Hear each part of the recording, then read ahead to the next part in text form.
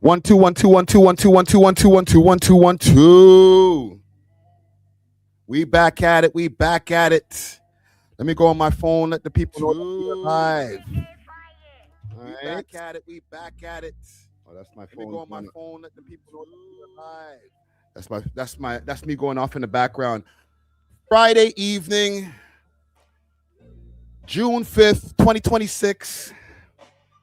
It's about to go down. Big salute to everybody who's popping up in the chat right now. We are live. We are live. We are live on YouTube. We are live on Twitch. We are also live on Kick for anybody who's out there. I'm going to go live on my phone right now and let the people know that we are live on this YouTube channel. Make sure to hit that like button. And big salute to everybody who's popping in. All right.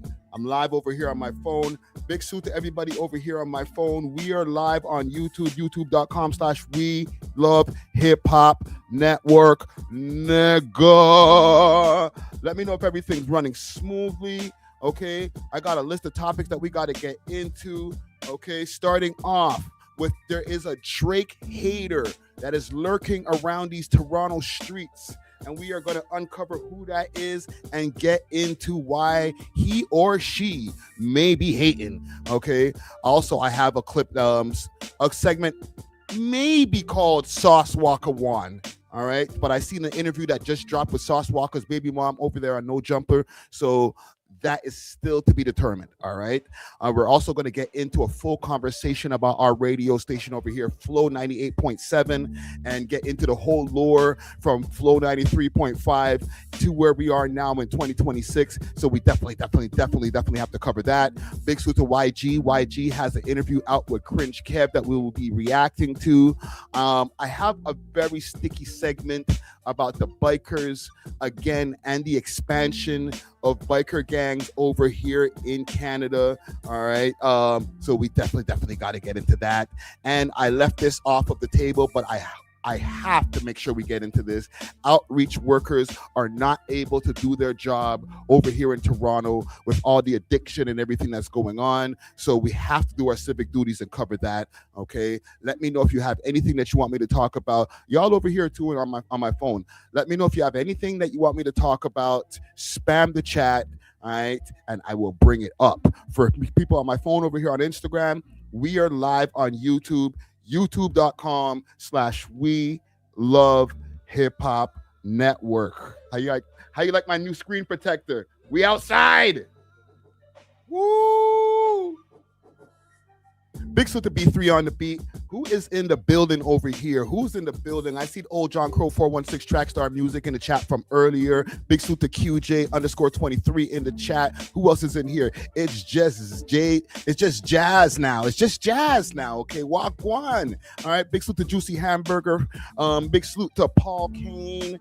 Big salute to Paul Kent. Who else is in here? I seen old John Crow again. Make sure to share this out. Make sure to let the people know that we are live right now. Okay, smash that like button. Let me know if my audio is good. You know what? I'm gonna share it myself. I'm gonna go give myself a share over here on Reddit. Okay, I'm feeling good. We're on day 11. Day 11 of 30. All right. I got a lot planned for the next 19 days. Okay. More live streams for your head top. I'm going to be making a trip to Montreal. Big salute to all my empty aliens out there. If you all want to tap in with the boy while I'm in Montreal, hit me up in my DMs. That's Friday Ricky Dread. That's DRED. Okay. Hit me up and maybe we'll plan to link up, do some interviews. I'm trying to get everything I need to get done while I'm in Montreal for those 4 days. And for the people who are wondering when those days will be, it's going to be around the 20th of this month. Around the 19th till maybe about the 22nd. Okay, I will be in Montreal. Big salute to B3 on the beat. Big salute to Nice Glass popping up in the chat. Big salute to Team Finish. Big salute to Love Thyself. Okay, we outside, man. Or I'm inside. Okay, let me turn this beat down, courtesy of B3. B3. Big salute to B3 on the beat right there. You know what I'm saying? I got everything loaded in my soundboard today. You know what I'm saying? Everything in my soundboard today. Because you're a goof. you're a goof. Everything's loaded up today, man. How y'all doing? How's y'all days been? Anybody out there who's on the grind, who's been working? All right. We are here for a few hours today. Okay, I might be here for a 3-hour plus live. I know I've been going live every single day and I've been kind of shortening it because of such, but we going for the long run today. All right, we're going long. Okay, long strokes. Pause. Hey, yo, chill. Pause. Let me show y'all something quick before we get into what we got to get into. Make sure to subscribe to the Clips channel. All right, channel's looking kind of des right now, but it's getting better. All right, subscribe to our Clips channel. We love hip hop clips. We got about 2,000 subs over there, 733 videos. Like I've been saying, and I will continue to say, you're going to be seeing less and less short clips over here on the channel. You know, to be honest, I put out a clip earlier. I might even delete that bitch and just put it over here. Okay. I'm trying to make sure that all short form clips go over to the Clips channel. I also left a pin in the chat. All right. If I can find that pin, I'll put it on the screen. For anybody who wants to do any donations, or if you want to join the conversation on any of the topics that I'm going to be getting into today, remember, I am using an app called StreamYard. So it's very easy to get into the conversation. I can send you the link, whether it's via your DM or whether you want to email me. Okay, I can put the email on the screen. All right. Where's my emails? Where is my emails? Oh, here we are. Where is it? I haven't done this in a while, so give me a second, gang. Banners. Oh, I might have to make a new one. Okay, I'll make a new one. But yeah, you can send us an email. You can let me know to DM you. I will send you the link. You can get into the conversation. I might even put the link in the chat also, right? And anybody who gives a super chat or a donation, I will let you in over here on the live. Will pop up on the screen. You can have your camera up if you want. You can have your camera down and just have your audio going. And you can give your opinions on any of the topics that we'll be covering during this live presentation here today. Okay, so yes, and big salute to anybody who's donated to these streams. Yo, we're out here, man. We working, man. We working. Big salute to Fatima. Big salute to Black Paint popping up in the chat. Yeah, mine. But yes, make sure to go and tap into the We Love Hip Hop Clips channel. Go show it some love. All of the clips, I will say probably 90% of the short form content that you usually see over here will be migrating over to this channel here, and you're only going to see an hour plus type content over here. So if you're into the long form content, pull up over here to the main channel. That's the We Love Hip Hop Network channel. But if you're into to the clips, you don't want to hear, man, them chat for 3-4 hours and shit. Like, I ain't watching it. Yo, look at a timestamp on that, bro. 3 hours? I'm off of this. Go to the Clips channel. We got you covered. All right. All right. Let me get my share screen off of here. Let me get into a couple of ads before we get into what we got to get into, because it is Friday. Got to make sure to pay these bills, and then we'll get into what we got to get into. This episode is sponsored by Gamdon. Join 60 million players who know where the real action is. Gamdon delivers elite odds that the big name books can't touch. 15% instant rakebacks on your first week, lightning fast crypto wallet withdrawals, and you could live stream the action while you win. Right now, you can use the code WeLoveHipHop at gamdon.com/r/WeLoveHipHop to start earning free rewards. Again, that's gamdon.com/r/WeLoveHipHop and start winning. Big salute to the sponsors. Cheer. And I got my money on the Knicks tonight. Okay, I got like 500 on the Knicks tonight. So don't let me down, all right, New York? Please don't let me down. All right, let's get a couple more ads in, and then we are going to get into our shit. Listen to this episode sponsor Exotic Hot Pots with great strains and merch and delivery all across the GTA. You can hit them up on their Instagram page, Exotic Hot Pot CA, or subscribe to their Telegram at Exotic Hot Pot. Let them know that you heard about them through the We Love Hip Hop podcast. Salute to the sponsors. Cheer! That's hot fire. Dial on. Hot fire. One more. Ready for the road. Roll Ready Detailing, now open 7 days a week from 8 to 5 p.m. 750 Oakdale Road, Unit 66, specializing in ceramic coating protection with warranty, PPF, tints, wraps, vinyl wraps, and hand car washes. Remember, we clean anything on wheels. Road ready. Ready for the road.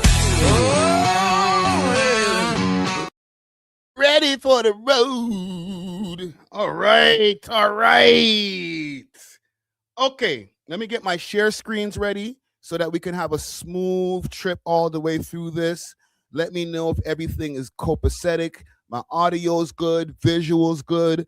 I was watching the playback yesterday, and there was a little bit of an issue with some blurriness during one of the segments. So definitely got to make sure that we don't have that problem again.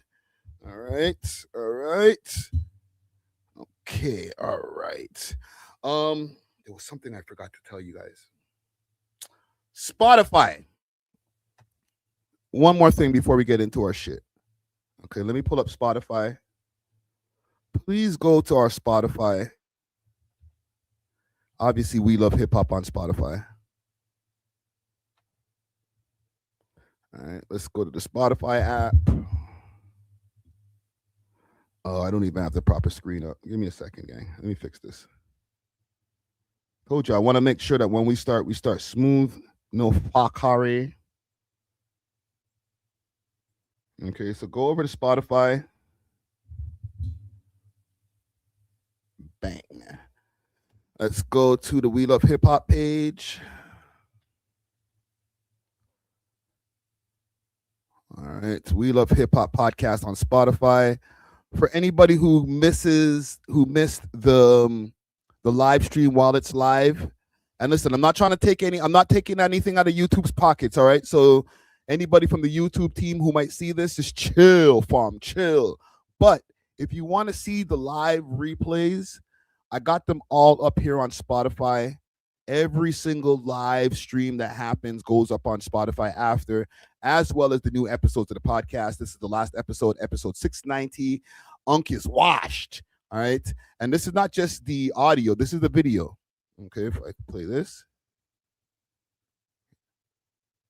you're going to see something. It might take a minute to load.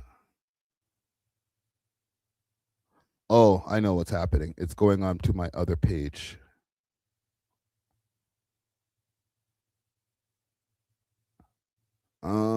Let's play it off the laptop. Connect to this computer. Give me a second, gang. Because I'm trying to violate you in the comments and stuff like that, bro. I want y'all to be able to see the video. You know what I'm saying? No, that is true. Like if I just Well, yeah. You guys should be able to see the videos once you go on to the app. Okay, I'm having problems now, but you can see the full videos of anything that we got going on over here. The reason I'm having some issues is because it's playing off of the actual player on my computer rather than the app itself. Okay, maybe if I close the player on my computer. Hold on, let me try this. Let's try this. There we go.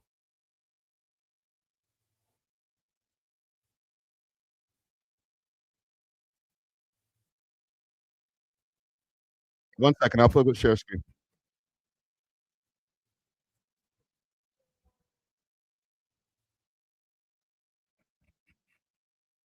There you go. So you guys should be able to see this now on the screen. All right. So if you go on Spotify, you can see our videos that you see on YouTube. They're also available on Spotify. I put them, hold on. Y'all good? Okay. Yeah. I put them over here after I premiere the YouTube video. All right. Just so that there's no conflict.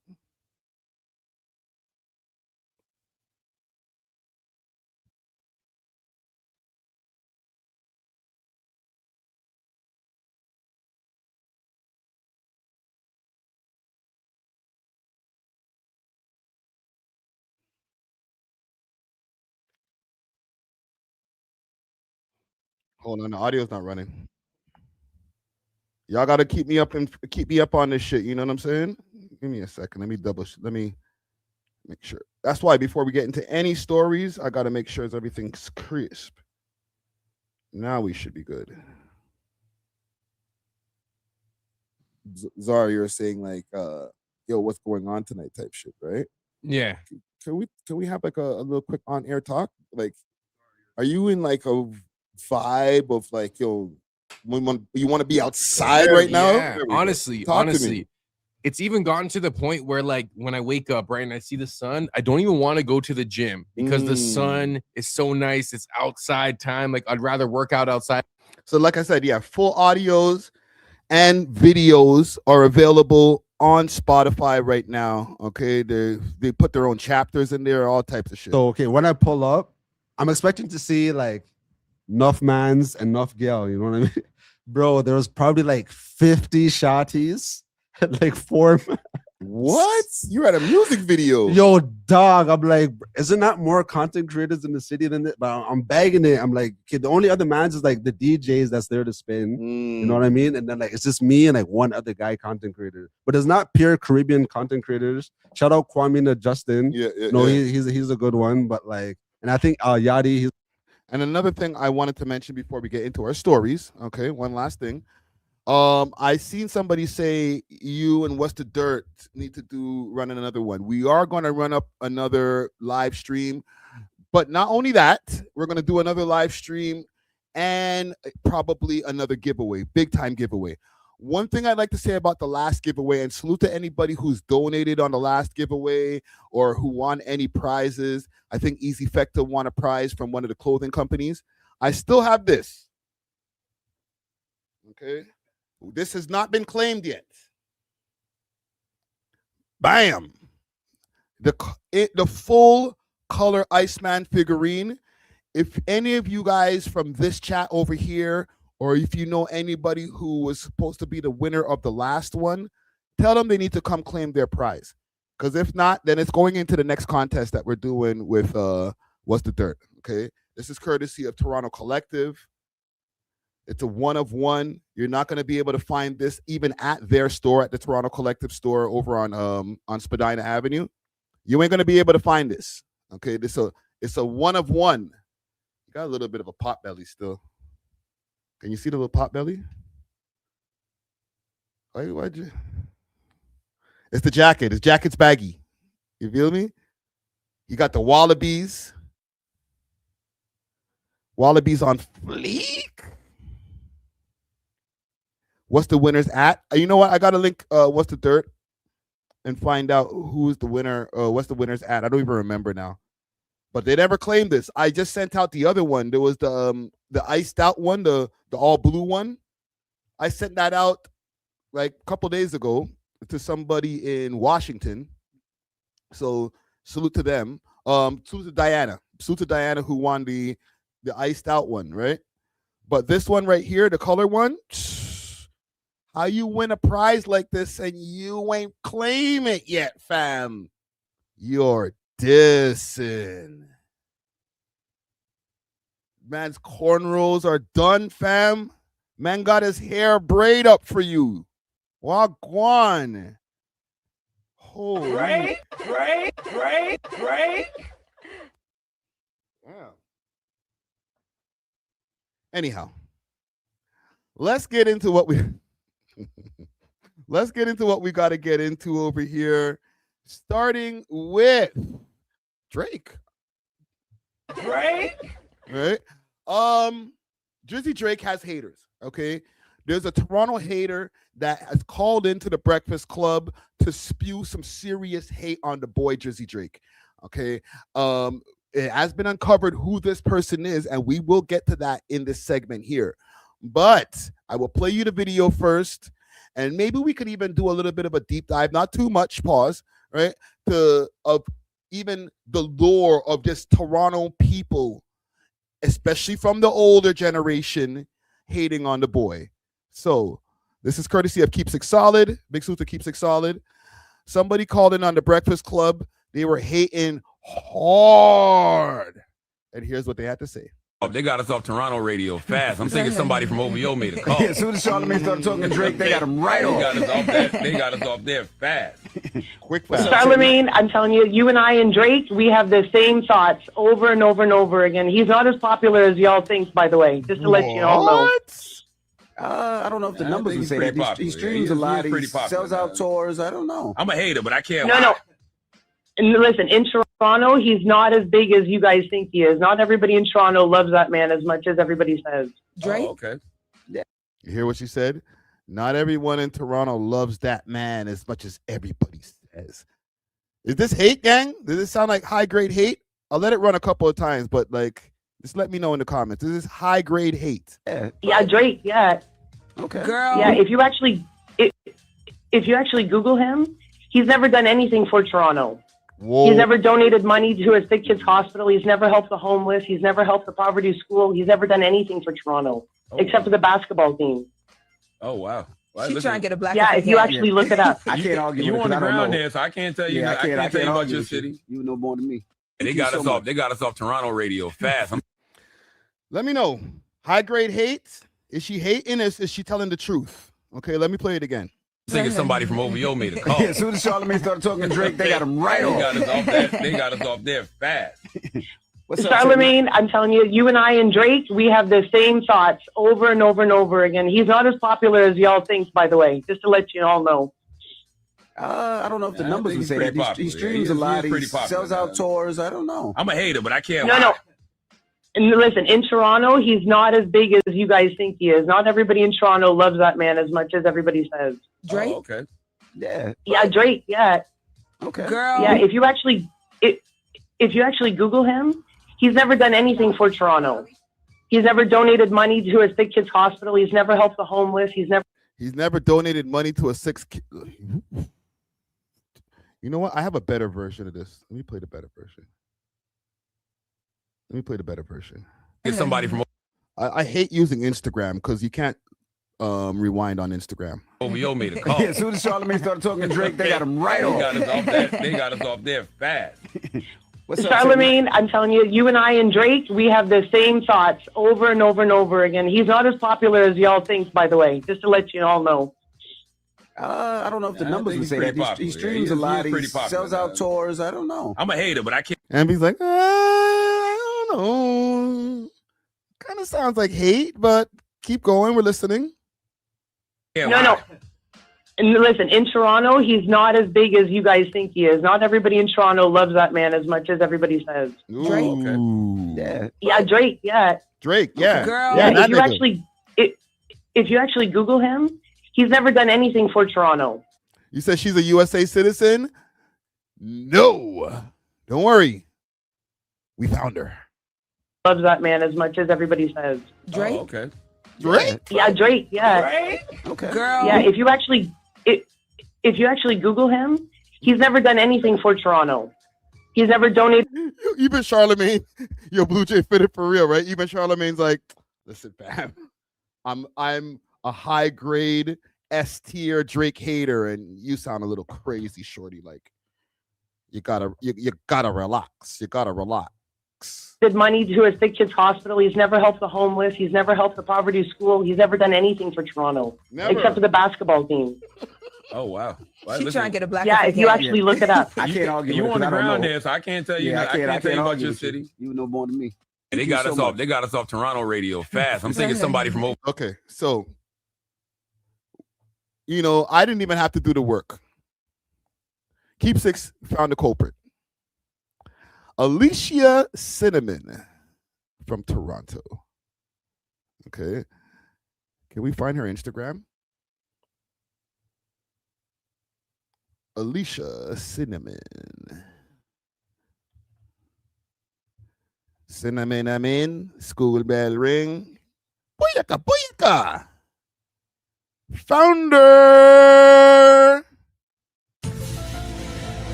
Let's hear it. Hey, what's up, y'all? It's your girl, Alicia Cinnamon, a.k.a. Toronto's favorite spice, now known as the Queen of the North.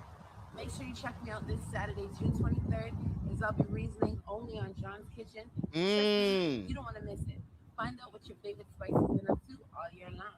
Find out. Now with that sexy smile, all those fly ass jeans you wear, it's totally impossible for cinnamon not to sell. It's impossible. Impossible. Want to hear more? Make sure you tune in at 6 p.m. this Saturday. Summer Jam Now stream. with that sexy smile, all the fly jeans you wear, it's totally impossible for a woman not to sell. Well, she sounds good on the record. Stop the cap. Don't do that, gang. I see y'all. Oh, who is this thing? Stop. Come on, gang. Loud. Okay. Let's take a look. Let's investigate.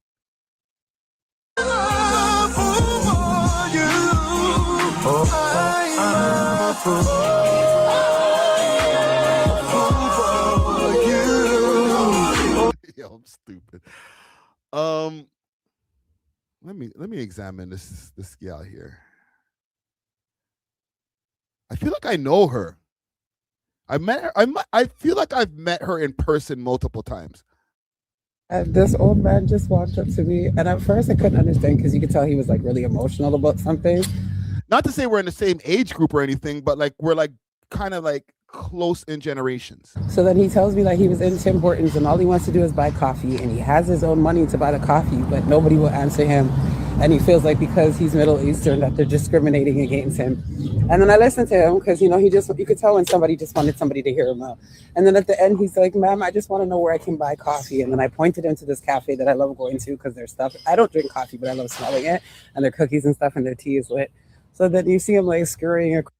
You see, the thing is, and I'll get to it in full in a minute, this is not like out of the blue, oh my God, somebody from Toronto who's an artist is hating on Drake. Like, this is kind of a regular thing.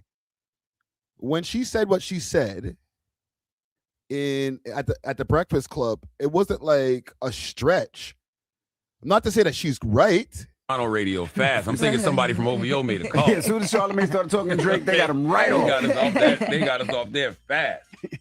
What's up, Charlamagne, I'm telling you, by the way, just to let you all know. I don't know. Over and over and over again. He's not as popular as y'all think, by the way, just to let you all know. I don't know if the number. Like, that's hate. But maybe not as loved amongst everybody. Like, there was a whole Kendrick concert that was packed for 2 days. I'm sure there's a big percentage of those people who are also Drake fans, but I'm sure there's a percentage of those people who don't like Drake shit. And they're like, I'd rather go to a Kendrick concert. So it's not like unfathomable or whatever the fucking word is, right? Just impossible to even imagine Toronto not having everybody being complete Drake glazers. You know what I'm saying? Like, I think when people in America like think of Toronto in their mind, they think everybody's walking around with OVO clothes, just mandatory. We get them as soon as we're like, you know, like every month, like with taxes, we might get like an OVO t-shirt. Like, it's not, yo, there's people in our chat who are like, yo, fuck that guy, bro. Again, another Drake story. Why don't you hate on him for us, please, Friday? Please, you glazing ass nigga. You ain't getting no fucking chain. You know what I'm saying? So, like, she's not completely wrong. And over again. He's not as popular as y'all think, by the way. But he is as popular as people think. Okay, that's hate. Let you all know. I don't know if the numbers would say that. He streams a lot. He sells out tours. I don't know. I'm a hater, but I can't lie. It's like, it sells out tours. You know, if he offered Shorty over here like a ticket, like directly, DM'd her, said, yo, Cinnamon, you're spicing me right now. She'd be like, just freaking can't even hold the phone in her hand. Yo, babe, it's Drake. Across the street, poor man just wanted to get a coffee. I tell you, Canada is filled with some wicked and evil people, you see. Like, I'm sure they probably thought he was asking for money. Poor guy. Like, it literally takes 10 seconds just to listen to people and hear people out. So shout out Rustic Cosmo Cafe. You say natural too? That's what was his reaction when the DMs came in. Oh my God, Shotty. Oh my God, you wouldn't believe it. It's the boy. Right? Almost like having a baby. Instead of it's a boy, it's the boy. He's in my DMs right now. He's paging me. I hope he has a great time. Inside of there, it's one of my favorite little hole in the walls to go to, but it's lit. Be kind, people. Fuck. Kind. Does she have any Drake hate that we could find over here? What you been up to? Let's hear some tunes from her. I don't want to put any of her youths on the screen.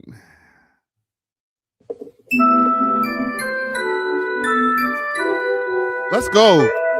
Copyrightable music on the way. We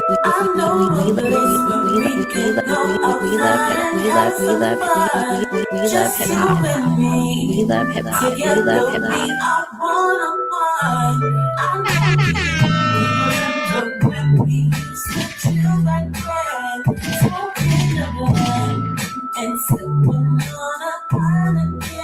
Woo! Drizzy!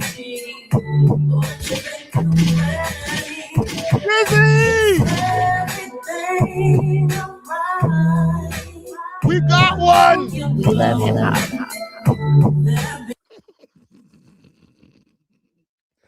Signer, OVO, right now. Right now. You know what? I'm not even going to hate on her. That's why I'm not like, yo, how dare you? It's like, I'm not that invested. If you want to diss Drake, like, that's on you, fam. Like, I'm not here to defend Drake. Like, how dare you diss Drake? Like, so? So? Niggas diss Drake all the time, fam. Get in line. Well, I thought it was funny. What is Introduction to Media Literacy? Fighting evil by moonlight. Smashes classes by daylight. Never running from a real fight. She's the one named Queen of the North. Queen. Holy. Drake, this is what you got to deal with, my brother. Let me show y'all something. Because Toronto rappers have been dissing Drake. I kind of showed you guys. I showed you guys this video the other day.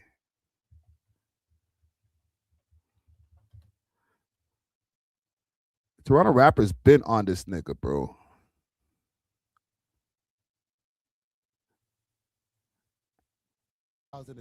Okay, and I'm not even going to talk about like the ones that we talked about, like Big Page and people like that. You know what I'm saying?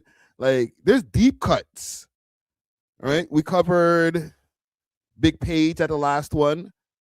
There was Aristo. There was more. Dre bars. Am I gonna skip past our part, the Empire part?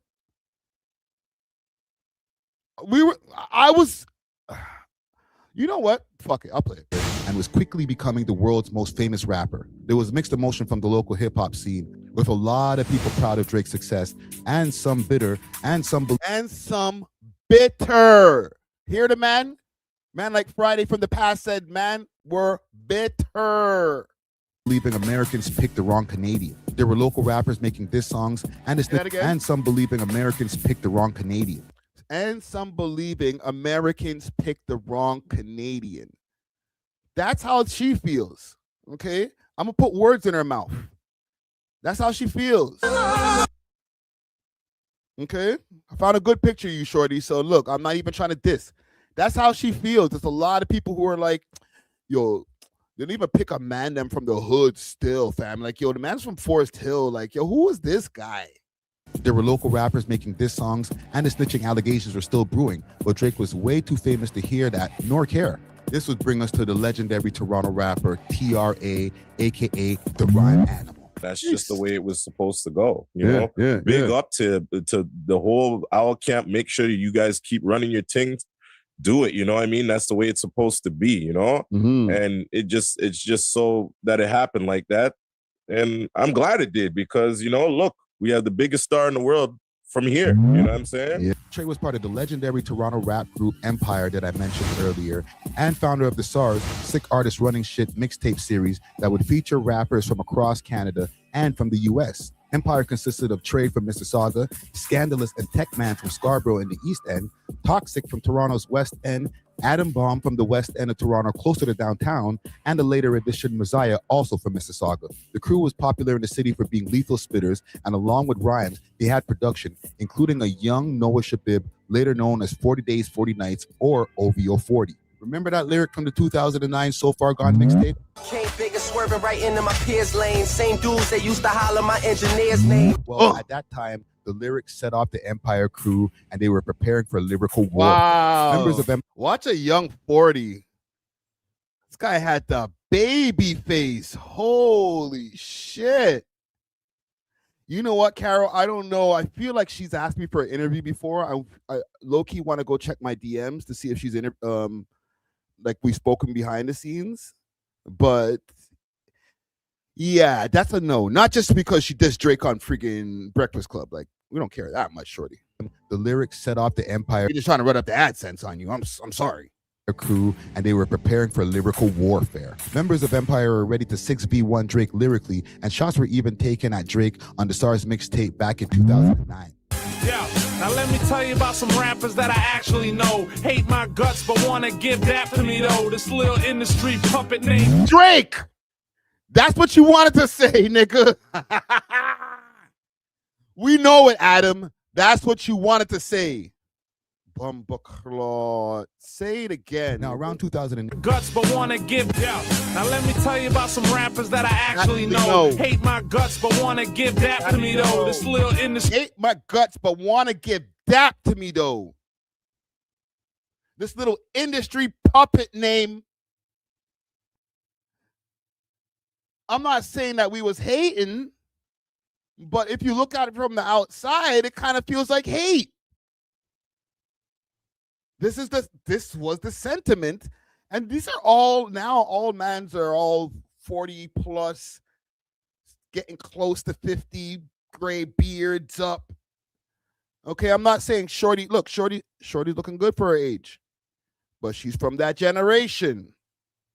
Street puppet name. Now, around 2008 is when Drake met 40 and started working with him heavily. Prior to that, besides Empire and Mark, my guts, but wanna give that to me though. This little industry puppet name. Now, around 2008 is when Drake met 40 and started working with him heavily. Prior to that, besides Empire and Marcus Voice, 40 had produced for Canadian legends like Socrates, Divine Brown, and Chaos. To be honest, we were never jealous of 40 working with Drake.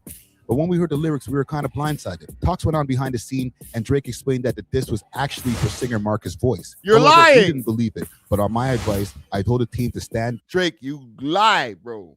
You lie, nigga. Fuck. I don't want to call you a liar, but that was a lie. Actually for singer Marcus Voice. Blindsided. Talks went on behind the scene, and Drake explained that the diss was actually for singer Marcus Voice. Right? Talks went on behind the scenes. He hit niggas up. He was like, yo, that's that bar on the ignorant shit. That wasn't for y'all. That was for this guy, Marcus Voice, who used to work with 40 back in the days. There was two Marcus Voices, but this is the other Marcus Voice. Okay, the light-skinned one. So nah, it was for him. Well, I'm just talking about the R&B singer. I call cap, brother. In 2026, I call cap. You know what? I was gonna just skip forward past this segment. You know what I'm saying? And just get to the Dre Bar shit, because niggas be hating. Niggas been hating. I'm not saying we was hating, but again, from the outside, it could look like hate. All right?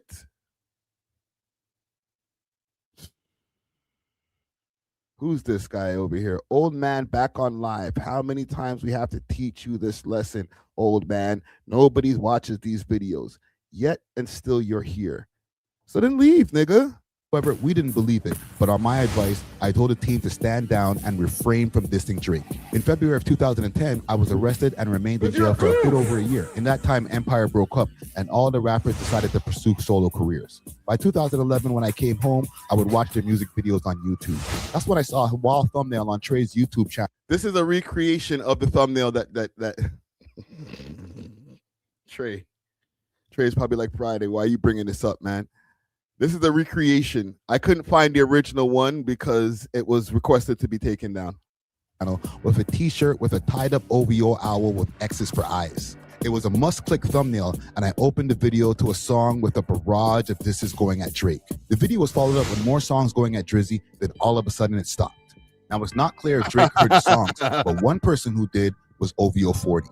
However, based on the reaction from the last Nardwuar interview, I think he heard it. The rhyme animal. Wow. Wow. That's a good one. Yes, sir. Trey.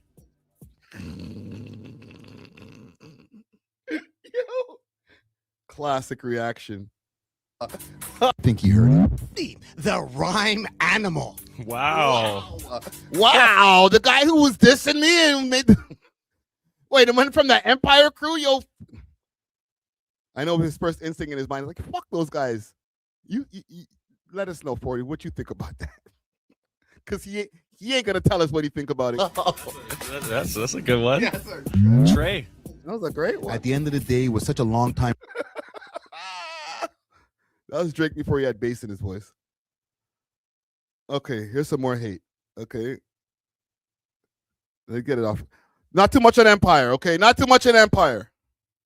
Toronto jails, doing time from when he was a juvenile. Now let's get back to the show. Cheer. People like that version. Like, I like your hoodie. Screwface Capital is for real. And the Toronto jails, doing time from when he was a juvenile. He was also a full patch member of the Rough Riders Biker Club, but I'm not sure if that's where it ends. From a fight in a nightclub in late 2015, things got a little ugly for Dre Bars and his team when they ran into some of the OVO goons and things.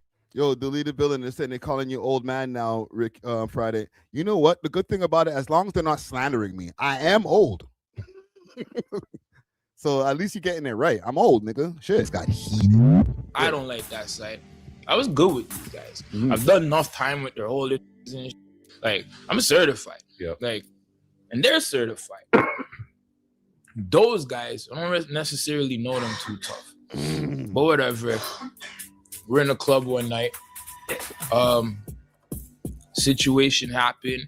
Situation. With, a homie of mine who's not here no more. R.I.P. to him. R.I.P. Bang out, fighting in the club. We took L's. There was like maybe like 6 of us, 7 of us. A whole heap of them. And Jeezy Loke was there too. Don't forget that. You brought Jeezy Loke up in the club. Seen Chubbs in the man them. Chubbs crashed out. Shit got crazy.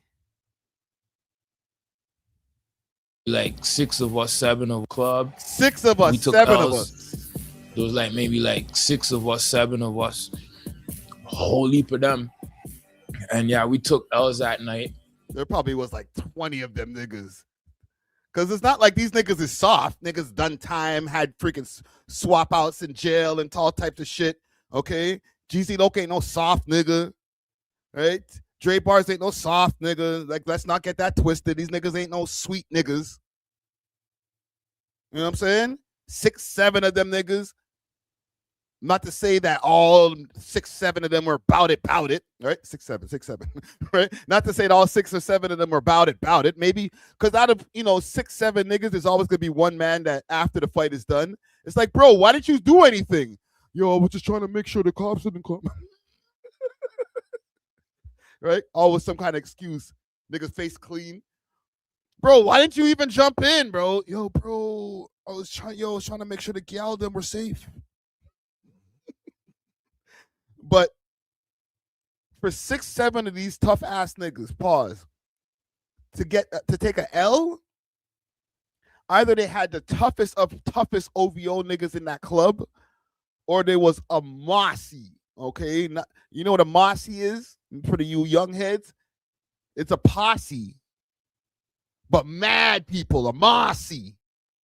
It's like 30 niggas, like just get them, just swarm them. And put them, and like 6 of us, 7 of us, whole heap of them. And yeah, we took L's that night. And yeah, ever since that, I felt like that's another one that we can't really go do no street with. That time I was a full vested, full patch member in a chapter with, I got members on bikes who are female. The hate so deep in this city that it actually gets to the point where niggas get hands put on them. Like something happens. It's not just like, oh, niggas hate on OVO and they just keep on hating from the sidelines. Like if you hate long enough and loud enough, niggas might see you in public and then shit could happen. Yes. Yeah. You know what I'm saying? So yo, Black Paint, was you there? You said OVO was deep that night. You're talking like you were like, yo, man was like sipping on the Hennessy, sipping on a Heineken, like, woo, seeing freaking bottles flying across the club and shit. You know what I'm saying? Like, what the hell? I would like to know what happened there, bro. I'll leave him freaking. You don't even need to send a super chat. I'll let you into this shit for free, bro. I'm just nosy, right? Poor Mo G, right? Keep on hating, nigga. To put like my people in that type of drama with these type of people. With these type of people? What the fuck does that mean? These type of people. Those type of people. What, demons? Violent individuals? What the fuck is this nigga talking about? A nigga like me, I don't own Apple Music, I don't own Tidal, I don't own Spotify. The Drake hate is deep, man.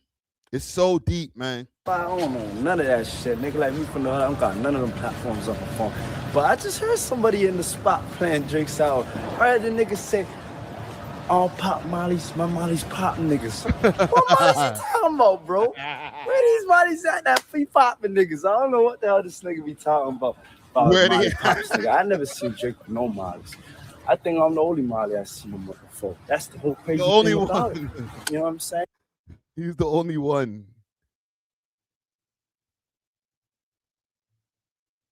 Dark controversy as he posted up a series of since deleted Instagram posts that accused the OVO rapper of swagger jacking and shortchanging him for songwriting credits. The post came less than 2 months after Drake shouted out Mo G on his latest single, Summer 16. On April 1st, Mo G posted an Instagram picture of his face covered in blood and bruised up. You can even see stitches toward the top of his forehead. Yo, they fucked him up so bad. I'm not laughing, bro. Okay, you know what? Let me shut up. They fucked you up bad, though, bro. Holy shit, man. You say the wrong thing. Yo, fam, why you... Listen, I don't have no hate in my heart towards them niggas. No matter how much I give my real opinions over here, you'll never hear me up on this platform like, yo, fuck Drake, man. Because you're a goof.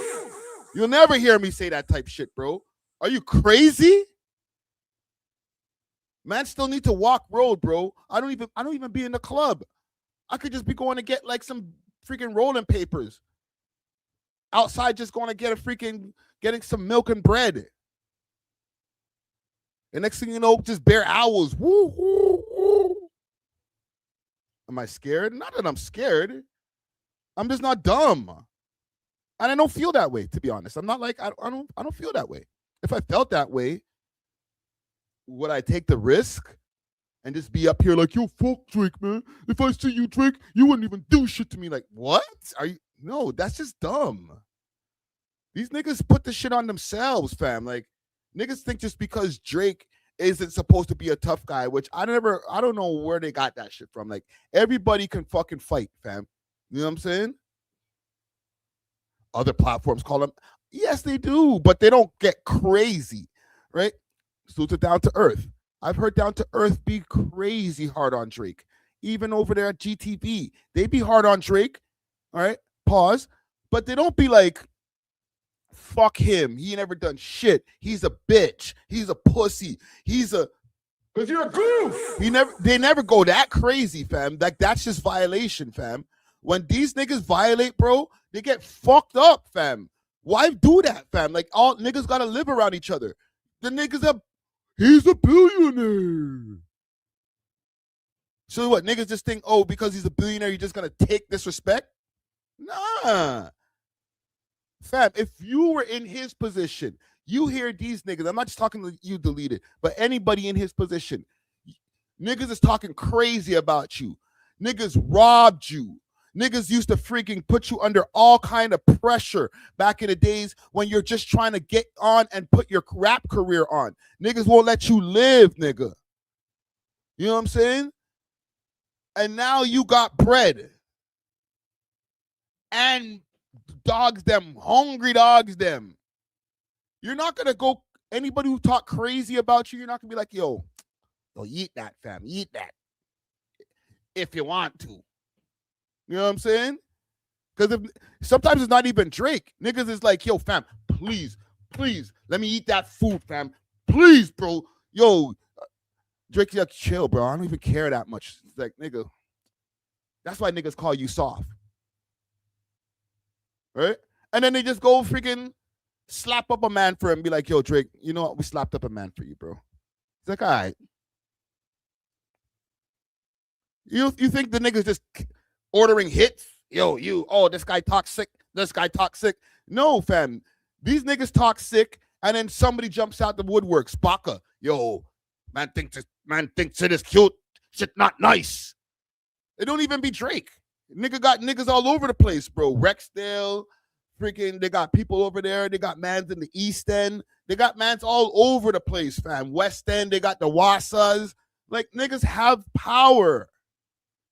So when niggas fuck people up, it's not just, by design, some kind of master plan. Nah, just niggas got power, fam. Niggas is like, yo, bro, why you dissing the man then, bro? You know how much?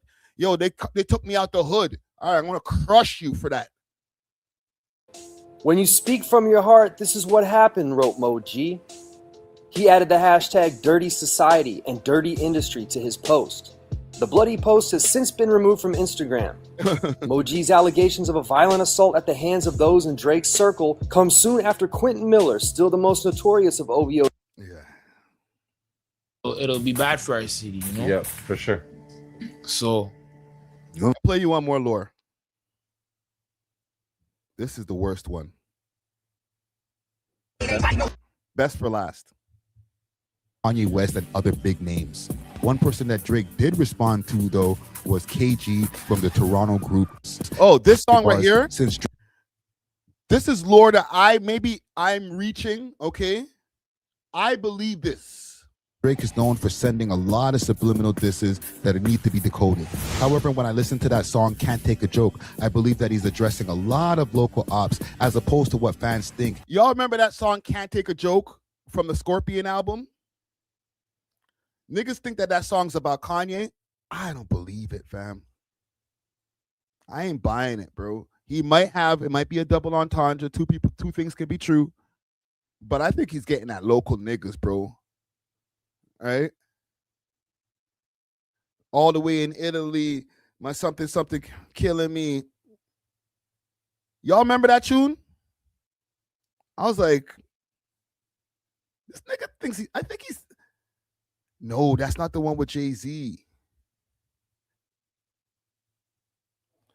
There was a specific bar in it. Drake can't take a joke lyrics.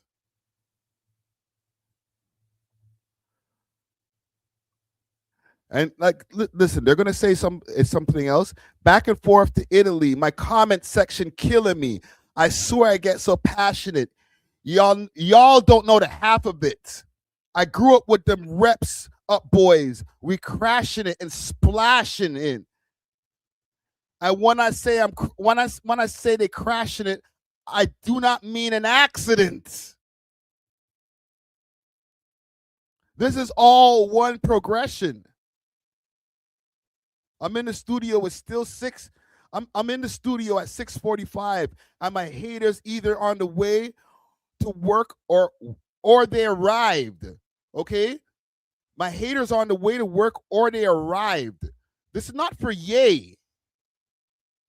Ye's not on his way to work at 6:45 in the morning. He's a billionaire.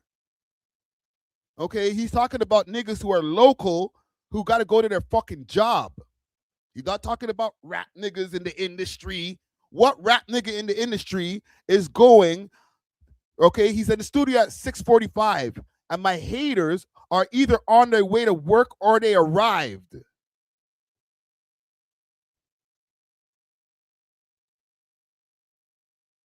When I first heard that back in 2018, I said, this is 2018. It's not 2026. This is 2018.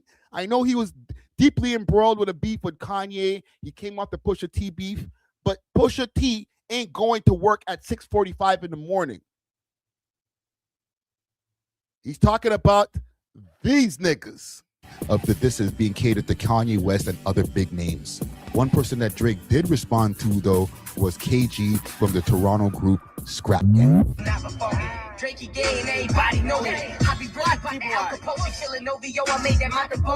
Man wrote me about my lips. You're a fish. You know what city we're in? Pussy, never far away. This is Drake. This is Drake. Man wrote me about my lips. You're a fish. You know what city we're in? Pussy, never far away.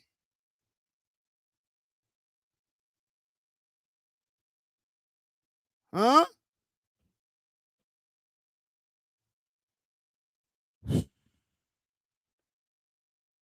And I gotta own things I rap about. It's just my pride. And you know, when it comes to my pride, I can't put that shit aside.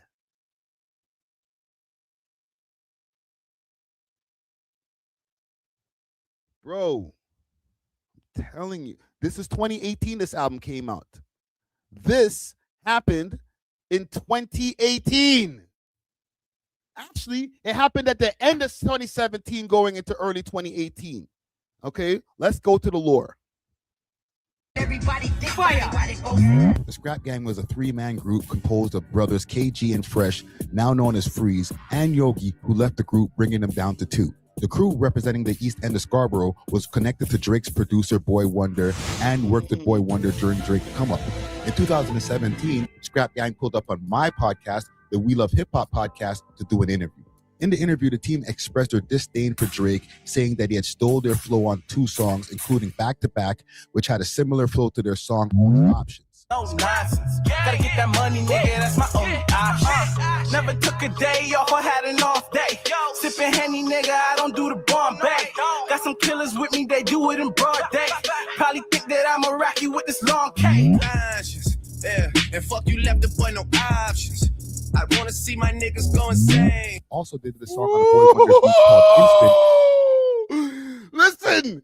Listen. You niggas is not fucking with me when it comes to this content game, bro. I got the content. And I'm not talking about anybody specifically. Nobody. Okay? Remember Ed, the Ed Mervish guy? Nobody.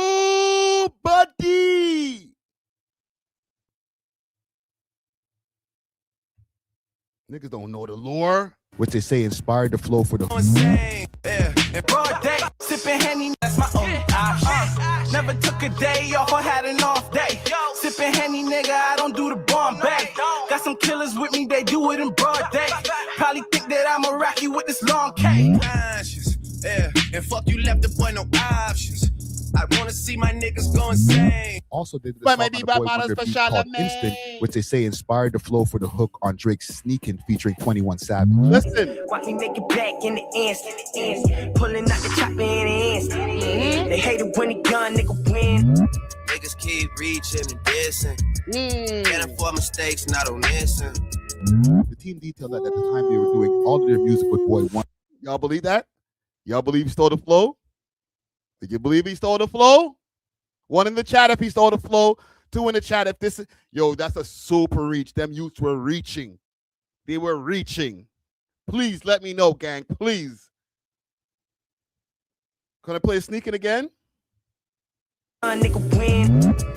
Drake also did the song on a Boy Wonder beat called Instant, which they say inspired the flow for the. Hear what I said? They did a song on a Boy Wonder beat called Instant. Okay, so it was on a Boy Wonder beat. You said the A1 haters? They might be, bro. This is a hater segment. Okay, I'm just telling you, bro. Okay, sorry, just for the people who might be popping into the live now. This young lady right here was giving some high-grade hate. Okay, so let's recap her high-grade hate. No. Charlemagne, I'm telling you, you and I and Drake, we have the same thoughts over and over and over again. He's not as popular as y'all think, by the way, just to let you all know.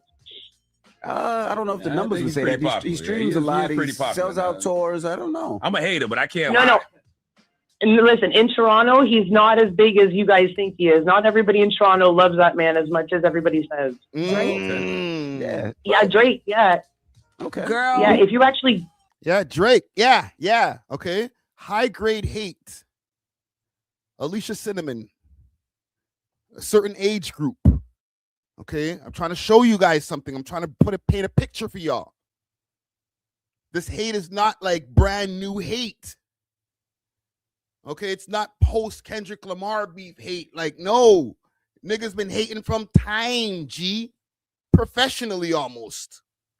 It's like a job. The hook on Drake's Sneakin' featuring 21 Savage. Watch me make it back in the instant. Pulling out the chopper in the instant. They hate it when a young nigga win. Niggas keep reaching and dissing. Can't afford mistakes, not on listen. Kind of sound the same still. I ain't gonna lie. It sounds kind of the same still. The team detailed that at the time they were doing all of their music with Boy Wonder, and there was a potential that Boy Wonder played the songs for Drake. However, because the audio from my interview was trash, I'm going to run a clip from the Secret Sauce interview where they explain the whole thing. When did you actually first notice that his song sounded similar? I'm a gangster. Like, what were you doing? Like, well, to be honest with you, we found no, we didn't the one hitting us up on Instagram. Yeah, we didn't even know about it. Niggas wasn't even watching this kind of shit. Didn't care. We actually, from back to back, when he did our song from Only Option, he did a little piece of that, stole some shit on there. We was like, all right, cool. We'll take that as a compliment, motivation, you know. But yo, bro, after the nigga hit up the last track, Sneakin', you know what I'm saying, and he stole our whole shit from a track that Boy Wonder personally told me he showed Drake. You know what I mean? Ooh. He showed him that video. He told me. You know what I mean? Oh, okay. So at the time, we were a very new podcast with way less listeners and viewers than today. I uploaded the episode to SoundCloud, attempted to upload as much as I could to YouTube, and episode 31 was born. Last thing I did to get the episode moving was post a clip of the Scrap Gang gripe with Drake on my personal Instagram account, Friday Ricky Dread. As previously mentioned, I've been down with OVO 40 since 2002. Due to the fact that he followed my page, that's when he saw Scrap Gang airing their grievances. 40 proceeded to leave the comment "waste shoot" in the comment section.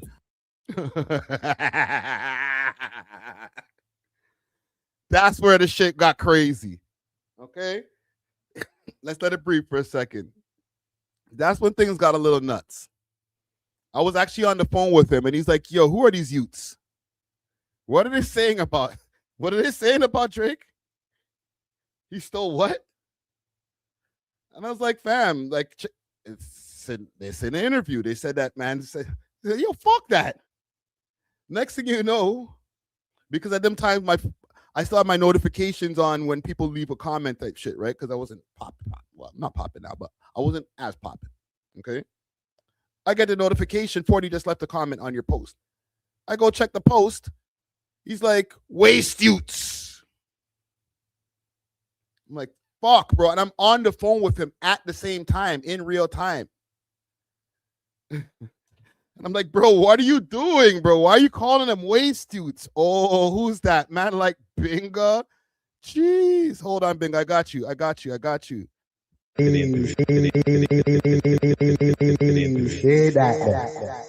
Jeez, man like Binga. Walk on. Right? So I tell him, like, bro, you can't do that, fam. These niggas are going to get cheesed. It's going to start some shit. You know what I'm saying? He's like, yo, fuck them. I'm sorry. I'm letting the shit out the bag now. He's like, fuck them.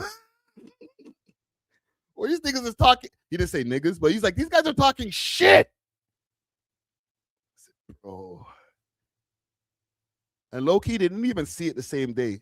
The page was so like dead at the time, and they didn't even see the comment. All right. Which I saw in real time.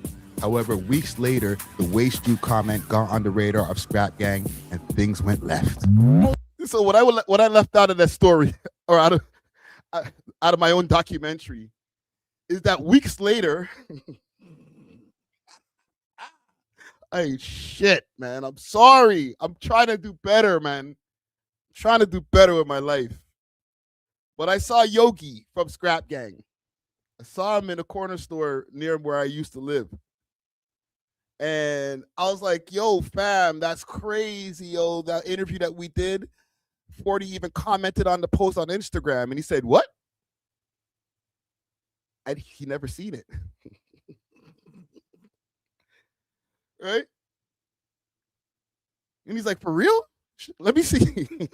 And he saw the post. Or he saw the comment, the waste dudes. He's like, oh. And then I had to keep it moving. All right, peace, bro. I didn't know that was gonna set the shit off the way it set it off.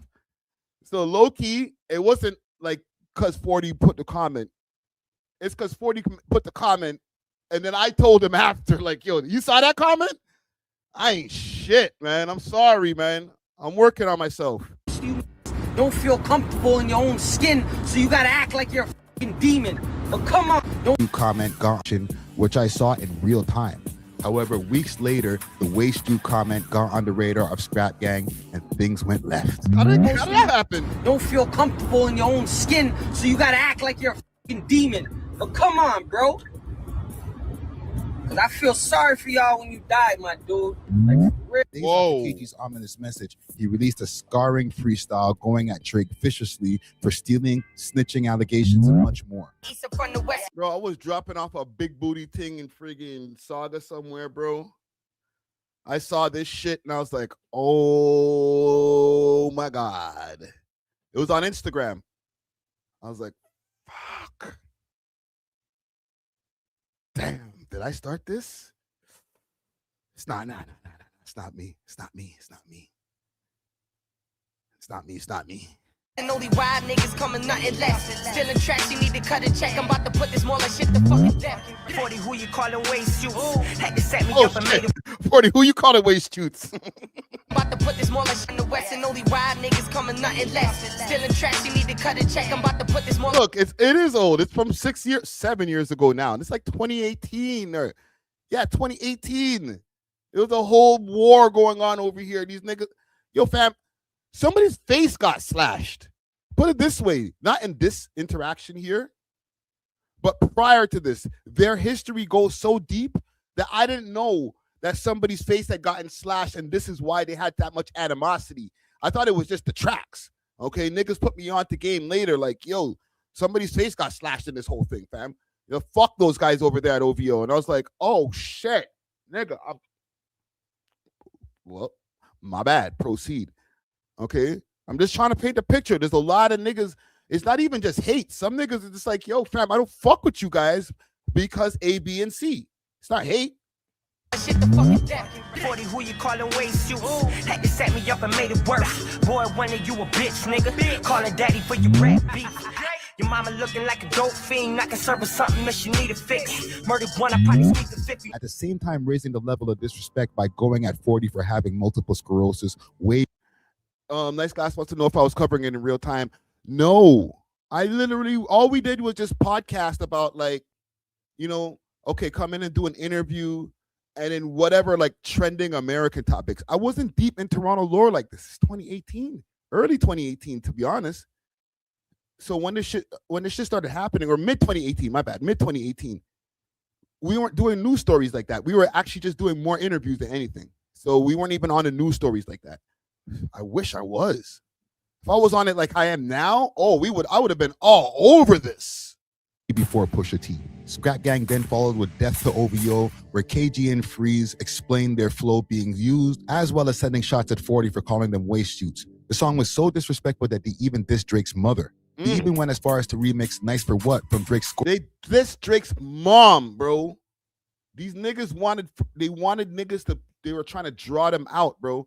This is after the Dre bars shit. So they were like, yo, fuck it. We don't care how crazy it gets. Bro, I got into beef with these niggas. Because they're like, yo, to be honest, nice glass, good question. They're like, why aren't you talking about this? Why aren't you posting this? They're like, you trying to protect them niggas? Fuck them niggas. I was like, yo, bro, I'm not trying to get in the middle of this. He's like, yo, it's niggas like you that are trying to freaking protect these and freaking yo, I was like, whoa. Yo, fam, with KG himself, I had mad issues with him. Like me and him yelling at each other on the phone. Like, it was a thing, bro. Scorpion album, but renaming it Nice for Clout. Oh, and guess who they got on the feature? None other than Dre Bars. They went and got Dre Bars for the tune and jumped on the Nice for What beat to go at Drake. Holy shit, man. Yo, this is a DB, fam. I can't even believe I got it to the other side of that beat. I got so enthralled and wrapped up in the middle of this shit. I'm like, fuck. What the fuck did I start? None other than Dre Bars. Like ass tight knitting, repeated like if they know me. They used to ask these niggas what hand they use for the roll weed. No. At this point, it was getting too much, and finally, out the blue, Drake responded. On another one of KG's rants, he had a post where he added Champagne Poppy saying, at Champagne Poppy, biggest fish in the city. Biggest fish in the city. In the man, bro. All right? Calling him, drying him out, fam. Yo, these guys dissed his mom, dissed 40 and his multiple sclerosis, right? These guys were calling, dissed freaking Boy Wonder. Boy Wonder had to get his dad to freaking try to calm down beef between him and these guys, bro. Okay? This is a serious beef. It got ugly. Underneath, Drake responded, man just wrote about my lips, laughing emoji. You're a fish. You know what city we're in. Never far away. Drake and Boy Wonder had enough, and even Boy Wonder tried to calm the beef, and allegedly his father had tried to intervene, contacting KG directly. Called us, begging us to take it down. Oh, are you for real? Yeah, he called us saying, please, me the niggas freaking gonna release my dad. This nigga had his pops calling my mom, man. Like, that shit, bro. As a part of this beef, things got sticky for me too, as I was having a hard time choosing whether to post any of Scrap Gang's material out of my loyalty. That's what it was. It's not that I wasn't talking about it. These guys were running up the tunes, bro. And Bingo, aka Dogs After Dark, wants to know if I think that was a good play. I don't know. That's a good question, man. Because, like, in hindsight, like, I don't even know if I'm reminding you guys. I'm actually putting you guys on to this. This documentary didn't get mad views like that. Like, it did okay. I think I might have even put a Google ad on it because it wasn't doing as well as I thought I wanted it to. All right? It's 15K. I think about 8 to 9K of it is, like, organic, and then the rest are all, like, Google ad. Right? So it did all right.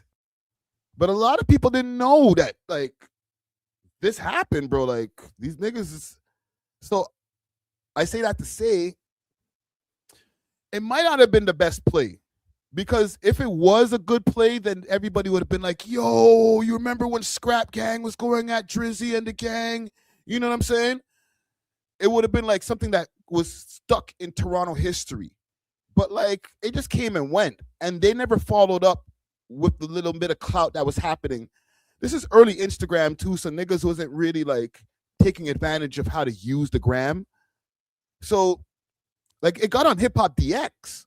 Like, this shit got covered on American media platforms.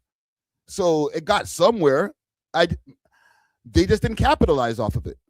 Let me play the video. Jen, chill. They might be watching. Man's be like, who you calling a goof? Because you're a goof. Who you calling a goof? Right? Scrap Gang. Nice clout. I'm gonna get a big old copyright from this beat because it's a Drake beat. So for the people who are gonna watch the replay, if you want to see this actual or hear this actual tune, then go check out Scrap Gang's channel, but it's gonna get cut out the replay.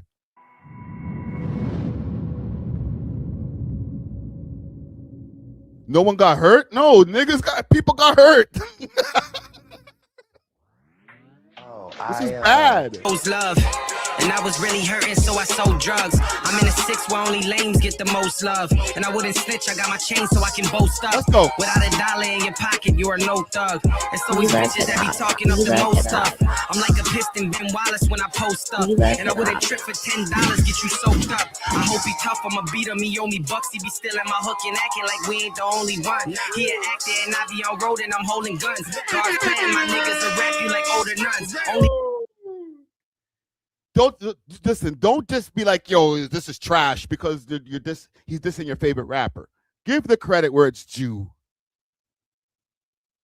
Play their most recent tune. They have new tunes. Ooh, I didn't know that. Let's go. Got niggas rolling with you cause you pay that fee in your life. A gimmick, you acting your Jimmy, you make believe. God's playing, you was lying. Your budget was for the people. You getting popped in your booty, you fruity, you fuck with evil. You getting popped in your booty, you fruity, you fuck with evil. Y'all ain't feeling none of this shit? Come on, bro. Don't do that. And I be on road and I'm holding guns. God's plan, my niggas will rap you like older nuns. Only God's plan, my niggas will rap you like older nuns. got niggas rolling with you cause you pay that fee in your life. A gimmick, you acting your Jimmy, you make believe. God's playing you. Your life is a is a gimmick acting. Jimmy, you make believe. Was lying, your budget was for the people. You getting popped in your booty, you fruity, you fuck with evil. I don't trust, so I see mo. You not a Nino, I'm Debo. You never finessed on Weston, you faking to be successful. Chain snatched, I never knew snitching was in the G code. Going to that. Chain snatched, I never knew snitching was in the G code.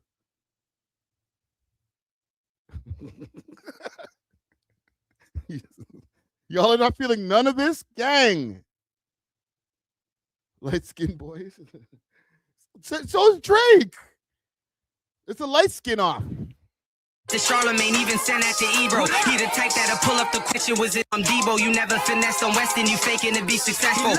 You never finessed on Weston, you faking to be successful. Yo, they just telling bare lies on the nigga. He actually was like from Weston Road originally and shit like that. That's not. It is true. That is true, brother. You know what I'm saying? It sounds good in a rap to be like you lying, but like he wasn't lying.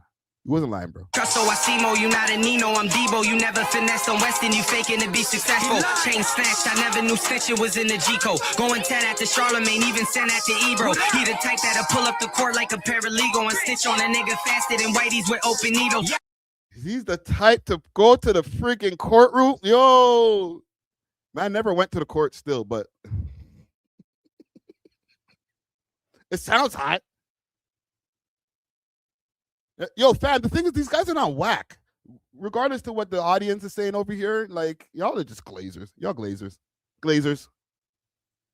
Glazers. Great. Glazing. Trying to act like this nigga ain't spitting. Come on, bro. Don't do that. Don't do that. Told me that you was praying for years and you never shouted me. You trolling, showing love to the rappers that can't amount to me. This ain't even a battle. I sit them up like a saddle. It's homies that stay around them. They milking them like a cattle. You the queen of your castle. You heard my raps, now you baffled. Puffy, he pissing on you, so how I look like the asshole. Man, niggas is running. Give you the... Yo, fam, they brought us some lore. It wasn't Puffy, it was T.I. T.I.'s cousin, R.I.P. They brought up some lore still. He did his thing. I didn't even really listen to this really like too tough back then. Yo, he was cheesed. He's like, yo, and this back then I used to just repost just music videos all the time. Like all the Toronto rappers love me. They're like, yo, man's just giving out free reposts. I stopped that shit, right? But man was giving out free reposts. Oh, shit, yo, Friday, thank you, yo, you the GOAT. This song dropped, crickets, no repost. This nigga paged me so crazy, bro.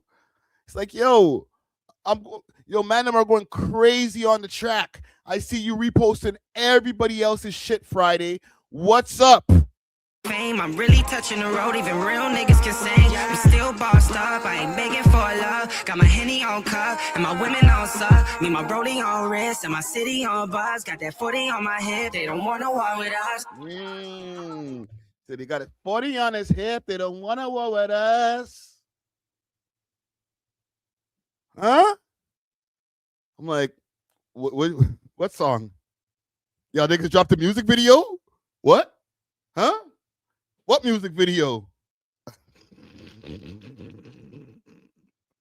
I ain't shit, bro. So saying people, I'ma do this for my bro, cause they locked them and never freed them. You take more after the Jewish, I'm Yachty, you wanna be it. In my story, you be searching for lyrics, you wanna steal it. Rap genius, only bitch that I seen you with Serena, and she kinda looking manly, no lie, it was like Medea. Bar for Serena and Drake. The only bitch I seen you with was Serena, and she's looking kind of manly. She's reminding me of Medea. That's a fucking bar. That's a bar.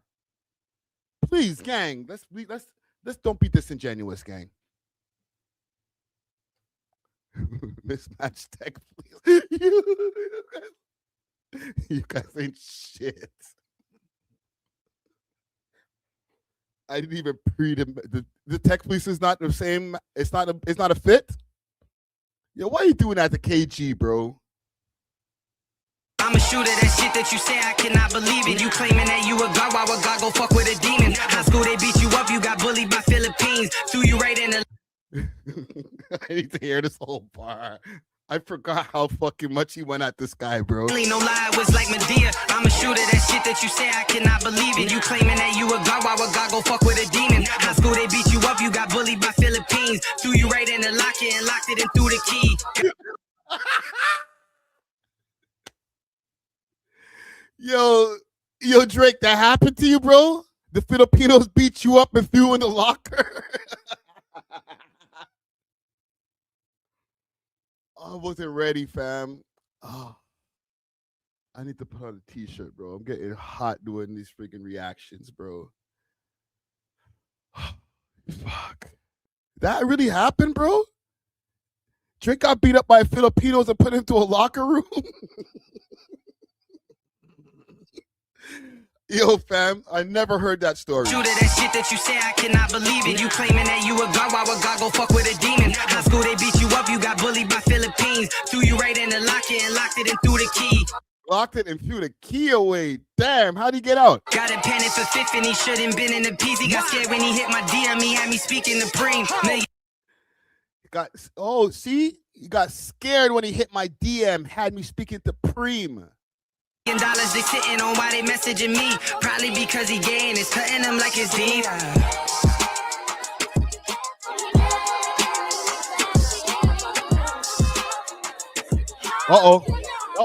I seen him up in your stories, he probably hitting a 40. The mimic all your credits, my nigga, you been important. I ain't gonna disrespect you and tell you the music's garbage. We ain't gotta be the largest to watching us, though regardless. This was just like XXX Tentacion. If you ain't big yet, that side gon' snatch your song like fuck. Listen more for your artist. If you ain't big yet, it's like XXX Tentacion. If you ain't big yet, that side gon' say that again? Yo, because Dre Bar's got like a very intricate, like off the wall flow. You know what I'm saying? Don't even try to get in the comments and act like you ain't fucking with Dre Bars.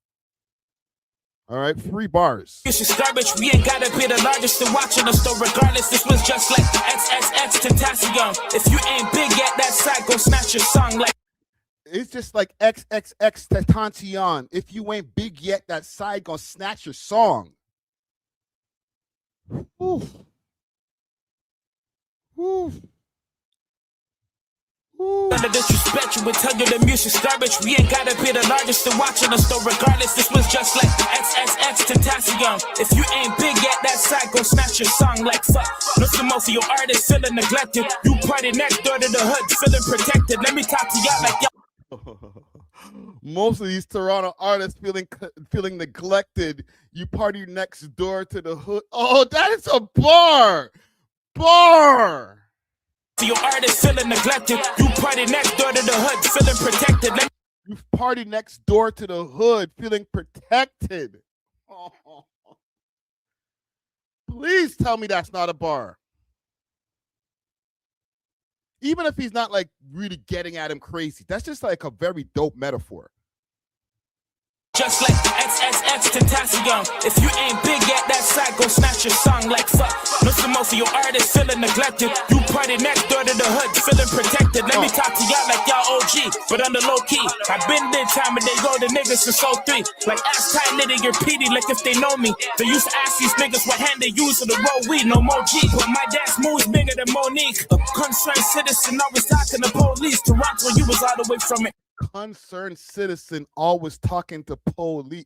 Yo, there's so many bars in here. I'm like missing bars. Yo, I forgot how crazy freaking Dre bars went in this. On the low key, I party next door to the hood, feeling protected. Let me talk to y'all like y'all OG, but on the low key, I've been there time and they go to niggas since 03. Like I did time in the hood with niggas that sold 3.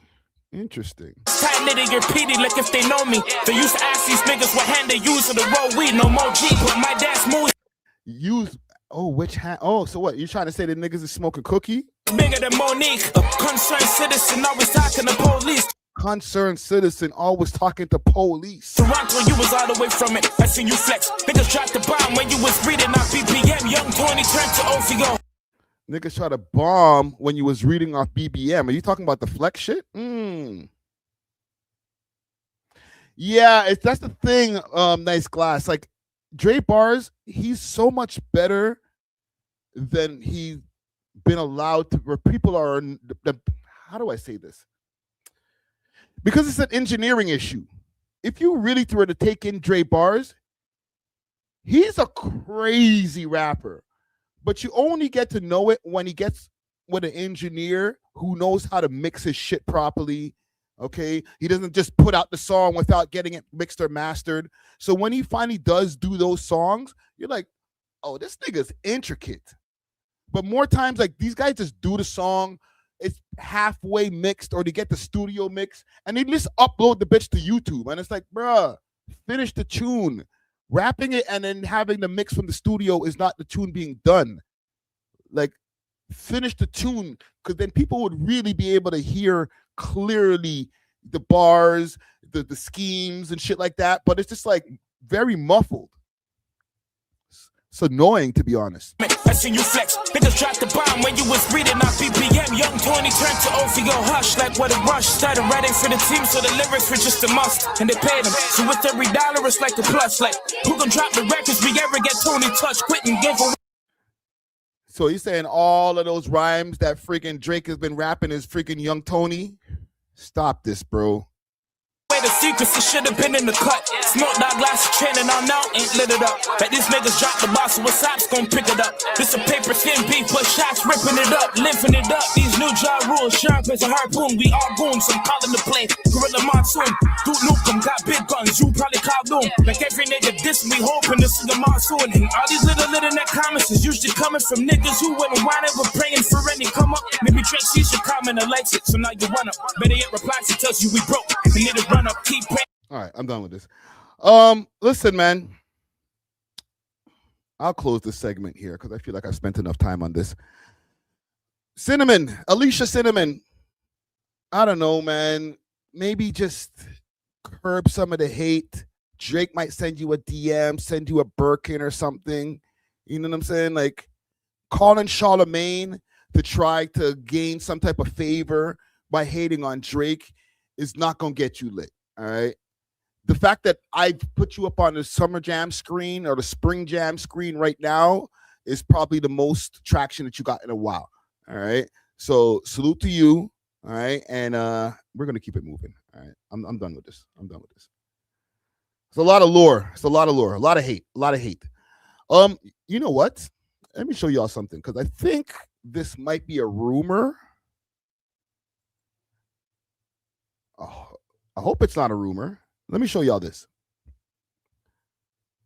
Drizzy Drake might be working with Canadian legend Chaos. Okay. And, but I can't wait for Sunday morning. This is courtesy of Keepsake Solid. Says Drake dropped Chaos a bag and is acting as an executive producer on his next album. Holy shit, air horns. Okay, Toronto legend Chaos shared that Drake basically said, I'm going to give you this money to go make a record, but please make a Chaos record. Sometimes you got to take your younger brother or someone who, let me pull up the post. Where's the post?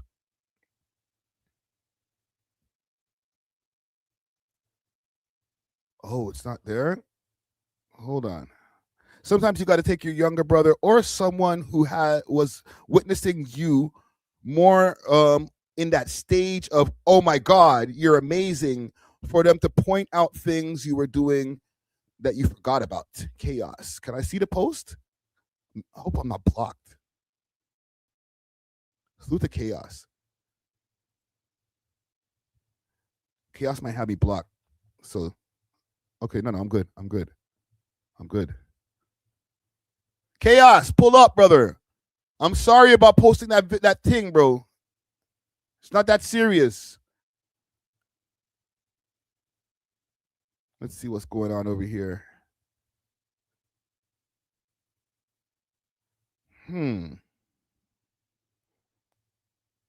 Chaos makes, hold on, let me pause this. Chaos on what makes Vancouver artistically special and his upcoming project with Drake. Where is this? I know I got beef. I don't have beef with him, fam. It's just that he had that picture he had posted on his Instagram one time. He was like butt naked. And he had like a skillet with some eggs in it. Just covering like his private area.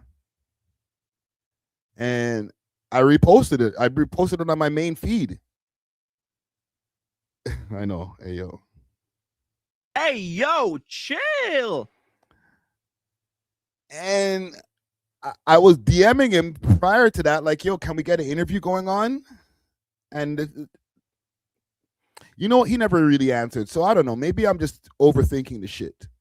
But it was just like, bruv. Dare I? Chaos. Eggs. Let me do this. Friday, Ricky. Thread. Because the post is flagrant. Okay, I'm not gonna try. It's probably gonna get me demonetized anyway. Okay, hold on. Where is the post I was at? I'm all over the fucking place. Okay, I need to see this article. DH Lifestyles. We'll find the article. To the future, and what do you hope to change in the world? Oh, my hopes for the future. To be honest, I don't have any hopes for the future, and I just hope to have enough boots to be able to change them. That's all, really. It doesn't boil down to anything more than that. Y'all want to see a Drake or Chaos album executive produced by Drake? He might even give him a feature. Remember, Drake bought him out for the All-Star something. What was the name of that show? The All Canadian All Stars or whatever the shit was called. Let me see if I can find that performance. And at the time when he brought him out, he gave him the super glaze pause, like the extra glaze. Drake All-Star. Yes. OVO World Tour. I did a whole vlog for this shit. Where's Chaos? I gave us so much tunes, so much moments. A man that I looked up to for a long, long time. This is the card now. This is when he was bigging up Cardi. Paved the way for me and everybody else. I need your energy right now. Sorry for my shots, gang. I only got GA tickets. You know, I wasn't able to get a backstage us for this, bro. Because we're about to experience the one and only Cardinal official. Yeah, he had the and I'm not a rapper t-shirt. Sick. Started from scratch. One night I was just, you know, I was haunted. I was on my phone and I tuned into his Instagram live, and he was like kind of doing this exact show, but you know, he was doing his thing, and I said we gotta run it back for OVO Fest. So make some noise for starting from scratch. But you know, this is Shante, I love you. Late, but this is what jams used. Jeez. Yo, that was when you brought out Nelly Furtado, I lost my mind. Yo, Nelly Furtado is so much better now. I don't care what anybody says. All you body shaming niggas out there. Haram. Hold on, I'm trying to find the chaos part.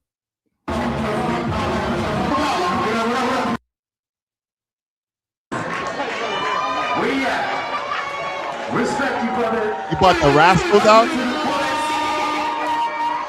I love you, brother. Yo, Bill, everybody's energy. Late, but Anyhow, let's find the interview. Chaos interview. Let's see if we can find this interview. There was one from a year ago, CBCQ.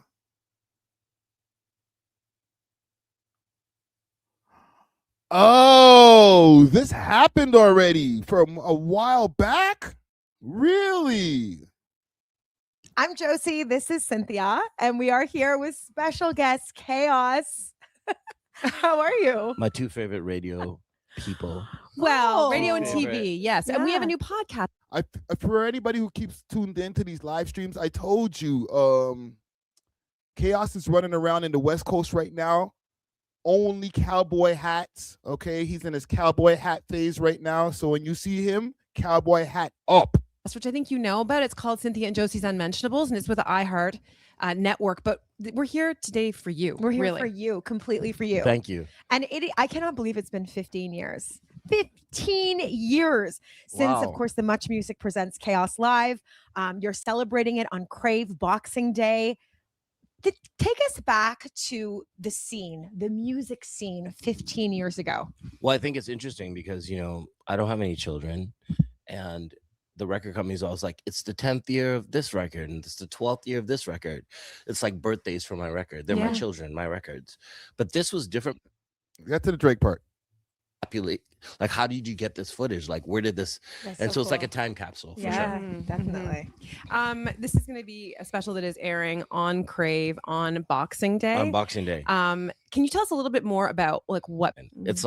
I think at the time it was like, we need some hip hop. It's rock. It's my so even. So he has to deliver. So it's almost like the stakes are so high that if I do this, I'm going to screw up so badly. People are going to see it. That it actually makes you. It engages you, and I think like Yo, where are they? Why am I hearing a siren in the freaking iHeart office? That's why you invited the ex-girlfriend. That's why I invited all these people who go. And there's when we actually did the up-res of the version, I made sure and put so many shots of him because he's just. Is that outside my window or something? Holding it down. He's no longer on the planet, and all these people are gonna think. Is it because of your friendships, the collaborations? Why? you guys all know this, that during our time there was no big like ADHD, like no one talked about that in the early 2000s, but I literally have diagnosed myself with musical ADHD. like hip hop, after 3 songs in the studio, I'm like, I can't do any more hip hop songs. I've already done 3. Okay, reggae, let's go. Okay, and then what you do is when you employ people like, let's say Emily Haynes, not saying she's in the special, but get to the Drake part. This is 20 minutes. And then after like, do they have timestamps in this shit? I bet you they don't have timestamps. These radio stations only care about the radio part. They don't care about their YouTube. We're going to get to that in a minute when we get into the flow segment here. 5 people had texted me his number being like, call this guy, he's coming up. I finally texted him. He's like, I got champagne, I'm coming to your house. Like, you know what I mean? And then he proceeded to like musically love bomb me by sending me like 12 tracks. To this day, every day, I was like, you know, I have an album worth of material of you, just like one verse with a verse left for me. I could just put out a whole album. He's like, if you do that, if you do. But it's Who's like, he talking about? Is he talking so about Drake? One of the songs. Is he talking about Drake? Because they have songs together. And I'm coming to your house. Like, you know what I mean? Then after like 5 people, right. But coming up as a kid, he's like, you know, Chaos, tell him I want to do it. Leave this now. Mutual friends. And he kept on like trying. A collab recently with Drake? Oh, yeah. Here we go. So we first start with the Drake from Faith. To start with okay, the so on this record, you know, when I met Drake, it was through mutual friends, and he kept on like trying to get to me through people. Like, people won't believe this now because he's the biggest artist in the world. Right. But coming up as a kid, he's like, I believe it. Chaos, tell him I want to do a song. And then after like 5 people had texted me his number, being like, call this guy, he's coming up. I finally texted him. He's like, I got champagne, I'm coming to your house. Like, you know what I mean? And then he proceeded to like musically love bomb me by sending me like 12 tracks. To this day, every day, I was like, you know, I have an album worth of material of you, just like one verse with a verse left for me. I could just put out a whole album. He's like, if you do that, if you do. But it's like, so this was one of the songs that it's called Faith, and like we did it. And I remember he was like, found it.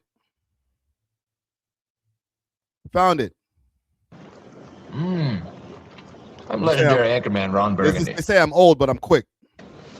Sitting here in my Aquajet 9000 enjoying, well, my usual meal of steak, waffles, french fries, and of course, scotch. Now, pay attention, it's on. Staring at my city lights through the plane window as I write this song. Have faith when I do it. I'ma do it bigger than anything. I don't just flow, I overflow. I be filling up the sink like I left the water on. I'll run this bitch if anybody asks. Ain't much change since high school. Niggas still be getting out of class. X-Class, of the brand new CL5 on them haters. Black paint, chrome trim, same color as the logo for the Raiders. Boo, get love, shit getting done round here. Do you, not us. We love hip hop. I'm gonna love hip hop. What I want, cause it's life. We love hip hop. Nothing's for sure. Faith in the stars. This is fire. because they're like, at that point, it was like he was 25, 24 years old. So I sent him the song and he's like, meet me at like Queen Street. Like he's like Kevin Burt. And this is like, it was a bunch of kids who finally got attracted to with somebody who was like kind of like their older brother. But there's two parts. So I've kept this, the origin story, the real first one, the one that's out now that people have heard, Faith Part 2. There's a Faith Part 1. So I always had it in my back pocket. Like one day I'm going to, just for Drake, to show him how innocent he was. So is that like coming out? Are you coming releasing out. Faith That, Part yeah, 1? it comes out on Boxing Day, the same day as the actual special. Oh my God, that's so it's what is this from? This might be out already. This is from, it's supposed to be from, it's supposed to drop already? Hold on. Let's hear the other version. Faith 1 lyrics from 5 months ago. Faith 2 from 14 years ago. God damn. Niggas is getting old. Holy shit. Is it the same song? Yeah. But a brand new CF. Yeah, this is the one that we just heard. Where's the other one?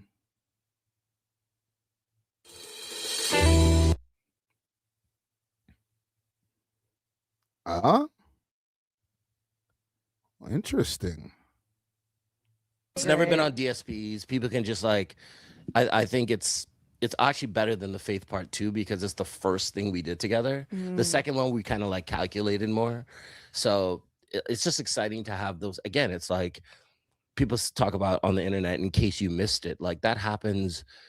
There's so much content all the time that people miss so much. So I think people might hear this and think this is now. You know, obviously if you're watching this interview, you'll know it's not. But I think the day it drops on all the DSPs, people will be like, wait, is this track out now? It's still him and it's still me. So it's awesome. Before we move on from Drake, just one more quick Drake. Yeah, one more quick Drake. Okay, one more. I need to find this. Chaos, Drake, Faith. It might be on Apple, on YouTube Music. Okay, there's this one, Faith 2 Live, Faith 1 Lyrics. I'm just seeing the same ones. I'm legendary window as I write this song. It's the same shit. YouTube Music just pulling up the same shit. Maybe he took it back. Maybe Drake made him say, yo, you can't post that, brother. That's old. Yeah, that's my old shit, bro. I'm way better now, fam. Gotta take that down. Brother, what are you doing? Okay. Well, I know you stalk him on Instagram. Yeah, they're kind of best. I'm like, she's leaving. I go, does your husband know you're leaving comments on Drake's? They slipped into she each leaves other's comments, DMs, you know. Whatever, champagne poppy. You know, He's fine like, with it. he loves you. He loves you. So what happened recently with Drake? What do you mean? Didn't he help you with an album? Oh yeah. So something happened about the Grammys. Like he didn't get something happened, and I was like, I hadn't texted him in years, but I still had his number. I'm like, you can do so much in this world, but see how quick they forget you. It was like kind of this older brother kind of thing. He's like, word up, where are you? And then that just rekindled our thing. He's like, are you making music still? I'm like, yeah. And I played him. He's like, I'm gonna like, what are you doing with this? And I was like, well, label politics. You know, I'm like a legacy artist now. You're getting emotional. Yeah, like it's like he was like, you are. She's really good because I am good. You're good at your job. He's gonna cry. Let's go.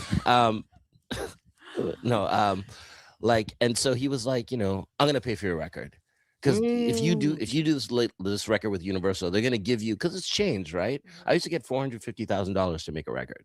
Now you get $14 to make a record and a visualizer, which is supposed to be a video. So he was like, I'll give you this money to do this record, but you have to make a chaos record. Like, get your string sections. He's like, do what you do, but you have to do that. And I did that.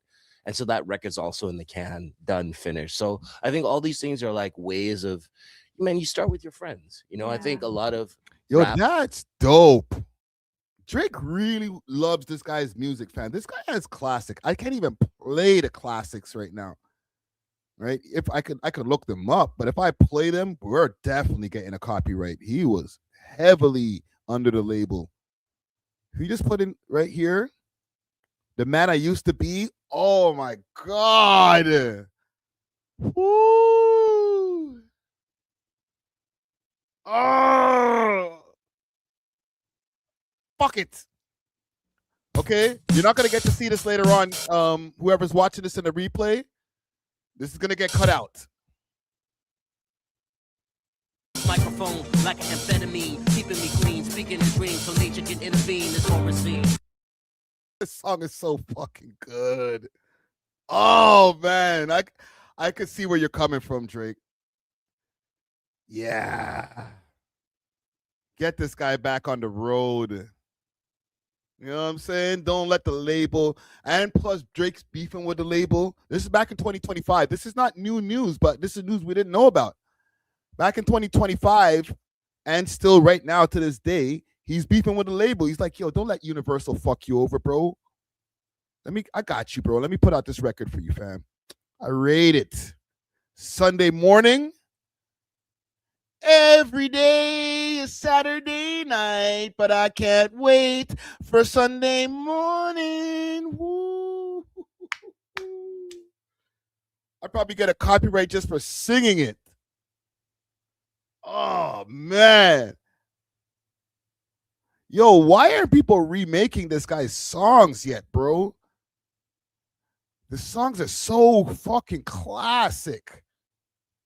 Heaven only knows I can understand. Someone tell me, please, what's the master plan? I've been too many days, seen too many crowds. Heaven only knows. Jeez. Fuck. This guy who made some fucking classics, bro. Shit that just sticks with you, fam. Like, I haven't heard that song in mad long. Every lyric is like yesterday. So now I'll move the crowd. Bro, niggas should be singing that shit and remaking that shit at the opera, bro. Oh my God.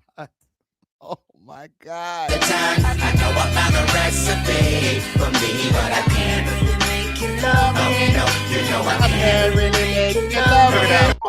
Bumbleclot. Let me get the Chaos Burst. Of course Drake gotta fund that.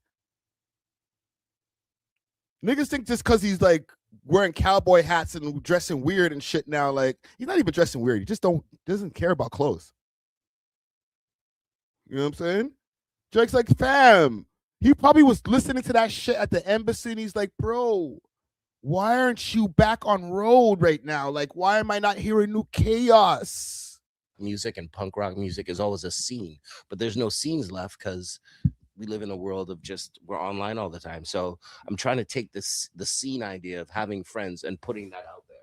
First, before I put out my music, it's like, this is where I'm from. This is my like blood type. These are the people that I kind of vibe with. Yeah.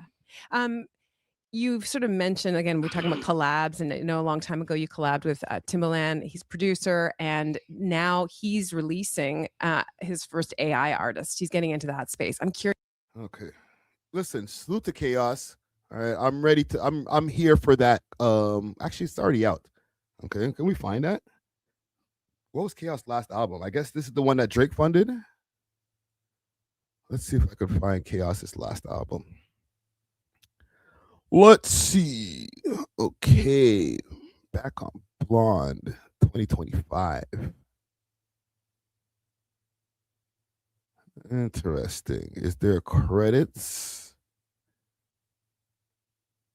Go to the artist. I want to know who dropped it. Who's the executive producer? If it shows the executive producer.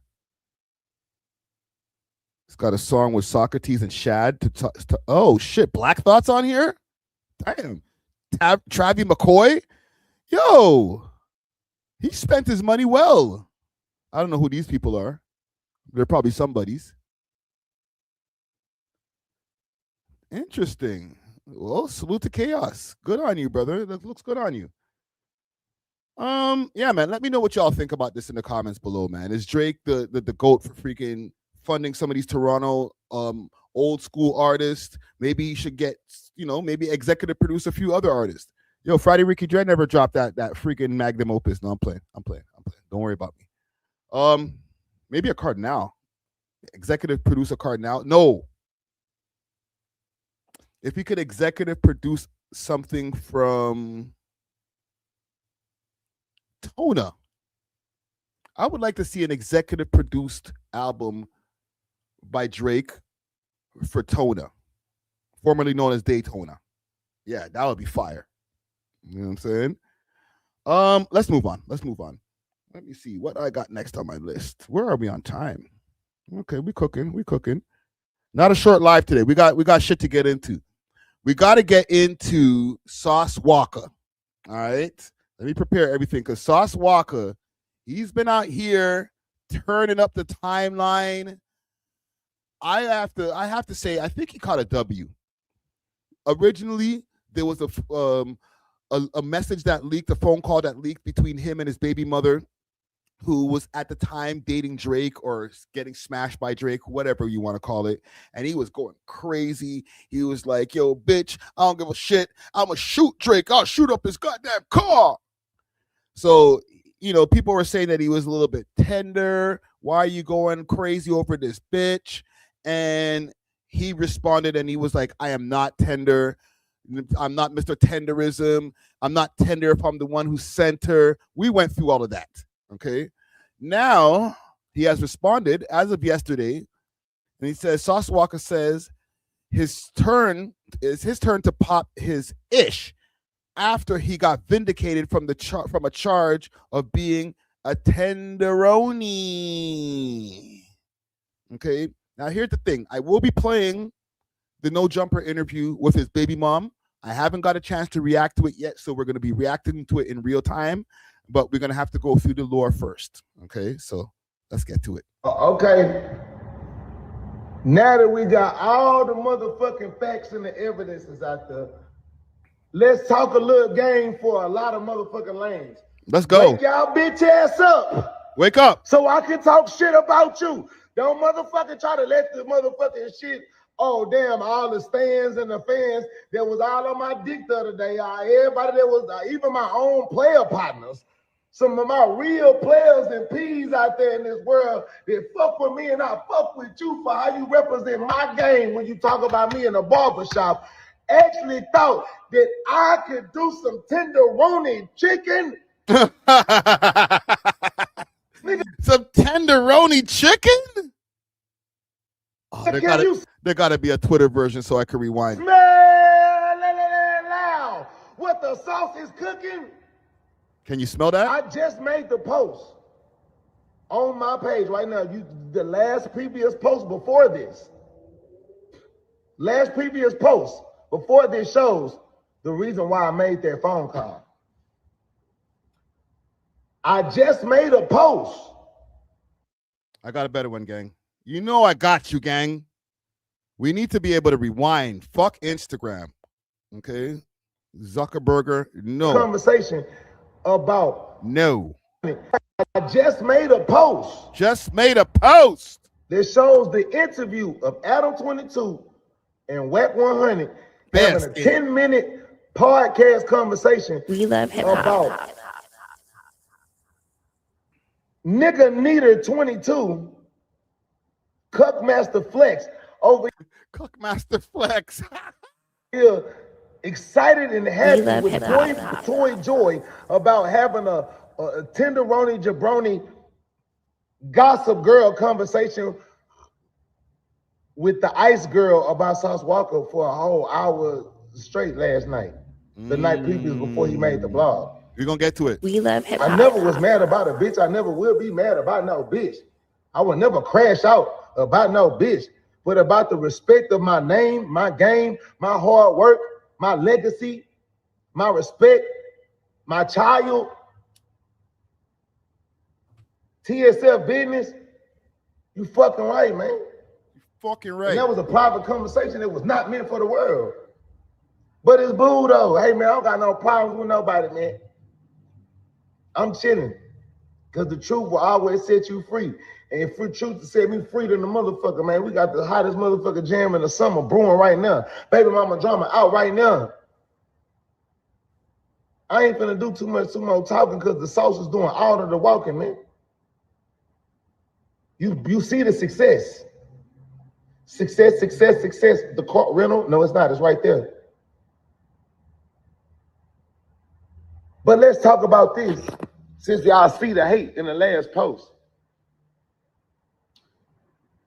These people say that I'm not successful as I wake up in my $3 million mansion in Houston, Texas. The big house, like I said on the song, the big house. Every car that you ever seen me post, I still got put up someone like Pokemon and like jewelry and chains, man. You know what I'm saying? My shit is motherfucking me aesthetically pleasing and futuristic, you know what I'm saying? New motherfucking cut on the concrete. Dooley Wayne. Was that shit pink? Yo, what are these guys? Listen, maybe it's an American thing or a down south thing. Y'all niggas be getting your cars painted the ugliest colors, bro. Maybe we're being Canadian. Maybe we're just a little bit too conservative with our style. You know, black, white, gray. Yo, I'm gonna get the candy paint. I'm gonna get it candy painted orange. Like, yuck, nigga. You're bait. So, for all my players and all my friends, is this who Look this at that supposed one. to This shit is like, looks like Napoleon ice cream. really about anyway? I want my apology, nigga. Every barbershop in America, nigga. Yo, the man has bare whips, bro. Holy. Nigga, I want my apology, bitch. I don't care. And Father's Day, nigga, we jamming nothing but baby mama drama all summer.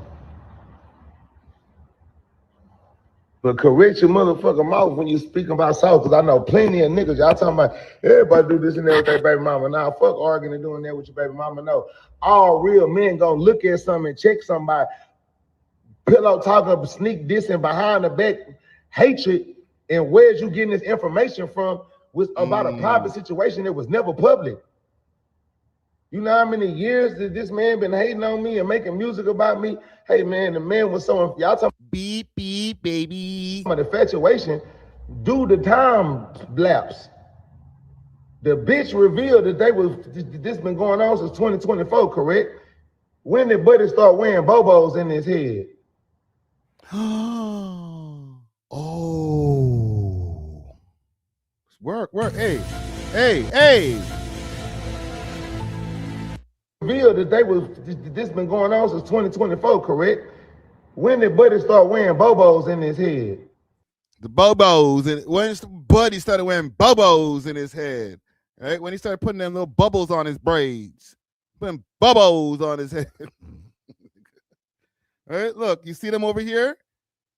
When Buddy started putting bubbles on his head. Somebody is infatuated with somebody trying to be like. I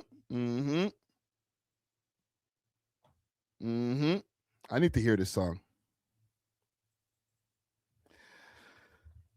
Then we're going to get to the interview. Sauce Walka, Baby Mama Drama. Baby Mama Drama. Is there a music video for it? You don't have a video yet, bro? What are you waiting for, fam? You're sleeping. Blaze on the board. Yeah. This got to be better than the 2016 song that we reacted to. Yeah.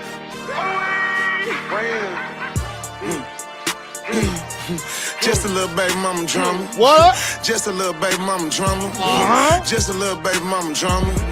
Chick still mad, I don't want them. Red drop top on summer. Damn near shoulda wore a condom. Damn near shoulda wore a condom. Just a little baby mama drama. Right here. Bald-headed girl, take the wig off. Why you don't never drop the kids off? White snow look like jigsaw. Black chick thick and her skin soft. Little apartment, just a big house. Get to the Drake part, bro. Don't put us through all of your hoes, man. See me with the chick and the friends out. Now it's time for me to keep the kids home. That was just a lie, still can't see him. Never took my son to the museum. Not an ice man, just a cold pimp. Talking to the trick through the snow dim. What? Kids home. That was just a lie, still can't see him. Never took my son to the museum. Not an ice man, just a cold pimp. Talking to the trick through the snow dim. Wait, not an ice man, just a cold pimp talking to the chick through the snow DMs? What the fuck does that even mean? Like, I hear what you're trying to say, but like, you're speaking like in code, nigga. I make a pro whoop another pro. 007, I don't trust her though. Snoop Dogg said never love a pro. Ducking child support with the jelly roll. Just a little baby mama drama. You're flexing that you're ducking child support? Who flexes that they're ducking child support? Am I hearing that wrong? With the jelly roll. Snoop Dogg might make a pro whoop another pro. 007, I don't trust her though. Snoop Dogg said never love a pro. Ducking child support with the jelly roll. Ducking child support with the jelly roll? Who ducks child support? And then raps about it. I'm ducking child support with the jelly roll. Why?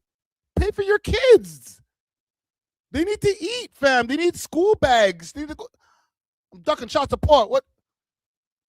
You know what? I don't know about your business. Maybe you're giving them just direct cash. Okay, you ain't paying the child support. I'm not paying the government. I ain't paying all them white people. Just a little baby mama drama.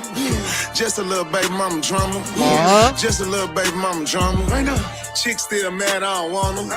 Red drop top on summer. Come on. Shit, shoulda wore a condom. Shit, little baby mama drama. Destination smoke cost no tender.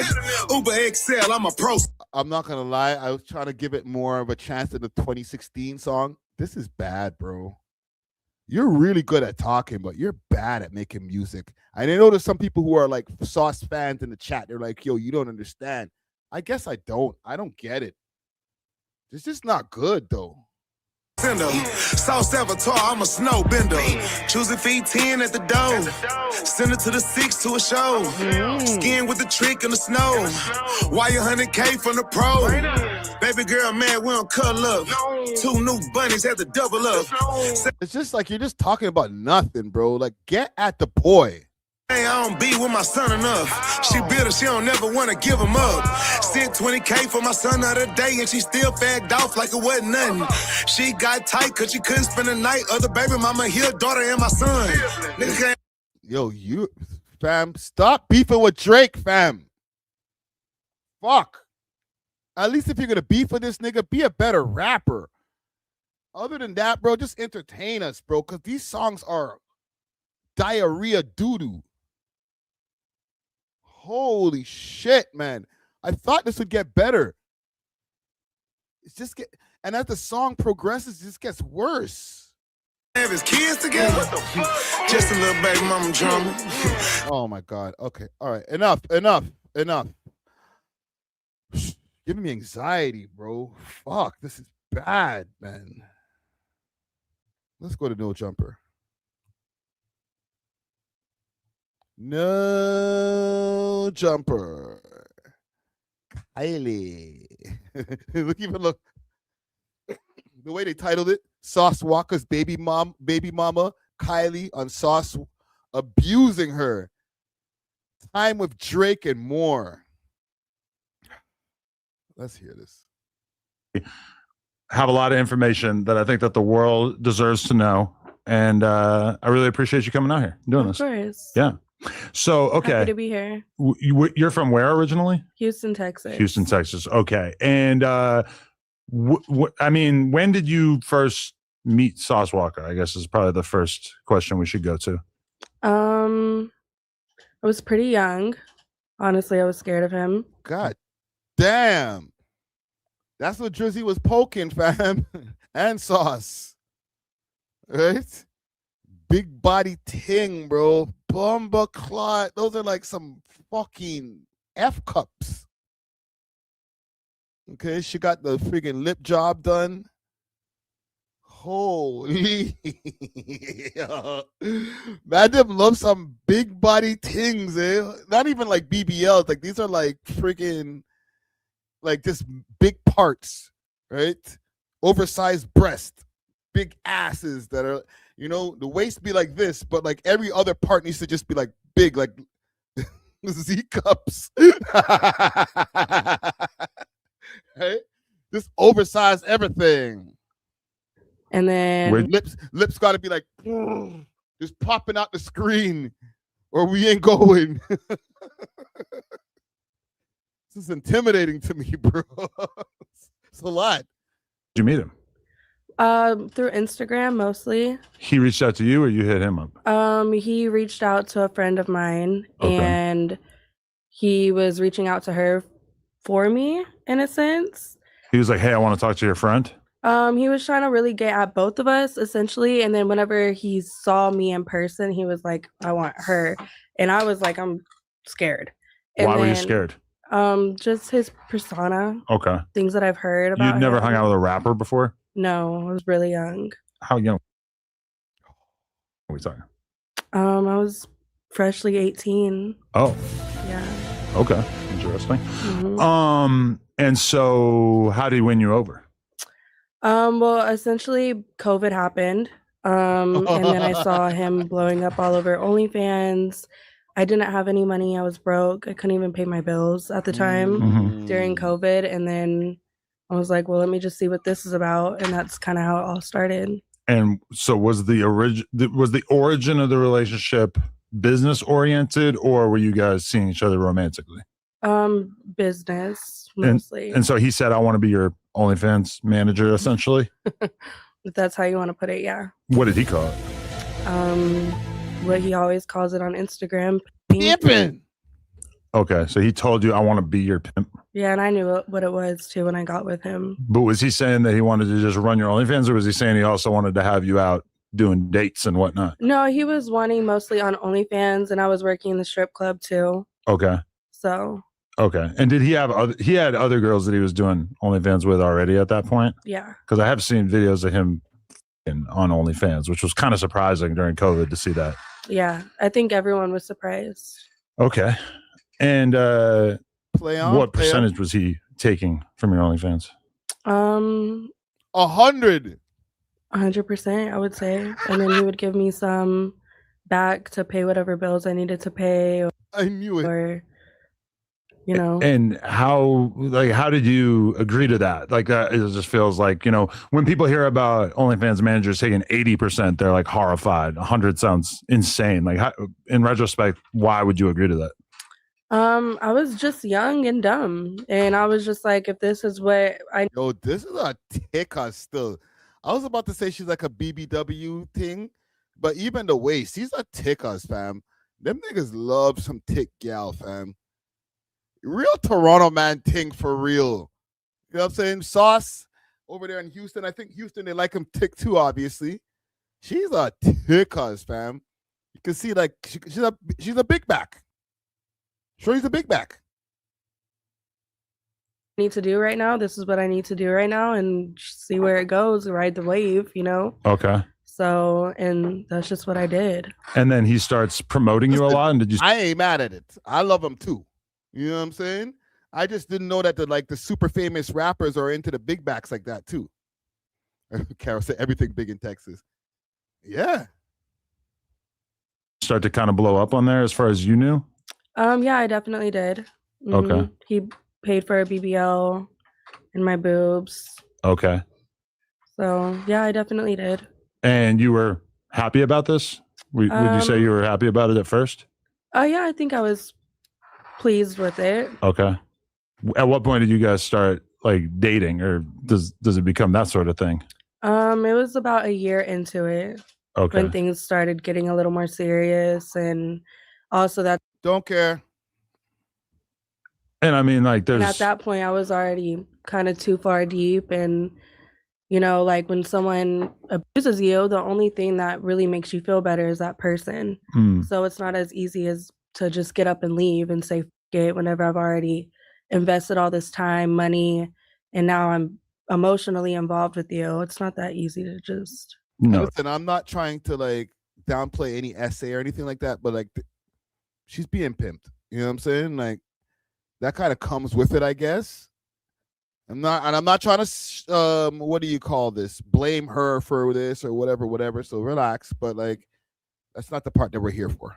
Do you think that was like being done in like a sort of mastermind way of like, this is how I'm gonna break her down emotionally? He would put me in a position to where I had no other choice, but it didn't feel right to do it, so I didn't.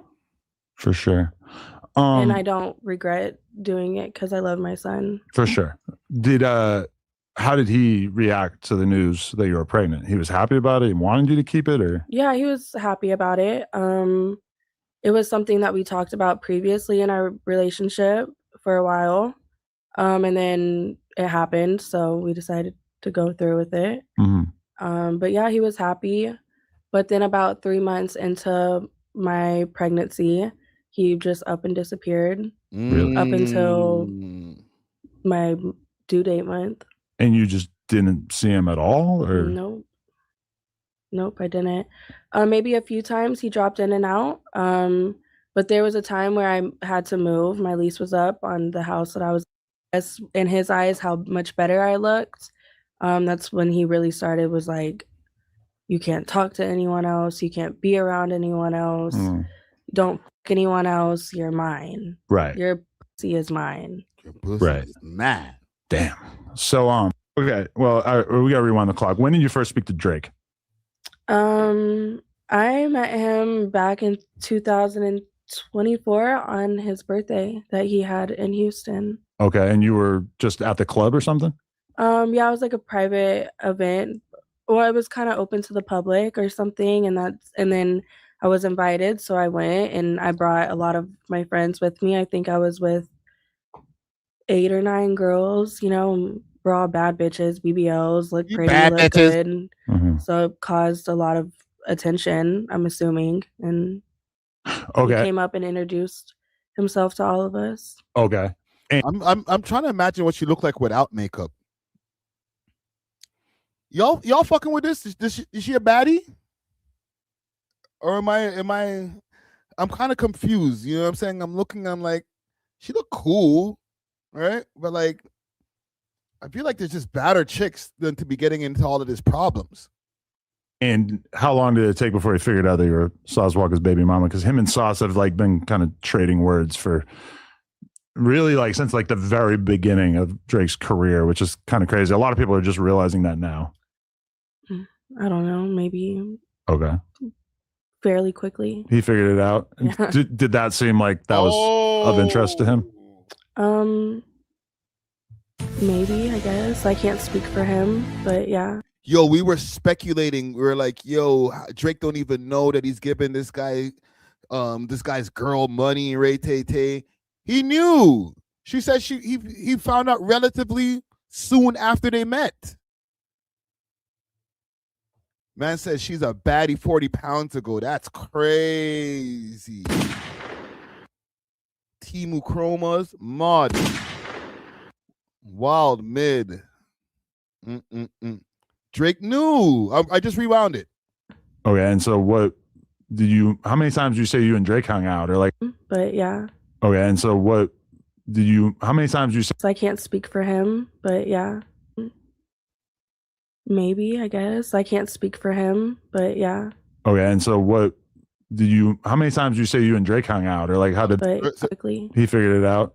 Beginning of Drake's kind of trading words for really like since like the very beginning of Drake's career, which is kind of crazy. A lot of people are just realizing that now. I don't know, maybe Okay. fairly quickly. He figured it out. Yeah. Did that seem Fairly like that was quickly. of interest to him? Maybe, I guess. I can't speak for him, but yeah.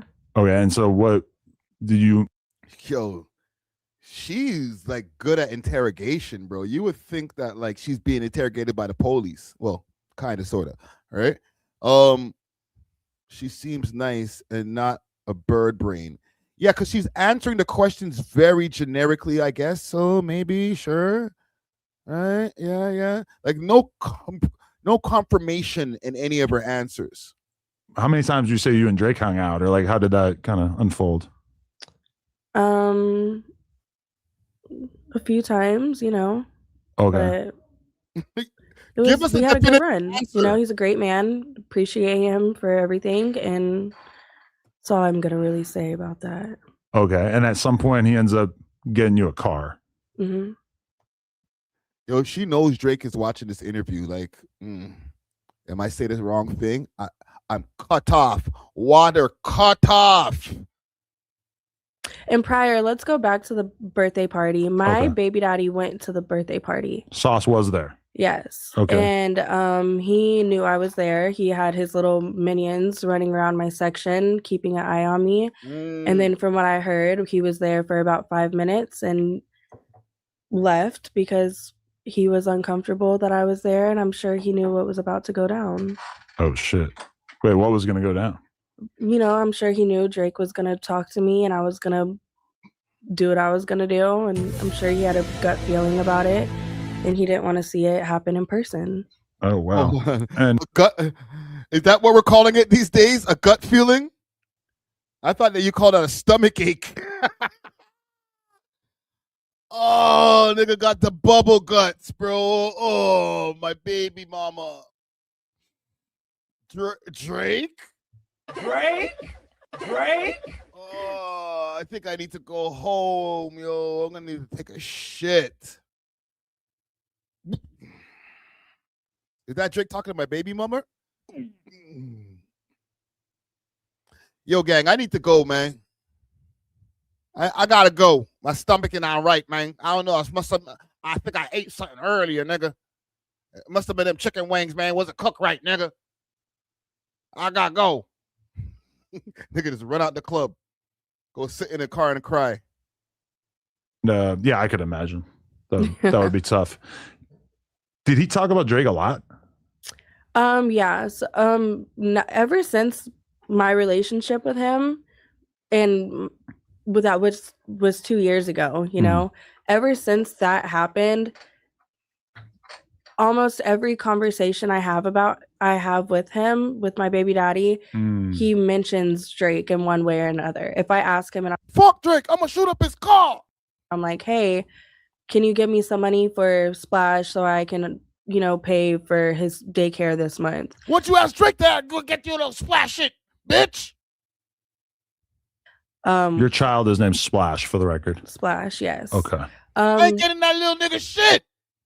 Ask Drake. Drake is daddy now. No, call Drake. He can do it.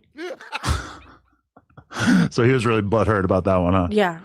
Because 90% of our conflict at this moment is because of Drake. And I'm like, ain't he a billionaire? Why don't you get him to buy you shit? Fuck that little kid.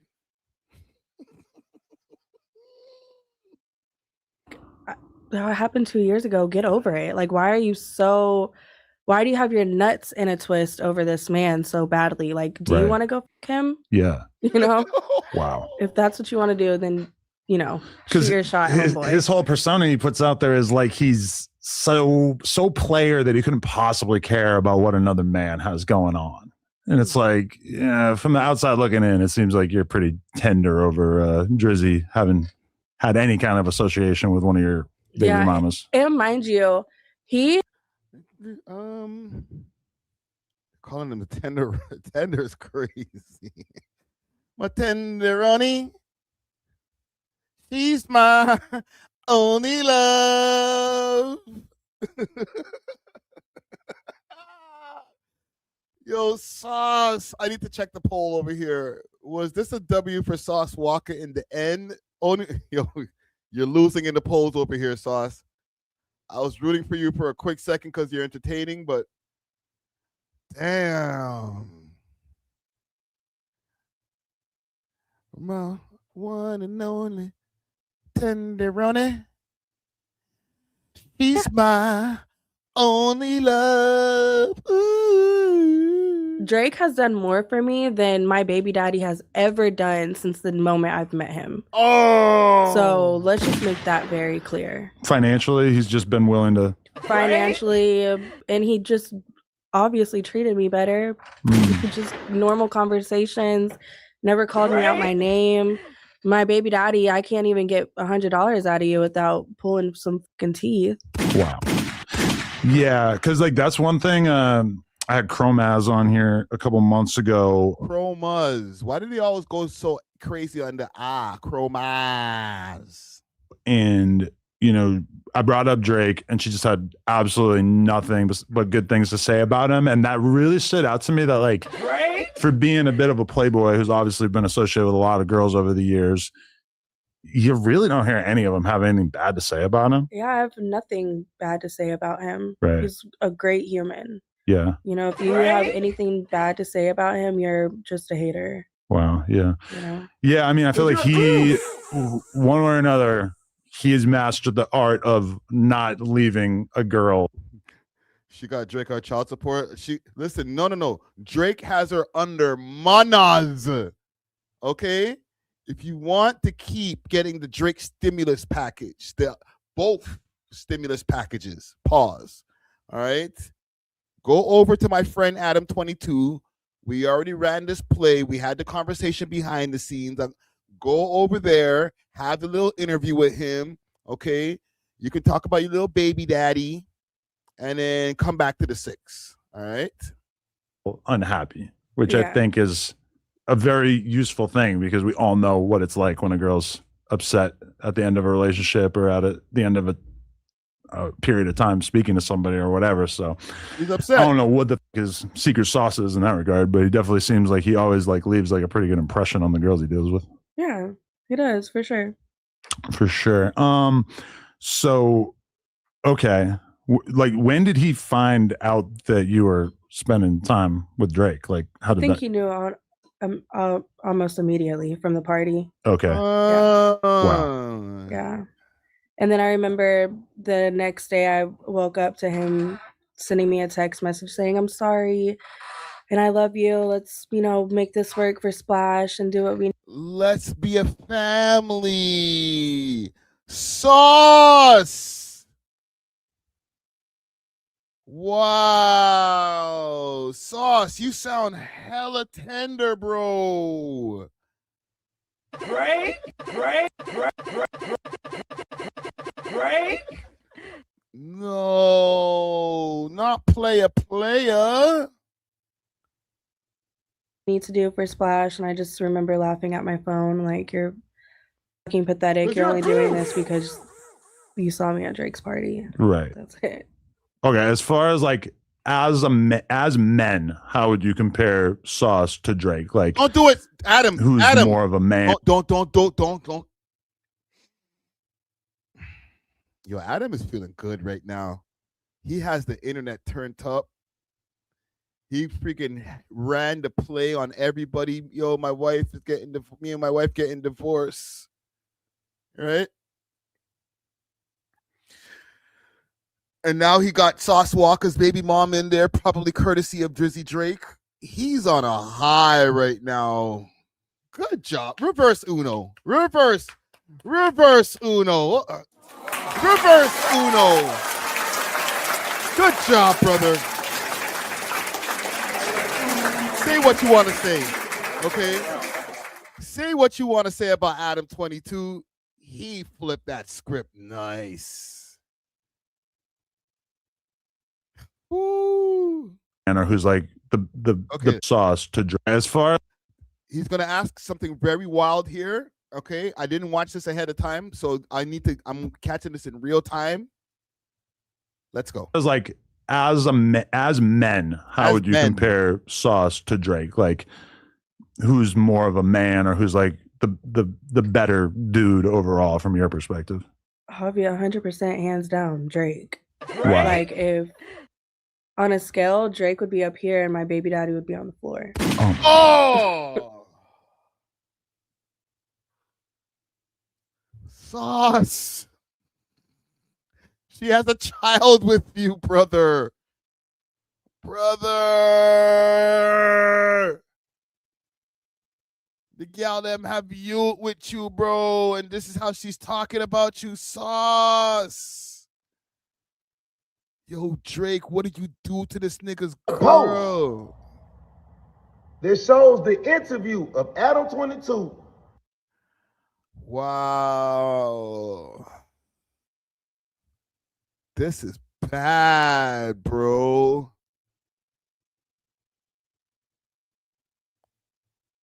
This is hard to watch, fam. Like, just watching a man, like, his girl is like putting the nail in the coffin for this guy right now. That's rough. Yeah. And I hate to say it. I wish. That's rough. Oh my God. That's rough. Yeah. And I hate to say it. I wish I chose better. Yeah. I wish I was a little smarter and not so naive. And, You're so young too. as a young female at that time, but it is what it is. And, everyone makes mistakes. I'm only human. Right. Wow. I feel like this is like a eulogy of Sauce Walka I'm listening to right now. So, okay, then there was a clip where I was on the podcast with WHYG, I think, and I was speaking about Sauce sending me all these deranged text messages. And I was basically like, I didn't say any details, but I sort of said like, listen, Drake told me a little bit of information about Sauce and his baby mamas. And let me just tell you, there's some crazy shit going on. Like, that's all I said. I left it open-ended. I didn't want to like really divulge any information. And I didn't really think anybody would give a fuck about me saying that. But that right there sent him into in orbit. Wow. That's when everything, it just, from that moment forward, things just, I never heard the end of it. The phone call I got after those text messages. How dare you go talking to that white man about our business, girl? What about Splash, girl? Is, whew, Lordy Lord. What was it like? Just, you're a fucking Drake, you fucking bitch. Da da da da da. They're fucking laughing at me. Adam 22. It just was. Sauce, get up. Tender sauce. Sauce. I'm checking the poll right now. It's getting worse. I said, was this a W for Sauce Walka in the end? Oh man, this is. You know what I feel like I'm watching? I'm stirred like a curb stomping. Like some, like when people are fighting and it's too nasty, you're like, okay, stop. Okay, you got him already. Get off of him. Get off of him. You know what I'm saying? Like, it's just bad, bro. Never ending. Right. And I was like, oh my God, here we go. And he just recently had a clip that came out online where he said, like, because you leaked like a phone call that was like right after that or whatever. And he basically was like, I wasn't mad at her for fucking with Drake. I was mad about the fact that Drake and Adam were pillow talking about me using information that was gained from you. I don't know exactly what information that y'all are talking about. I never really spoke too much about my baby daddy with Drake. And to be totally real, Drake didn't really tell me that much crazy shit either. Because our relationship was not based around him. Your time spent with Drake was not spent talking about Sauce Walka, but your time with Sauce Walka at that point became primarily about talking about Drake. Jesus Christ, Exactly. That's diabolical. It is diabolical. And you say, hold on. You said Rot and Roll. You saying that this is a wrap after this? This is the last hurrah? Right? He probably gave her a one smasheroo for the road. Okay, go down over to the LA and go talk to my boy Adam. Okay, I'm gonna get you back. Come back in about a week. No tickets booked. She ain't never coming back to the embassy. Thinks my whole relationship with him was all about my baby daddy, and it was nothing about he triple used her.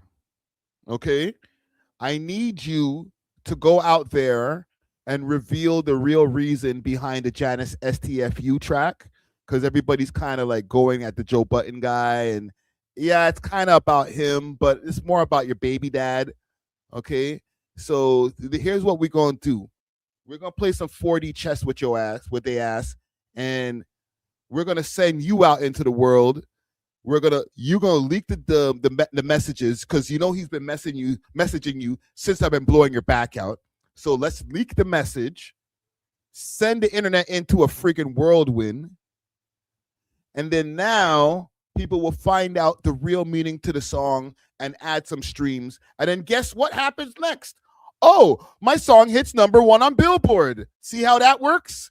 Ooh, you smart, Drake. You smart. Had one or two conversations about him, but it was nothing like in depth or anything serious, or I didn't give him any tea on my baby daddy or anything like that. It was, Yeah. I mean, honestly, if I had to like summarize the gist of what Drake told me about him, it was basically like, he don't got money like that. And this whole like cool player persona is cap. Fucking fake. He's like a psycho. He still calls me to this day asking me for money. Really? Yes. And I'm like, dude, why? But you have control of your OnlyFans now, I would assume? Yeah, Okay. for sure. And all of my money. And mind you, I have grown and evolved, and I'm so much better now that I'm not in his life. And he sees that, and he's like, calls me, he's like, hey, can I get 30,000? And I'm like, for what, dude? Like, go buy some fucking diapers. 30,000? What, like, why would he need to borrow 30,000? That's what I say. What the? I thought you have $22 million. Yeah, and he's like taking pictures. Wow, this is low key one of the sickest promotion moves I've seen in a minute. Okay, because the album's out already. We can't roll out any more rollout. The rollout's done. Okay, they already did the ice brick in the middle of downtown. We did everything we're supposed to do. Rollout done. Now the album's here. People are deciphering the album or the albums, but Iceman is what we're talking about because this is Iceman promo. We're literally watching Iceman promo right now. Okay. Now we can go decipher the tracks, make a bunch of videos on who you think that he's dissing. All right. But how do we even extend this promo even more and get at my ops, especially this nigga who's been trying to kick my back end for the last 10 years? Remember, the song that we listened to was from 2016. All right, I'm a fuck his bitch, have him getting the bubble guts because they seen us in the club together. This changes everything. I'm not trying to be the, oh, no, okay, no, now you, oh, Drake Venger, oh, now you back. No, but it changes everything. If he already knew from early that this is Sauce's thing, now we can play. And it's his baby moms, now we can play. So it's not like, yo, I'm giving all this money to this girl and I don't know where it's going. You know she gonna kick some of the money over to Sauce. They got a kid together. But guess what? The day I cut the freaking water off, now Sauce gonna be pissed. Okay? We could keep this going for 2 years straight. I'm working on an album right now. And now, when the album drops and he sprinkles all of the disses that he needs to diss, now I can double slap my ops by showing you, this is the bitch who I've been fucking, that's your girl, and those bars in the song are for you. And Adam even gets to eat because shit, now he got her on the show. Everybody eats, bro. If Drake takes your girl, she never was your girl, I guess. Because if the nigga got mad bread, fam, you might have. Yeah, you're right. Because, yo, she could be like your girlfriend from like 8 years. Like the nigga who was married to, it was his fiance, the Naomi chick. Flew her out, boom, faithfulness to stop right away. Oh, he can give me a record deal? All right, where the dick at? I'm just saying. So you never know. It might be some super faithful chicks that just switched up. But you might be right too. She never was your chick. Spoke too much about my baby daddy with Drake. And to be totally real, Drake didn't really tell me that much crazy shit either. Because our relationship was not based around him. So your time spent with Drake was not spent talking about Sauce Walka, but your time with Sauce Walka at that point became primarily about talking about Drake.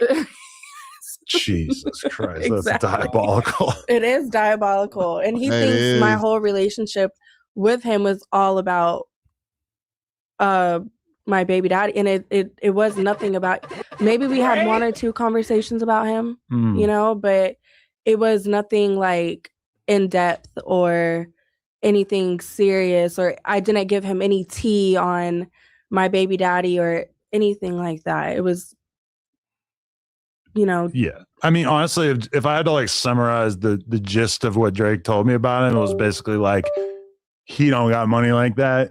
And this whole like cool player persona is cap. Fucking fake. He's like a psycho. He still calls me to this day asking me for money. Really? Yes. Wow. And I'm like, dude, why? But you have control of your OnlyFans now, I would assume? Yeah, for sure. And all of my money. And mind you, I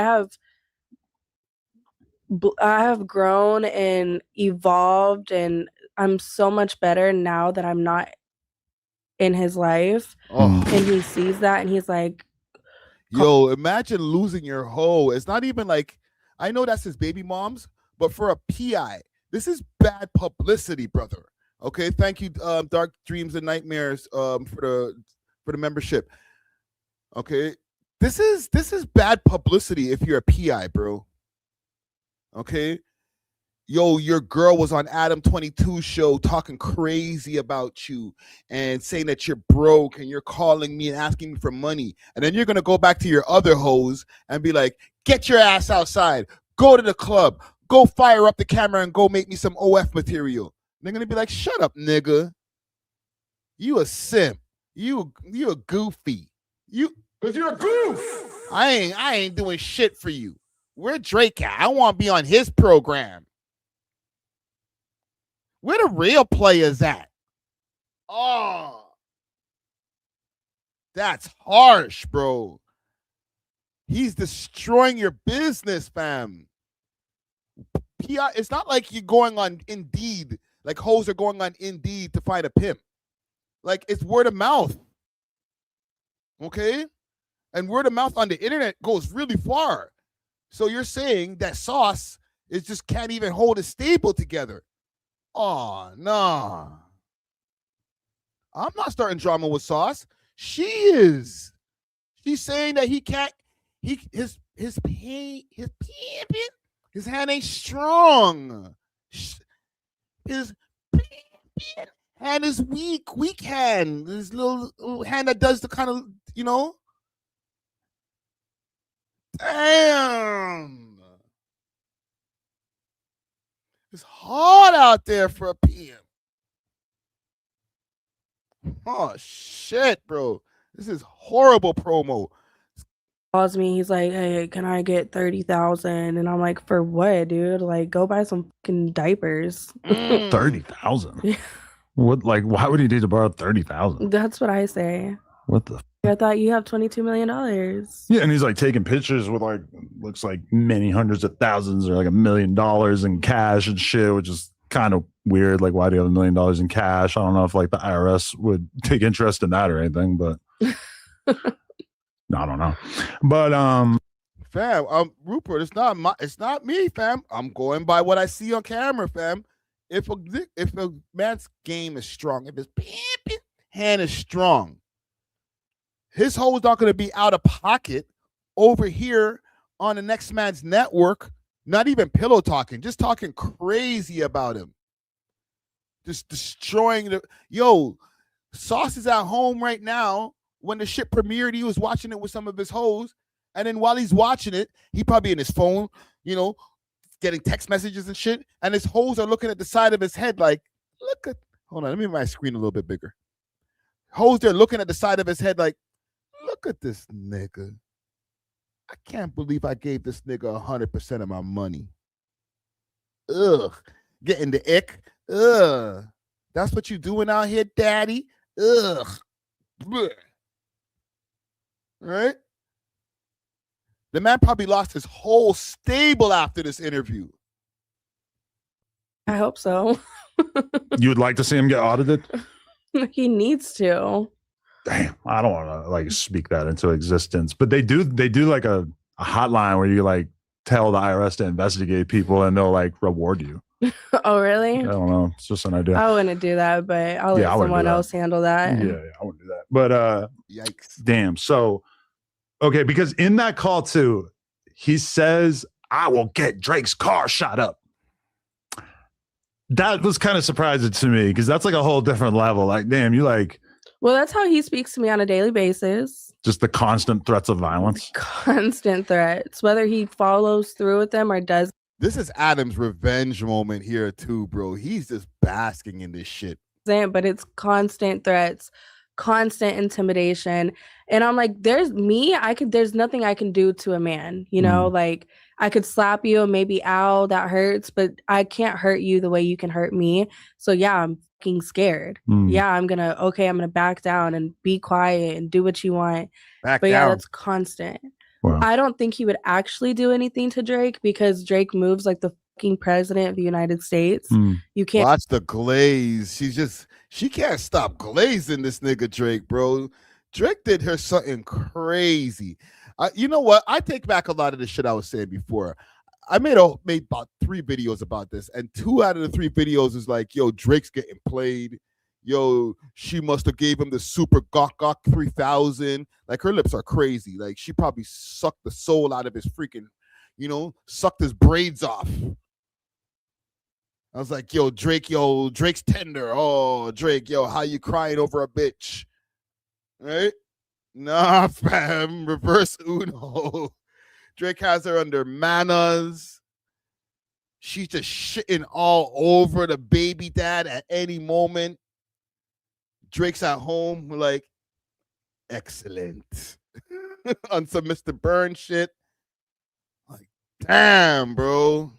And get through to him. Right. You know, like even if you wanted to. That's what I was thinking. It's kind of funny about the idea of shooting up Drake's car. Is like, well, if anybody's got a bulletproof whip, and not to mention like a bunch of fucking security around him and all this other shit. Yeah, like, let's be serious. Like you can't get through to him. He has his security is like Donald Trump's security. Like, let's be for real.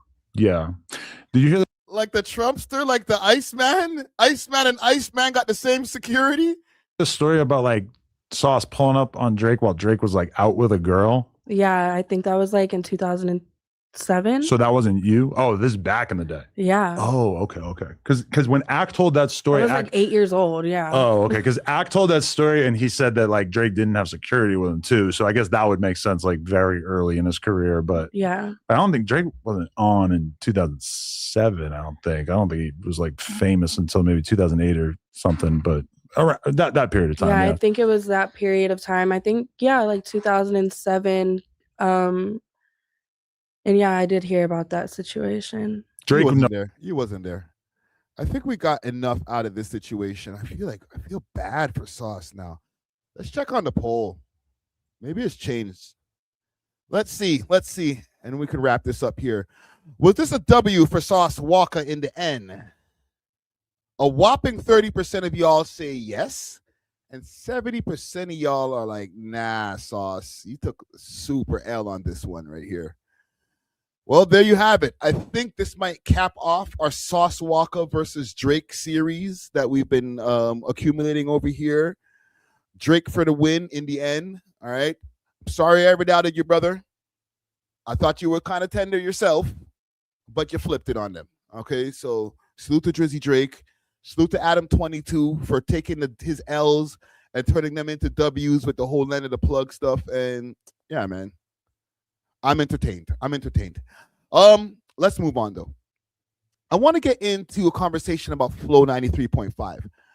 I don't know if you guys are aware of the radio station over here. I called it 93.5. My bad. That's the mistake. Okay. It's actually Flow 98.7. It used to be Flow 93.5, and they were owned by a company called Stingray.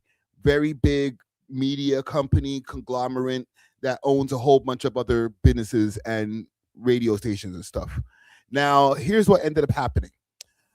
Because Flow was our first urban radio station that was over here in Toronto, that was the place where everybody can go and check out music on a wide scale, on a good freaking frequency that could be heard all over. A lot of people got to do epic interviews over there at Flow, and people got jobs, right? People in the Black community got jobs. And then somewhere around 2022, if I'm not mistaken, I have a video that will show me the date exactly. It could have been around 2022. The radio station that was once Flow 93.5 ended up having a huge format change. I don't even know what they play at 93.5 anymore. It might be like country or like just straight pop music now. Okay. And for a space of time, people were wondering what's going to happen. Is somebody going to be able to buy the IP of Flow and bring it to another radio station? There was a radio station that was playing out of Buffalo, if I'm not mistaken, which is 98.7. And correct me if I'm wrong, chat, if that was something that was playing out of Buffalo. I might be wrong about that. But what ended up happening, that radio station, 98.7, was already playing a lot of dance hall, playing hip hop, reggae. They had their own few different radio shows over there. And eventually, the owner ended up buying the IP in Flow. At one point in time, I even had some interest in even buying it. And then I found out the price and I was like, yeah, that's out of my tax bracket. I can't afford that shit. So once 98.7 picked up Flow, we started to see a resurgence of Flow. A bunch of people started working over there. DJ Rich, big salute to DJ Rich, he was over there. Celebrity Drew started working over there. It's got a new program director. They just started moving shit around, and it became Flow 98.7. And one thing that they did, in addition to make sure to get it out there to the young people and to the people in the culture, is their morning show. They hired Marlon Palmer of the Extra Gravy Show and Alicia, who is of many things, many sports ventures. She was already on Flow 93. WBLK 93.7 is the one. Thank you, Afia, from Buffalo. Okay. But yeah, Alicia, very accomplished woman in this scene. So, and she was also a former host on the Extra Gravy Show. So it was just perfect to bring them together to have them on the morning show. I'll put something on the screen over here as far as what it looked like when they did have the morning show before it got canceled. Okay. So the end of another era, and this is a courtesy of Complex Canada. The Toronto morning show, known as We're Black Culture Live, will be replaced with new hosts. Okay. And this is Marlon. Here's Alicia. We made an announcement yesterday talking about them being fired. Yeah, I actually had a clip that I was going to post about it. And I said, you know what? I can't post that clip anymore because we were wrong. So if I go and pull up this page over here, Flow has made some changes. They got rid of the morning show with Marlon and Alicia. However, they have now made a change where Flow becomes the new radio home for the highly popular Extra Gravy podcast with Marlon Palmer, airing on Saturdays at 11 a.m. air horn. Okay, so he did not lose his job. He actually, I guess, changed his job. Can you call this a promotion or a demotion? Because I know the radio show, the morning show, is a very essential part of any radio station. But this is also a very good look. You get to bring your whole podcast over to the radio station, and everybody gets a check. All right, this is W. All right, I fuck with it. They bamboozled us, maybe. This is who's taking over the morning show. Patricia Jaggernaut.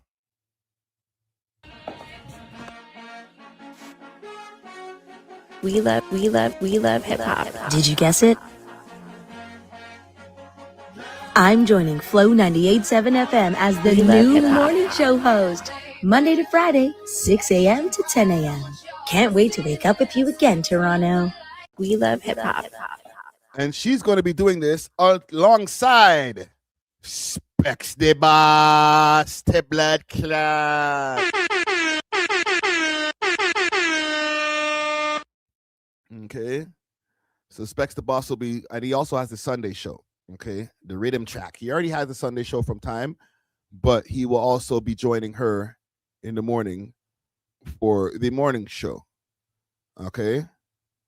Afternoons with Peter Cash. You know what I should do? I should start a poll, because we're going to get into a radio segment over here. Radio has been an essential part of the Toronto music scene, especially when we take it all the way back to like college radio, when there was like a multitude of different college stations. Okay, let me just ask you guys in a poll. Do you still listen to radio? Okay, let me know in the comments or in this poll over here. And, you know, even in the comments, if you listen to radio, what do you listen to? What radio station? What radio shows? Okay, are you listening? And how are you listening to it? Okay, let me know. Like, are you listening to it in your car, on the car radio? Are you downloading an app to your phone? Because that's part of the reason I don't listen to radio like that. Like, if I'm not driving, which right now I'm not even driving too tough, so I'm not going to put an app in my phone to listen to radio, right? 88.1 Saturday afternoons. 88.1 over at Ryerson or University of Toronto now. That's interesting. I didn't know that they still had stuff going on over there, because college radio just died back in the days. So what else they got over here? Celebrity Drew, night shift. He's going to be doing 7 p.m. to 11 p.m. Okay, big salute to Celebrity Drew. This is my peoples from back in the day. Okay, man like DJ Ritz, made in Canada. Okay, DJ Ritz showcases homegrown talent with Made in Canada. I think he took this over from Ricochet. Okay, big salute to Ricochet. There have been some changes over here. Court Jester is going to be doing the 12 a.m. Okay, so midnight. I don't know if that's such a great look, but still to Court Jester. All these guys are getting a check to be here, if I'm not mistaken. Dr. J.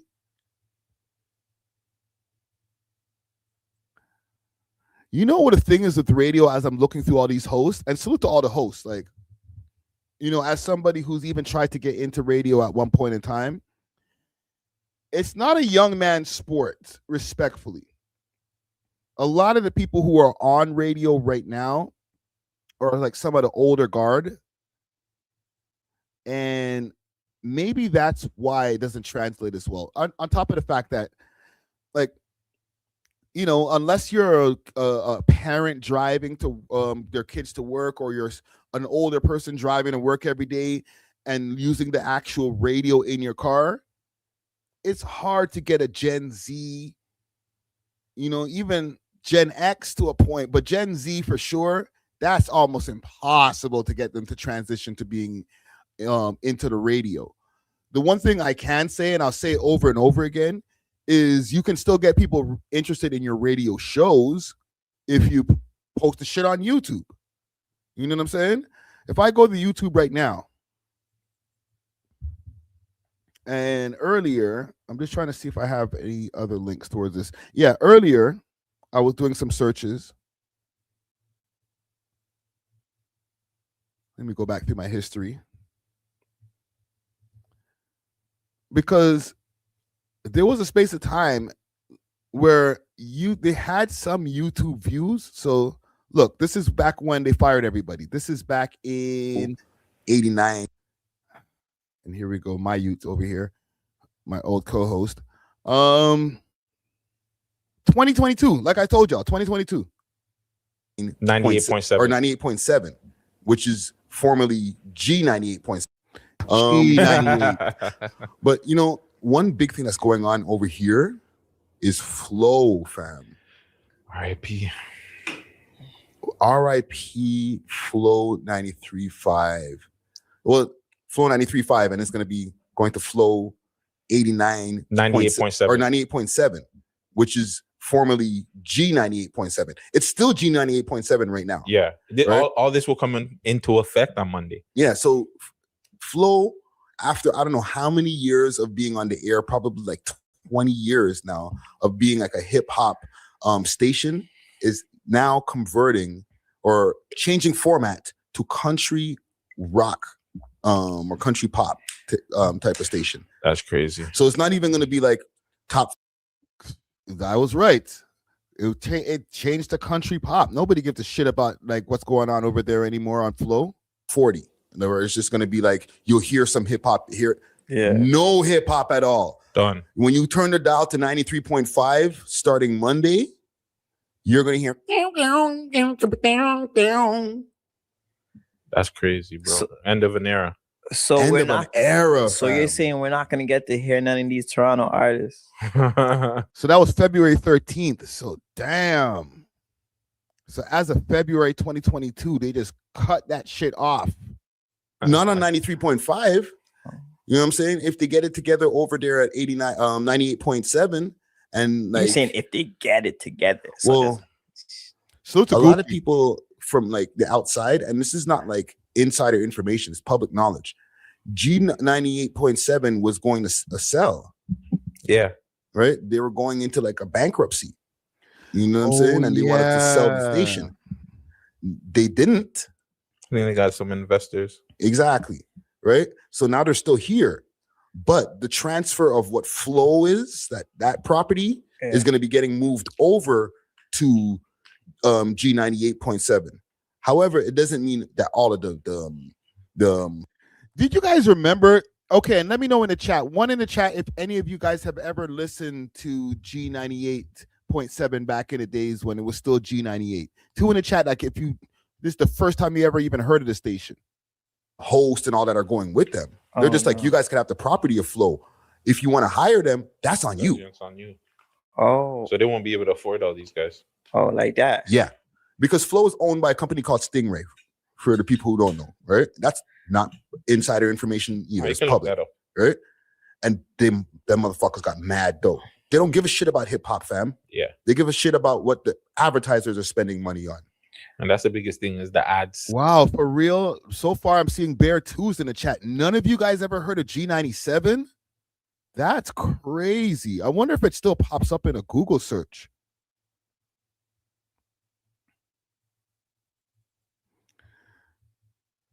Oh, look what pops up when I look at this chaos post zesty pic. Oh man, I fucked up that relationship. I'm sorry, man. G97. Let's do this. Oh no, G98.7. That's what it is. G98.7 FM. Now Flow pops up, obviously.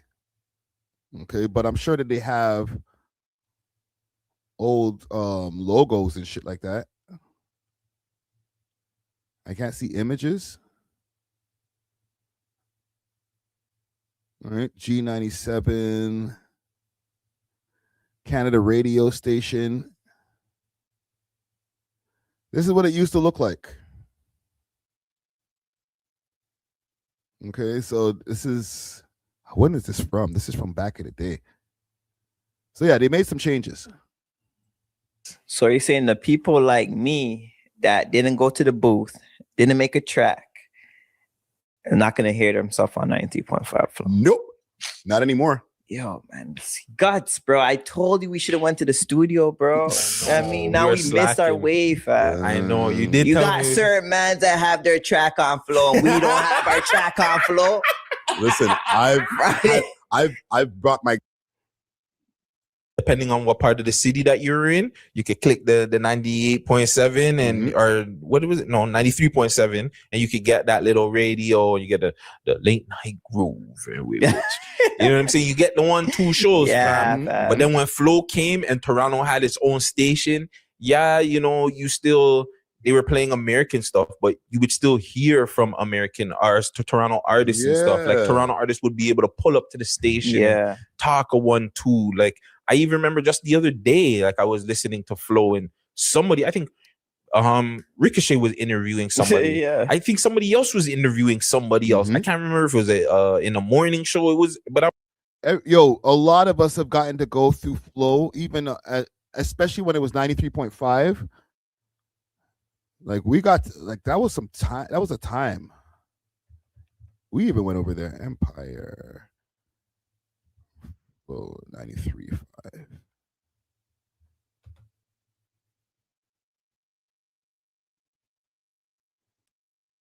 Can I find that? Shows OTA Live. OTA Live, big salute to Ty Harper. Ty Harper is now the producer over at the Commotion show on CBC. Okay. He would bring a bunch of people in there for his OTA Live show. And OTA Live was dope because they would like go through like these lore stories and like bring like the history of like all these different rappers. Point Blank was over there. Drake. Drake? Let me play the Drake shit. It's more important than Empire. Cardinal and Fishal, Glenn Lewis. Yo, and this is on Rez's channel. Rez is the he directed the movie Galloway, if I'm not mistaken. I don't want to disrespect Rez. Let me not disrespect Rez. Let me find Rez. He was the co-host of OTA Live. Box Cutter, my bad, Box Cutter. Okay, he's the one who directed Box Cutter. And let me find the Ivan Barry. Let me hear Drake over here. OTA Live, baby. Ty Harper, Rez Digital hanging out Tuesdays 11 to 1. Saturdays primetime 4 to 6, baby. You know the deal. Drake in the building. No bio tonight on OTA Live if you haven't noticed already. Yeah, man. You just heard a bunch of dudes yapping. It's because it's called OTA Talk. We do it about once a month. Check the video clips on the MySpace page, the Facebook page, the YouTube page. The video clips on the MySpace, the YouTube. This is a young YouTube too. This is probably like 19 years ago, eh? YouTube started a year before this is uploaded. 1 year before this is uploaded, YouTube was like bought by Google and like went started really blowing up. But real easy to find, man. Just search out for OTA Live, all right? And check out flow935.com for all the links. You know the deal. Let's get back into it, man. Drake in the building. Thanks for coming to hang out with us tonight, man. Oh, man, it's my pleasure. Let's get to the Hip Hop Canada questions. How about that? Okay, let's go, Hip Hop Hip Hop Canada questions. Let's go. Canada. All right, hiphopcanada.com. You can a lot of good questions. Yeah. You can go in the community. Yeah, man. Go in the community. Check out the thread. You can post your opinions. You know, if you have questions later, maybe, I don't know, you can go on the thread later and answer more of the questions if we can't get to all of them. Yeah, I mean, people can always ask me questions. I don't mind. All right, this one is... This is pre-Young Money. Keep that in mind. It's 2007. He wasn't signed to Young Money yet. Okay? No jewelry. This is a young Aubrey Graham. This is probably one of his first interviews, period. From Hustle Girl. If you were to start your own Canadian record label, which Canadian artists would you sign, excluding the immediate fam, the Wise Guys? Wow. The Wise Guys. I'm telling you, this is back in the days when I was young. I'm not a kid anymore. Question. So first of all, break down the Wise Guys again. Wise Guys. Ken Masters, Johnny Rocks, JD Era, Bishop Brigante, myself. R.I.P. And Young Tony. Man, my bad. What up, Tony? Shooter. My bad, I forget people. Sorry. It's cool. Okay, so other than that, yeah, big shout out to Young Tony because he's definitely an integral part. Probably one of, if not my favorite rapper in the city. Hush, got the gun. Who would I sign outside of that? Because that would definitely be a group of gentlemen that I would put any money I had, behind. They're all equally as talented and come with their own vibe. I know, right, Carol? No Friday Ricky Dread? Nah. You were part of that fuckhead crew over there, Empire, who was trying to diss us. I heard what you said on that Canada sucks shit. Fuck them niggas, bro. I stole your engineer. Fuck them. Would I sign outside of that? I would sign Andrina Mill. Hands down. Yep. Andrina Mill is like on some, yeah, she's crazy. She's my favorite voice to hear. Not even speaking on a Canadian thing. Like, she is just an amazing talent, and I respect her so much. Any rappers?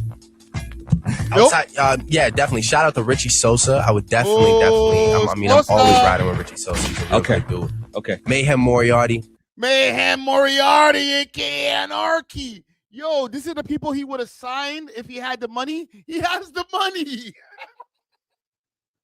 He's got the money now. Wagwan. Yo, Sosa. Sosa can't get some love now. You know what? Why am I going through the internet? I'm going to my own goddamn channel. You know I got the content. No Richie Sosa? Damn, nigga. No Sosa. This is a sidetrack. Shut the fuck down. This ain't the BCC, but y'all should duck down. Only like if Jays, Leafs, anything Toronto, I rocked it. Grizzly. You know what I'm saying? Like, just because I was like, why don't everybody just this whole, it was Cardinal saying the dot and T-Dot and all that stuff. And didn't you say you could draw for the man then, bro? Yo, just always keeping it, you know, Mayhem Moriarty, definitely. I'm always riding with Richie Sosa. He's a real good dude. Okay. Mayhem Moriarty. Yeah. I mean, just we know what happened with Mayhem. Okay, he's not going to sign Mayhem now. Okay, man snitched. Always keeping it, you know. He keeps. You can't get more Toronto than that, man. He keeps it so real, man, all day. Shout out to Mayhem. Shout out to Soze, man, and everybody over there. Let's talk about Boy Wonder real quick. Oh, can I go through my? Oh yeah. I mean, I gotta get my. I thought you were done. No, man. All right. I'm not done. There's more rappers in the city. Oh, I know. I got to shout out Point Blank for having, in my opinion, the greatest Canadian video of all time. I think. I don't know if anybody else agrees. Born and raised in the ghetto. Man. I mean, yo, this guy was good back then, eh? He was doing the. Oh, listen, man. I gotta shout out these guys who got the greatest Canadian video of all time ever. Don't me? No. I know you're talking to me because I'm the guy, but the real guys are these guys. He's good. He's been doing this shit. We're gonna get to the rest of this flow segment. Like I said, vivid images, right? And that just did it for me, you know. So shout out Point Blank in a major way. Empire, you know, I gotta say this, man. Go back. Definitely, you know, had our ups and downs, which I saw with one of the questions. But man, you know, Voice is a Voice, dude, man. I mean, the dude, like, at the end of the day, I will never discredit somebody who is talented, and he is one of the most talented individuals that I've ever encountered. Whatever the personal issues aside, the dude is like just raw talent. And actually, let me give him his props because he wrote the hook for "Don't You Have a Man," which, you know, is a major thing. And then you said that you dissed him after, but you were actually dissing us. Okay. Anyhow, super sidetrack. The thing is with Flow is these guys should have took an opportunity. Like, you see how Rez has uploaded these over here? This has 190,000 views on it. Obviously, it's Drake. Okay. They've taken advantage of uploading the stuff from their show, OTA Live. But nobody else ever took that opportunity. And then from there, now they don't become a commodity over at the radio station. They become expendable. Okay. So, for example, if I go look up Kanye West, there is a clip of Kanye West at Flow right here. Kanye West angry at Flow 93.5, 74,000 views. Who is the uploader? Who the hell is this? It's not Kanye. It's not Flow. See? Look at this. This pops up. Friggin' Ricochet interview that we did a while back. We got to get another one. Right? Drake calls The Weeknd on Flow 93.5. This is a phone call I had to make because I feel like, you know, I've done my fair share of things in the city. I've had my time, but I feel like. Who the hell is Weeknd HQ? 1.6 thousand subscribers.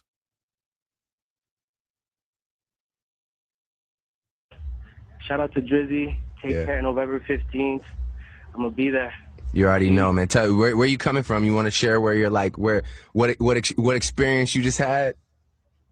Yeah, I mean, I'd rather not share it to the world.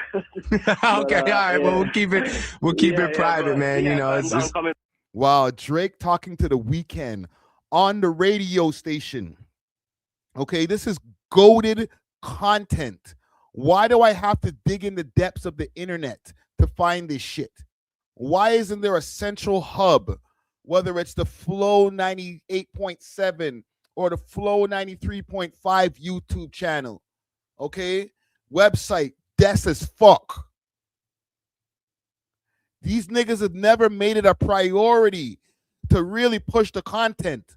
All right, they just did some DEI shit the whole time. All right, cool. We're going to give black people jobs, and that's amazing. And we had historic moments, but those historic moments are not capsulated, and they weren't cultivated so that we could have longevity. I said this on the podcast the other day. The Breakfast Club is on freaking Netflix live. Netflix has only started doing live shit last year, and the Breakfast Club is now part of that mix. You know why? Because they had smart people over there. Even if it's not the whole Power 105. DJ Clue didn't do that. DJ Clue should have ran his radio show like it was a YouTube channel. Same thing with what's the nigga who used to do the DJing for Cardi B? He works over there too. There's a bunch of people who work over there. Angie Martinez, she has a YouTube channel. So guess what now? Even if she's working at Power 105, if she's working at Hot 97, wherever she's working, her as a personality will be able to live on her YouTube channel. She could upload classic material if she wants to from whatever radio station she's at. Y'all niggas never took the advantage of this shit. And then here's what's going to happen. They're going to move, shake everything up. Oh, this is the new improved Flow 93.5. Everybody got all these radio shows, and it's still going to fail. Start a fucking YouTube channel. And if you don't this time, don't tell me later or go back to this video later and you'll see this is the reason why y'all failed. Why Friday's over here yelling about how you guys fucked up, okay? Because you guys had goated content, fam. This is annoying, bro. Look at this. They had Kanye here, 74,000 views, and Flow's not benefiting from it. The person who interviewed Kanye should be benefiting from this YouTube revenue right now. A picture with a black girl with some ass. My own picture. I got my graphics people to make, and it's similar to the video. It was 1950s pinup. Look how horrible this is. White girl. Look at this. Look at this. So when it was like boosty. Why is this like this? Because they didn't have cameras set up in the room. The audio's horrible right now, okay? They didn't have cameras set up in the room so that they can catch Kanye West. Even if you don't have cameras in there on a regular basis, have them in there today. 4K quality cameras hooked up with the freaking soundboard, everything going straight into to a file that you can save for later. You guys are not even running the audio archive online. I eat that thing. Days on, and it was like cut out really graphic. The letters look like they're like gold digger. Look like a advertisement from like the 50s or something like that. International called me and went through this whole thing about how I'm just that ad doesn't look good and it doesn't go with my whole aesthetic as an artist. And then they sent me a picture with a black girl with some ashy ankles and some bad shoes standing on. This is like almost lost in freaking translation in the freaking internet history because you guys had are doing, not even have been doing, from Flow 93.5 to Flow 98.7, you guys have been doing a horrible job of really documenting the culture. How the fuck We Love Hip Hop come up how many years later and we have a better catalog of artists than you guys have when you have way more pull than I do? With the exception of having like a Drake interview, which is not even on your channel. Rez had to have the wherewithal. Rez and freaking Ty Harper had the wherewithal to film all their interviews. But the rest of you radio freaking guys who sat there Flow and accepted the check, you're lazy. You should have all had cameras set up, even if it's your own. Don't wait for the radio station to do it. Do it yourself. Money. That's a lot of politics, huh? This is what I'm saying, man. This like, look, girl, don't believe Leo. The word ass, I understand you take that out. Right, but white girl, I can't say the word white. For the record, I got no problem with it, but I'll tell you what we're gonna do. If you want a chance to freestyle, say what you want to say and get it out there. I'm telling you. He gets cheesed because they took the white girl out of the song on Flow over here in weak ass Canada. And he was like, why y'all take the white girl out of the song? You know, when he was like, and when he get on, he gonna leave her for a white girl. They took that out on Flow. So he spazzed. Hey, right now. I'm doing what you gotta do, man. That's what I'm doing. We're here. Do it. I'm letting you know right now. All right, I know you got some stuff you want to get off your chest. What else we'll get into? Like I'm saying, every time I'm about to do it, you keep on cutting me off, man. Yeah, dog. Let's do it right now. We love hip hop. I will if you let me do it. Come on. All right, you want to do some freestyle? We're going to talk about late registration as well, but you want, I know you love to do your thing. No, I'm not giving the station no more freestyle. Oh. I freestyle last time I was here with Jay. Right. Oh my God. And where is that? I freestyled last time I was here with Jay. Jay who? Jay-Z? And you guys don't have this documented. Historically, for the end of time, Kanye West and Jay-Z freestyling at the Flow radio station. Not a camera in sight. You got... Because you're a goof! Turn around and you bleep out Leo for a white girl. It's nothing even like racial about that line. It's an observation about a social issue. And it's really, if anything, it's more offensive to black people. It's not an offensive line. People shouldn't feel a way about it. It's like this is the real world. As long as there's racists, there will be racism. And I'm not a racist. But you hear me talk about it, other people know what's up.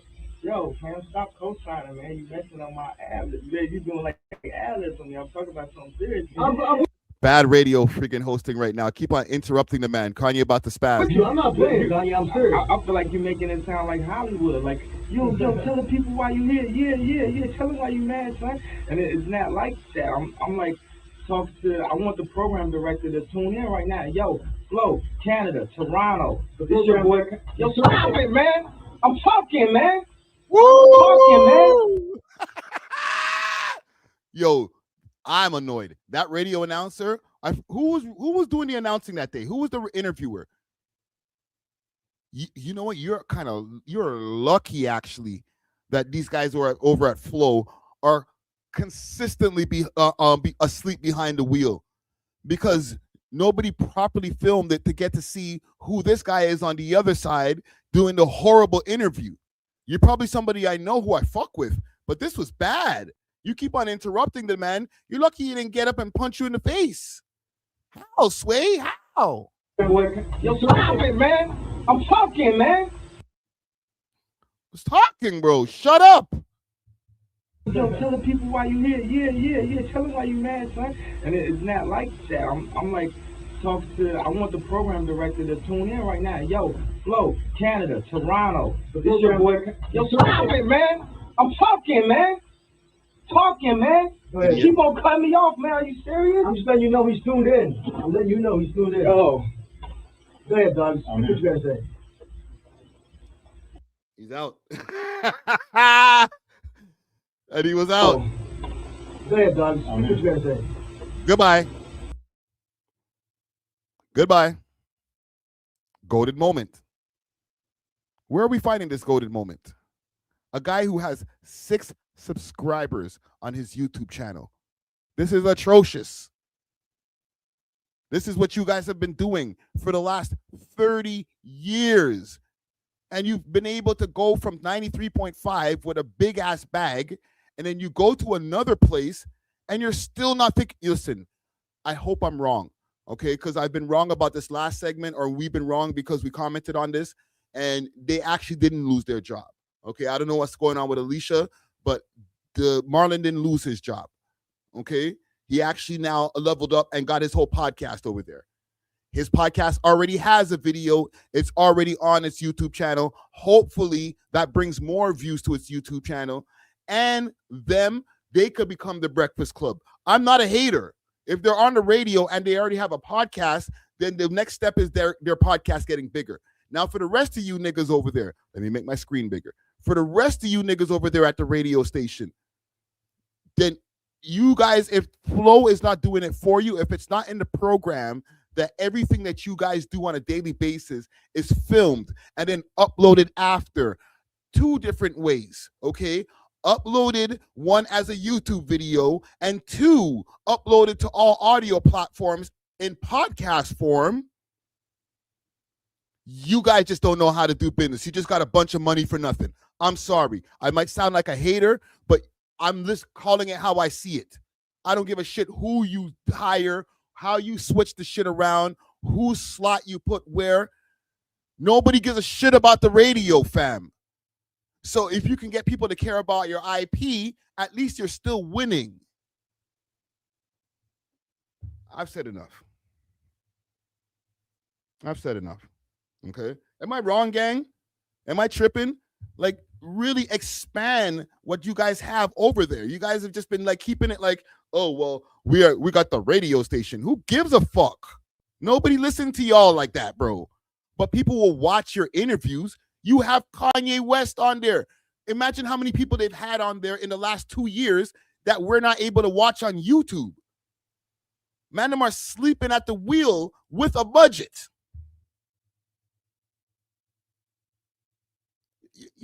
You're disturbing Randy. Anyhow, let me see what y'all saying about this in the comments. Yo, I listened to the radio AM 640 on the commute to work. Started back in the days, and I used to ride dirty. Keep me on point and guard up the traffic. Yeah, talk radio is great. But for an urban radio station to just like be half-stepping for the last 30 years, and not the radio station, the IP, whoever owns it now to before, just sleeping all this time, bro. And we're in the big 2026 where AI exists and all types of shit. It's a super idiot thing, bro. Anywho, I'm going to move on. YG actually dropped an interview. Or actually Cringe Kev, Big Suit to Cringe Kev. He dropped an interview with YG. And in that interview, it was like a on the street interview. They covered a couple of different things, including the Drake and Pressa National Treasure track. Sorry, I'm mispronouncing. National Treasure track. All right. Let me go over to We Love Hip Hop page where I posted this. And let's pull this up on the screen. All right. Go follow us on Instagram. We Love Hip Hop Network. Hold on, my cat's heavy. So YG speaks on Pressa getting left off of National Treasure. Big salute to YG, big salute to Cringe Kev, big salute to Six Buzz. Let's go. With legendary Toronto rapper YG, what's going on? Come on, man. You know what it is, number 35. We out here. You've seen the GOAT of Toronto, Drake, just dropped Iceman. What are the thoughts on the project? Hard shit. I love that shit, man. He dropped 3 of them tapes, so because he knows we on our 3 shit. You know that. Why did he drop your boy Press off that National Treasure version? We need that one, man. Look, man. I don't know, man. I couldn't tell you. I have to talk to the boy about that one. So what do you This guy pulled a super PR move on that one. say when people say that there's too much politics in the city for Drake to collab and put up Toronto artists? Like, you're a Toronto artist. What do you say when people say that? Man, I say that's just cap. That's just people talking. Drake can do what he wants to do. He's the guy. No one's pressing him. He can do whatever he wants. Nah, he could do whatever he wants. His house is called the Embassy for a reason. Have you ever been to the Embassy? Of course, of course. What's it like there? For us normal folk, tell us what it's like. It's like a club. It's like a fucking a resort. Like a Diddy party. No, not a Diddy party. Whoa, not a Diddy party. It's like a whoa. Right? Resort. It's like a resort. Anything that the city should be looking out for from you? You got any projects coming out? I'm about to drop El Nido 2 soon, and we got Northside Jane 3 that just dropped, so keep listening to that, keep streaming. Does this exist somewhere else? Salute to Cringe Kev. There's probably not a YouTube version of this neither. This is what annoys me. I think this only lives on Instagram type shit. What did YG post this? Let me see if YG posted about this. What do y'all think about that answer right there? Yeah, you're gonna have to ask the boy about that. Like, come on, brother. Super underwhelming. He got YS in his shit. He collabed on the post. Man, like YG, Mr. Banisher. Y'all don't know nothing about drip. Huh? You don't know nothing about drip. What you know about that?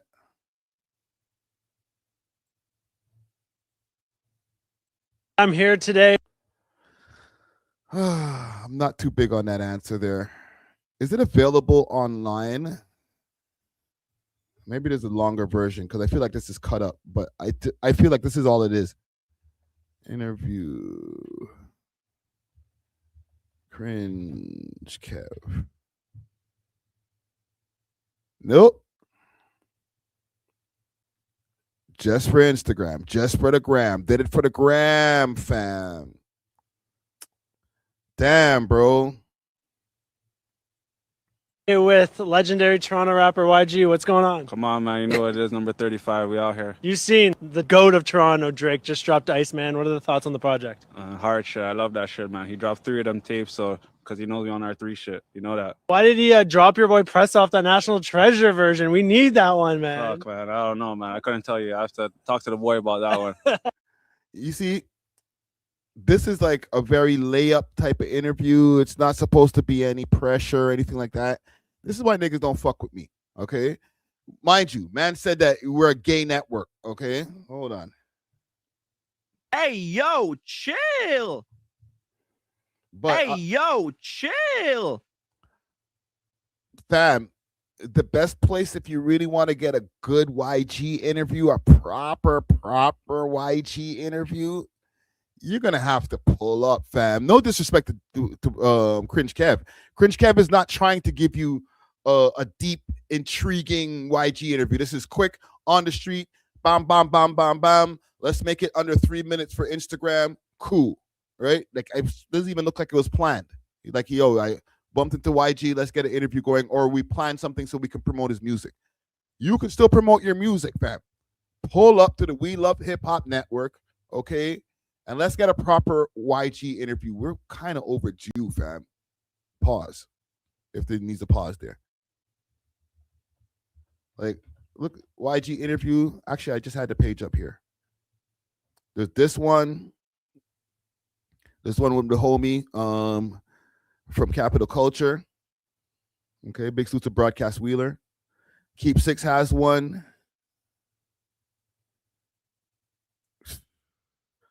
Yo, what happened to this one over here with Kalani Jewelry? That's all the views it did?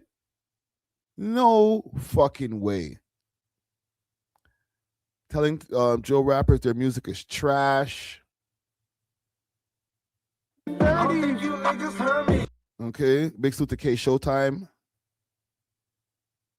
YG's entertaining. Feature. This shit is fucking ass. Nigga, your shit's fucking trash, dog. It's trash, bro. Nigga, I don't give a fuck. Trash, Guess what? bro. Guess what? I still get fucking paid from it. I still bought this Come from on it. the cart. I still get all Come this on the cart. free shit Come from on it. the cart. Free money. Come on, Free money. Get out, Nigga, get out my door. Get out. Come on. Nigga, don't open my door unless I open this door, Lil Woody. Lil Woody. I get free money from this. Give me this watch. I get free money from this shit, Lil Woody. Yo, my hoodie, my hoodie. Yo, my hoodie. I drop music right now. I'm doing more numbers than you. Because they're clouded. That's how it goes. I get all this off the internet.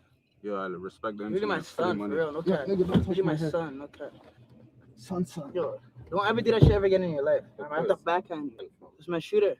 It's not a shooter, dog. On the basketball court, what do you play? Which position you play on the ball court, nigga? Point guard, nigga. I'm better than both of these guys. You know I what you don't play are? basketball. You're center, because he posted me up. Yo, hey, yo. I'm gonna shoot at both of these guys Hey, as soon yo, as we come off camera. chill. Don't worry, niggas. Don't worry, fans. You're gonna give me a leg hoss? I'm not giving no leg houses. Chromas.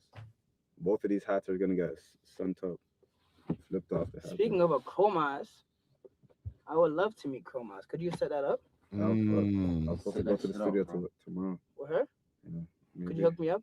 I want to take her on a Yeah, like, we need another YG interview, man. Okay, however you all want to do it. If you want to do it at your studio, if you want to pull up over here, let's get another YG interview going on. And we can really get to the bottom of this Drake and Pressa thing. You too, Pressa. All right. When was the last time Pressa pulled up on the Mandam? Holy.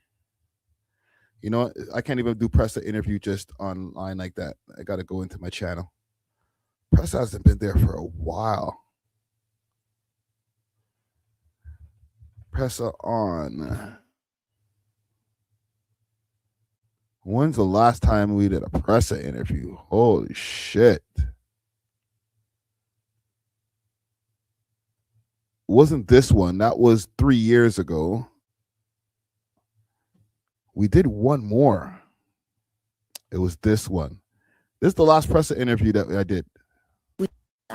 As somebody who's like a riot, them niggas don't fuck with me like that no more. They get cheese when I do do stories on them. So maybe we can mend this some kind of way and get you guys back in the studio. Maybe all three of the man them, or get Burner Bands in with y'all, like, and get to the bottom of a lot of WAS stuff. You know what I'm saying? Because we could talk about the top 5 shit. We could talk about the Drake shit. We could talk about everything. All right, let's get that popping. But yeah, salute to the man them.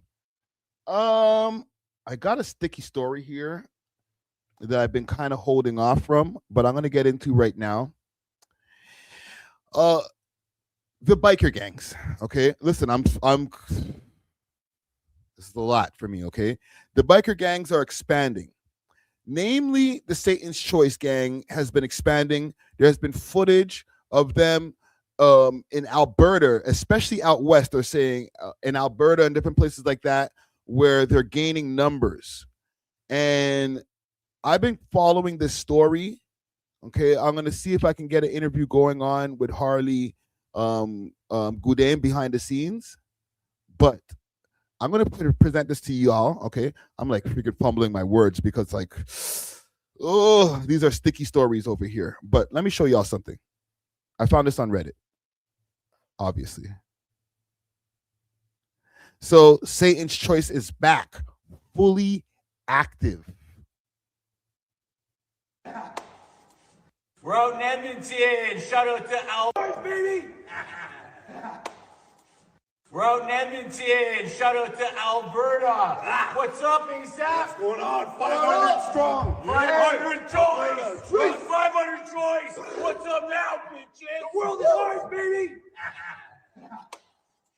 We're out in Edmonton. Shout out to Alberta. What's up, ASAP? As I was a Hell's Angel, I scratched it out, but that's just how I do this shit around here. Right. I'll exit out. Right. You can take it as disrespect or you can not. I don't give a shit what you think. On me, good luck. But you're easy. I don't give a fuck. But this is gonna cause some problems. Yeah, it already has. I've already gotten a bang out in the last about a week ago. The HA came in. We had to throw it. I called him some names.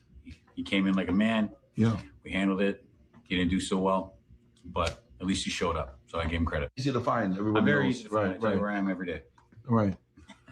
No worries at all. I don't give two shits. Hold up! Hold up! Yeah, you know, I'm still a soldier, gray and white, we moving boulders.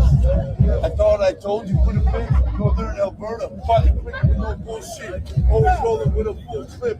These DTs are some other shit. Made them here and I got there quick. You'll never no shit. I think these are like native gangs out there. Don't gas these waste suits. They do not know on this. Hold on. Let me read this here.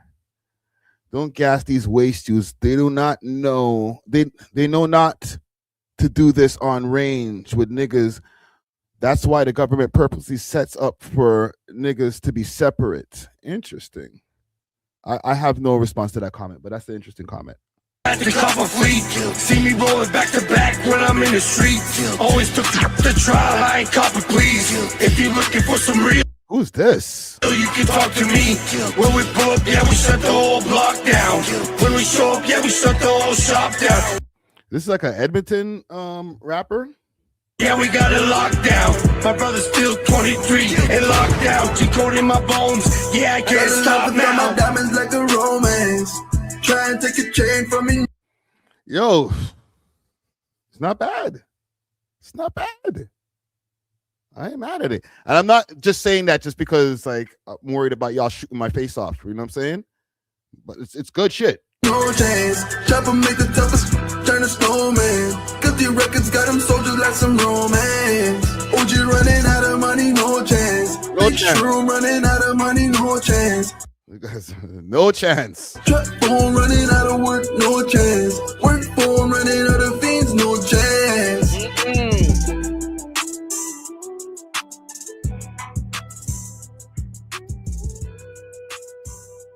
So listen, obviously I'm not here to pick any sides because like these guys are in constant competition or war with the Hells Angels, but like their expansion, it goes beyond just even like the gangs itself, right? Like you got rappers, like obviously rappers and stuff like that. And to be honest, on the other side, or on like the HA side, they got people who are affiliated, who are rappers and stuff like that. Okay, it's not no secret. Like when you see guys like Mercules and different people that there's a lot of HA around them. You know what I'm saying? I was watching an interview, or I saw an interview clip that I was watching earlier, and maybe we can watch a little bit more of it over here with y'all. With an interview with Satan's Choice motorcycle boss or motorcycle club boss, Harley G. Okay. This is just from a day ago also. This is on the Original Gangsters news channel. All right, let me pull it up over here. Let's go over this interview here. Let's see what they got to say, because this is a brand new interview, and with this expansion that's been going on out west, maybe we can get a little bit more information about what's going on through this interview.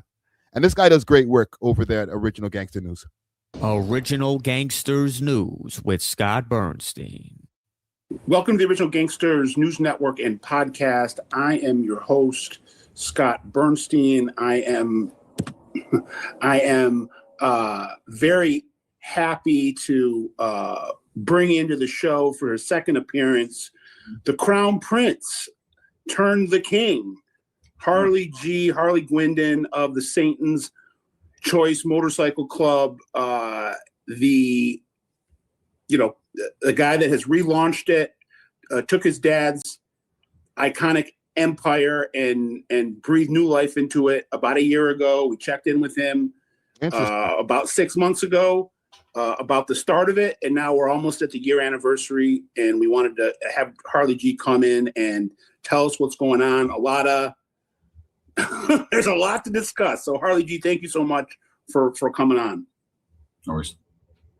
So kind of, I know if we just want to kind of address the elephant in the room right off the bat, you can talk about as much as or as little as you want, but a close friend of yours, R.I.P. Squalls, was killed last month in Woodbridge on his mother's porch. The first murder of a Satan's Choice motorcycle clubber since you guys relaunched in the summer of 25. They just made an arrest. See, this is educating me right now because I didn't realize that this was a relaunch. I thought they were here the whole time, but them relaunching in 2025 is actually news to me. I haven't really been looking into it until now, so learn something new. In the last couple of days, whatever you can or cannot say about it. I know there was a big turnout for the funeral. You guys laid him to rest with a lot of honor and respect. So whatever you want to say, just say it, I guess. Yeah, that was not a biker thing, and people are always going to think that I'm lying to stop the chitter chatter. I've never known a Hell's Angel that was on a submarine heist project, et cetera, et cetera. Okay, so let's just leave that there. Yeah, that was my bro. We're in the Angels together for a long time, and he left to be with a girl, and I left for my reasons, and we bucked up, and we're Oshawa. So, well, again, R.I.P. to Squalls, and I hope that you saw this, and if you didn't, I'll let you know. I mean, when I did a podcast about it, right when it happened, I was quick to say, like, listen, there's what it looks like, and then there are, very, there were other things at play. I knew that there had been some type of situation in his parents' neighborhood or his mom's neighborhood. He's choosing his words very wisely. That he was actually going to court for in the days leading, in the days after he was shot to death. And I said that very well could have been the reason for it. And I don't know if it is or if it isn't, but you're saying it's not, a biker world related. So I guess I'll leave it at that. But we were here at the OG. We wanted everyone to know just wait for everything to play out before we start making assumptions. Yeah, I'm not one to even speak on someone else's case, so I gotta watch how I talk about that. But from what I'm told, he wasn't even the target. So okay, so listen, I know I cover a lot of Toronto rap, but when we get into stuff like this, like a lot of words can't be said. There's a lot of cases that are open. Like it gets very, very sticky. So these interviews are, even just to have them happen, are far and few in between. You know, there was, you know, just to give people that might be tuning in this, because we're an American, you know, a U.S. based pod, for people that might not know exactly what this scenario is. Harley Gwindon, Satan's Choice Motorcycle Club, you know, we said before, relaunched in the summer of 25, but had been at one point in Canada, it was the preeminent 1% club that was led by your father, Bernie the Frog, just a legend's legend, the first ever true Canadian biker boss. You know, he was the blueprint.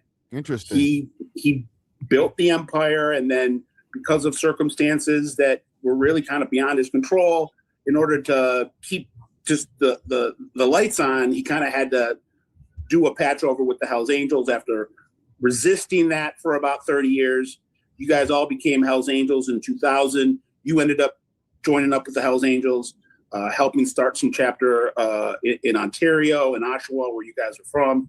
So, and listen, just even to give a little bit of context, if I could, I know there was a point in time when the Hells Angels took over a lot of different gangs from Ontario all the way to BC. You know what I'm saying? United Nations, or not took over, but like started joining with, okay, working in tandem with, okay, because I don't want to offend any gangs out there, but it became a thing where like they started doing their expansion at some point in time. I don't remember exactly, probably it was late 90s, early 2000s. I don't know. I'm just speculating, okay? But they started doing their expansion, hence the story that we're hearing right here. And now what we're covering now is a reverse expansion with the expansion of the Satan's Choice.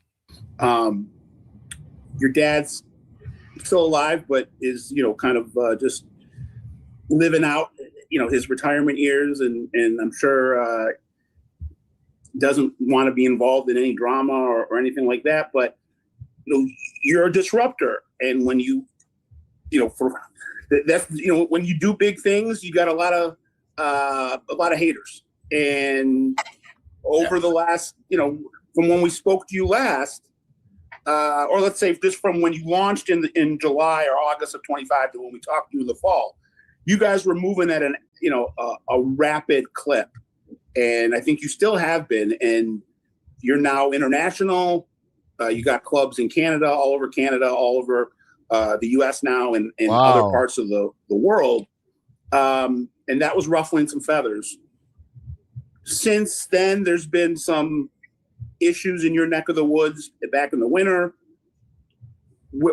How do you kind of sum up the last 11 months? I mean, I'm sure it's been a whirlwind. And just sorry to interrupt this, just to, you know, give some more context. This is what I'm here for. As far as his neck of the woods, they're talking about Oshawa, if I'm not mistaken.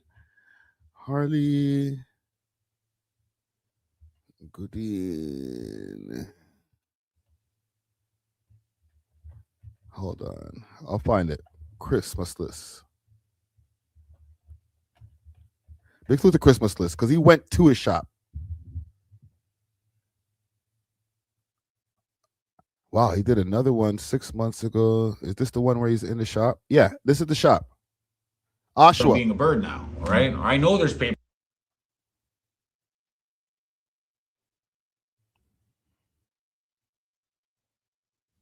He helped set up the interview for me for today. So I'm going to get dressed.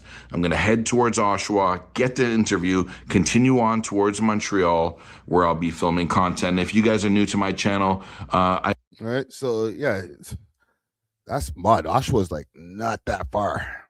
With one word, successful. Yeah.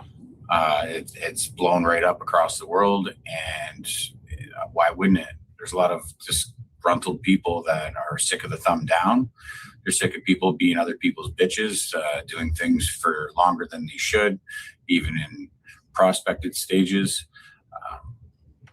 My breakdown on how I run things with the 6 different clubs, from Foot Horde to Car Club to RC to Women's Club to our MC to the Satan's Choice MC, those make it a family. So why wouldn't people want to be part of a family rather than some dictatorships? Right? I'm not calling every club a dictatorship. So I'm just saying there's a lot of disgruntled X1 percenters that got wrong, or had some wrongdoing done to them to make them want to partake in the Satan's Choice, because it's kind of what it's built on. I don't know nothing about that. Okay, I'm just listening to what he's saying. I have no opinion. Well, we talked about it in our initial coverage of this, about how innovative you're being, and your dad was innovative in the way he did things. Can you just talk about the diverse palette that is Satan's Choice Motorcycle Club now? You just mentioned the 6 different kind of pieces of this. Yeah, if you're solid, there's a place for you. Doesn't matter if you drive a Jap bike, you go to the throttle. If you're a syndicate and you're not a choice, then that's a stepping stone to come to the choice. Car clubs, foot clubs, girl clubs. If you're solid, there's a place for you. That's how it's built, right? So it's just to build a family. It's not to build a gang. It's not to do anything illegal. It's not a network used for criminal activity. That's what I was waiting for. Like, because he's just like, I feel like he's talking about, yeah, if you're solid, just come join us. Like, but motorcycle club, not gang. It's not to build a gang. It's not to do anything illegal. It's not a network used for criminal activity. It's motorcycle club. When we show up, we just show up and full parking lot, because we have all different walks of life, right? So we don't have a little network. When we're showing up like 150 deep just out of Oshawa. Boom. Damn. It's a movement. I mean, it's not just the relaunch of a old brand. This is a true a sea shift, the tectonic plates, shifting in real time. It's more of a movement, I would say, than just starting back up a club. That's really how I look at it. It is a movement. I've never seen anything come close to what we've done. Definitely not in terms of the pacing of this. I mean, it went from 0 to 100, and then from 100 to 1,000 real quick.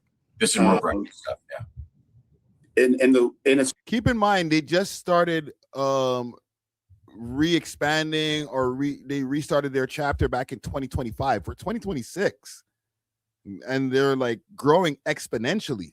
It's just very buzzy. I mean, even around where I'm from, right across the border in Detroit, people were immediately starting to talk about this. Really, all over the Midwest, when the word started to spread. Obviously, people in Canada are talking about it. You're getting coverage from the mainstream media there. It's yes, we just, and listen, reaction videos, so using it in a transformative way. So anybody who watches later, yo, why you keep on stopping the video? I'm supposed to just run the man's video. Okay, where was it? We literally just watched it yesterday. I'm not gonna play the whole thing, but they were talking about this on mainstream news. Should be not too far. I watch a lot of stuff. City launches safety plan. It was right around here. Outreach. Where is it? Biker. Right here. Outlaw biker gangs in era of rapid recruitment in Ontario. Rapid recruitment in Ontario. We're in a suburban neighborhood near. In the last 10 months in rapid growth, but because it's so fluid, it's hard to monitor. We love What I hip-hop. can say is the Saints Choice do have a presence as of this month in Windsor, Essex County. Police say Hells Angels are the most prominent biker gang in the area, but there's room for several players. Southwestern Ontario. All right. So from 2025 to now, rapid expansion.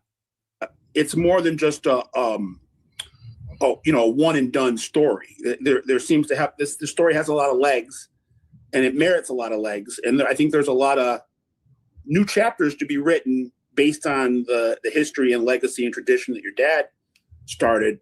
Can you kind of talk about how you deal with the good and the bad of it? It's like the good is that a lot of people want to join up. The bad is that you're going to have, potential forces out there looking to undermine you. Backlash. Yeah, whenever there's a bright light shining, something wants to distinguish it. But that's not the case where I'm. The cops are doing the same thing, though, right? And they always have. So if we're all on the same side of things and we're able to just avoid all the bills, then that would be great. Basically, I talk to the media like yourself, which I wasn't allowed to do before, but I do now, not for the starlight. It's really because I'm trying to get the word out there and get the truth out there. So we are shaded with the bullshit that comes our way.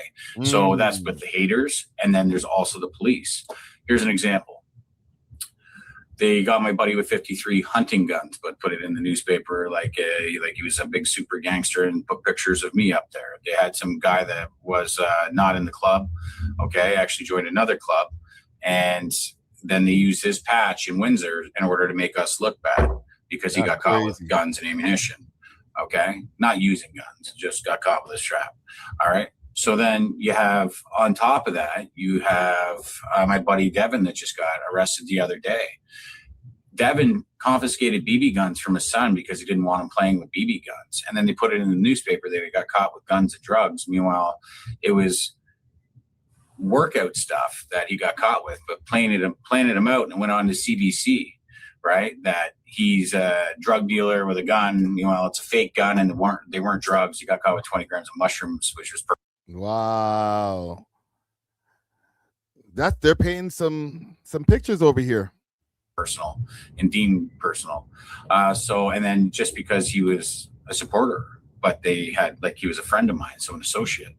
So when you have all these things going on, they're doing the news and the media outlets are exploiting me in order to sell newspapers and to make money because it's a story, right? But they're fear mongering the public. So these are reasons why I'm getting on here. Okay. So the same thing that's happened to all the clubs, the main clubs that have been slammed and couldn't defend themselves. I don't want to be deemed an OC.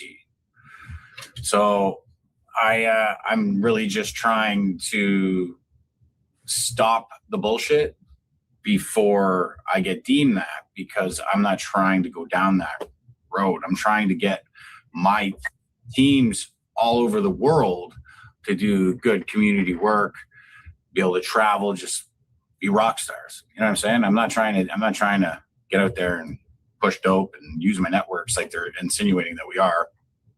So I'm trying to cut down the media bullshit so that it doesn't get out of hand. And as you can see, all over actual full real national TV, national newspapers, 99% of it so far has been complete bullshit. Well, we go right to the source, and we also will always acknowledge when we got something wrong. And I know I was one of the early people that kind of over sensationalized what was going on back in the winter, and I pulled it back. And I kind of learned. You're always learning as a. He probably got a freaking DM or a phone call like, "Yo, motherfucker, you got this wrong. Fix that." News reporter, or in this day and age where you want to be first, but you got to be accurate. So I can acknowledge that there were some things that might have looked like some things that weren't some things, and we might have got a little ahead of ourselves. We wanted to go right to you. You were having your own. I wasn't. Having your own issues. There was these shootings and fire bombings that were going on that really had nothing to do with the Hells Angels, but a lot of people were jumping to conclusions. And like you said,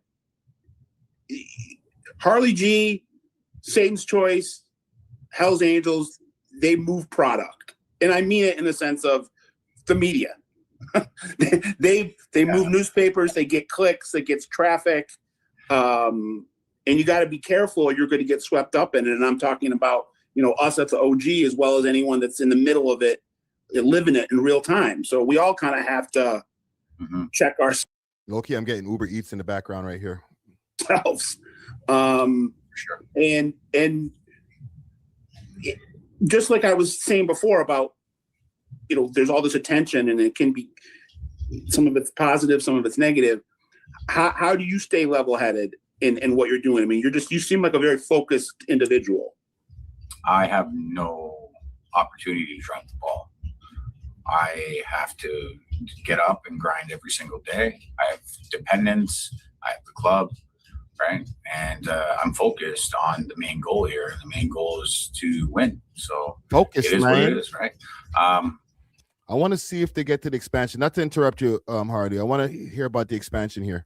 That's what was actually happening, and that's why sometimes the media can get carried away with. It was a story that was filled with emotion, more than just the fact that there was two murders. But you could just tell by reading the comments online and getting the vibe on social media that Squalls was very beloved, and had there was a lot of people beyond the biker world that felt the impact of this, and it really went straight to their heart, and how much it hurt losing Squalls. I mean, and I didn't know him, but I've talked to a lot of people that did over the last couple of weeks, and it seemed like he had just endless friends and people that cared about him. He had a very decent funeral. One would wish to have something as big as his. As many people that cared about him. There was a lot of hurt in that funeral. I've seen a lot of funerals. That one was difficult even for me to watch. He wasn't a guy that was on the streets doing things that he shouldn't have done. He worked for Mercedes, I believe, and he's a normal Joe. So he was not a marker. Okay, there's nothing that anybody in a group would get out of doing. What's that term? A marker? Something like that to Pat, because Pat wasn't a guy that you would do something to that like that to. I'm the person that you'd get for something like that, right? And rightfully so. But him, no, that would be like a waste. So that doesn't make any sense. And then you tie in all the submarines and all the other stuff that were involved with his alleged killers that were tracked down. It doesn't add up. Wow. Let me just skip forward to the end over here, because if you guys want to go check out this interview, Satan's Choice motorcycle boss Harley G talks mission of his club, being anti-crime, and rapid growth and more. What talking kind of more macro than micro, what do you see in this kind of new age or new generation of people that are, let's say, adults that are getting into the biker club world in their mid to late 20s, 30s, early 40s? What's the biggest change, do you think, from the analog era, the pre-digital era? And for the people who might have a little bit more knowledge in the chat, and for the people in the comments later on, let me know what's the average age of somebody who gets recruited into a biker gang. It doesn't sound like it's something where like they get a bunch of YNs, like a bunch of really, really young people, and they probably do too. But it just sounds like people that are getting a little bit older and know what they want to do, who want to join into the motorcycle club, not biker gang, motorcycle clubs. Let me know. But back in the day, they used to ride. Now they don't ride, and now we're riding. So we're everywhere. We're an actual real motorcycle club that rides everywhere, right? Like we go on groups like last week, no reason we did like 80 bikes for 3 hours there, 3 hours back, just for shits and giggles, right? Wow. So we ride. They do the same thing in Alberta and other provinces as well. So we're a bunch of guys that like to ride. It's not about the bullshit. We don't care about the bullshit. I know a lot of people see me fire back as a respondent to bullshit, but the old way is like you're quiet, like, like mobster. The new way is like, we've been told that we're not allowed to we have to blur out our patches. We have to do this. We have to do that. We're not doing that. Okay. We're doing what we want to do. And when you guys are blacklisted and not allowed to wear your patches like they are in other provinces right now, right? Really? The choice is still not going to be an OC is what we're aiming for, right? So, everyone has to get pushed underground. So you got provinces where they're not even allowed to wear their patches. That's wild. And then they're not. They probably have them super under police surveillance and stuff. Oh, you see a patch? Pull that over right away. Not even allowed to talk on the internet. Then there's the Saint Choice who aren't doing anything illegal. There's not going to be anything to back it up. Like what you guys would call a RICO, we call a conspiracy. It's not going to be that shit. They got BB guns and hunting rifles in somebody else's name. And you know what I mean? A guy's patch that wasn't even in the club that I proved on the internet when I posted it. Right. And then all the shit that they say, it's all bullshit. So they should be held accountable for that. And there should be a lawsuit, but I'm just too busy to give a shit. But I'm going to let them throw a bunch more up there and then see you then. It's not like it's not like I won't back it up. So, well, I think I said this to you the last time we spoke, but if I didn't, I'll say it again, and I'll keep saying it, because what's happened in my humble opinion as somebody that reports and researches this stuff, what's happened in the last 20 years or 15 years is, the Sons of Anarchy effect, as I call it. The Sons of Anarchy effect. Let's go. And becoming a member of, I'm just going to use the Hells Angels as an example, joining 81 isn't really about riding bikes. It's a status symbol. And in fact, a lot of people that are gravitating to not just 81, but other, big name clubs, they're not gearheads. They're not people that really care about riding. They want to join something that they consider cool. Yeah. I'll say the quiet part out loud. They want to be part of a gang. Okay. I know he can't say this in front of Hardy right now because it's just kind of hot.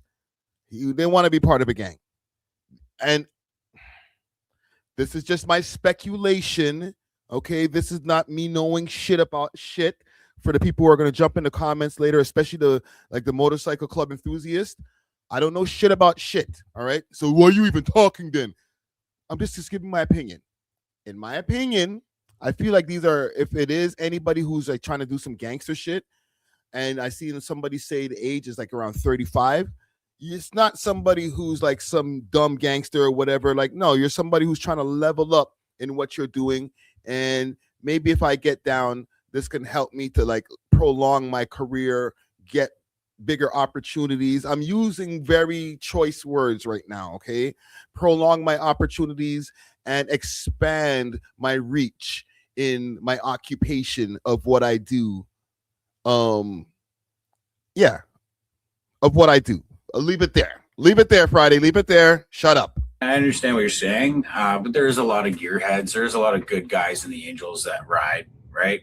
I'm just saying as a group, they don't get together like that. I was one for a long time, and like I like to ride. I do ride. I've been from one side of the country, which is like your LA to your New York, several times, like 15, 16 times, something like that.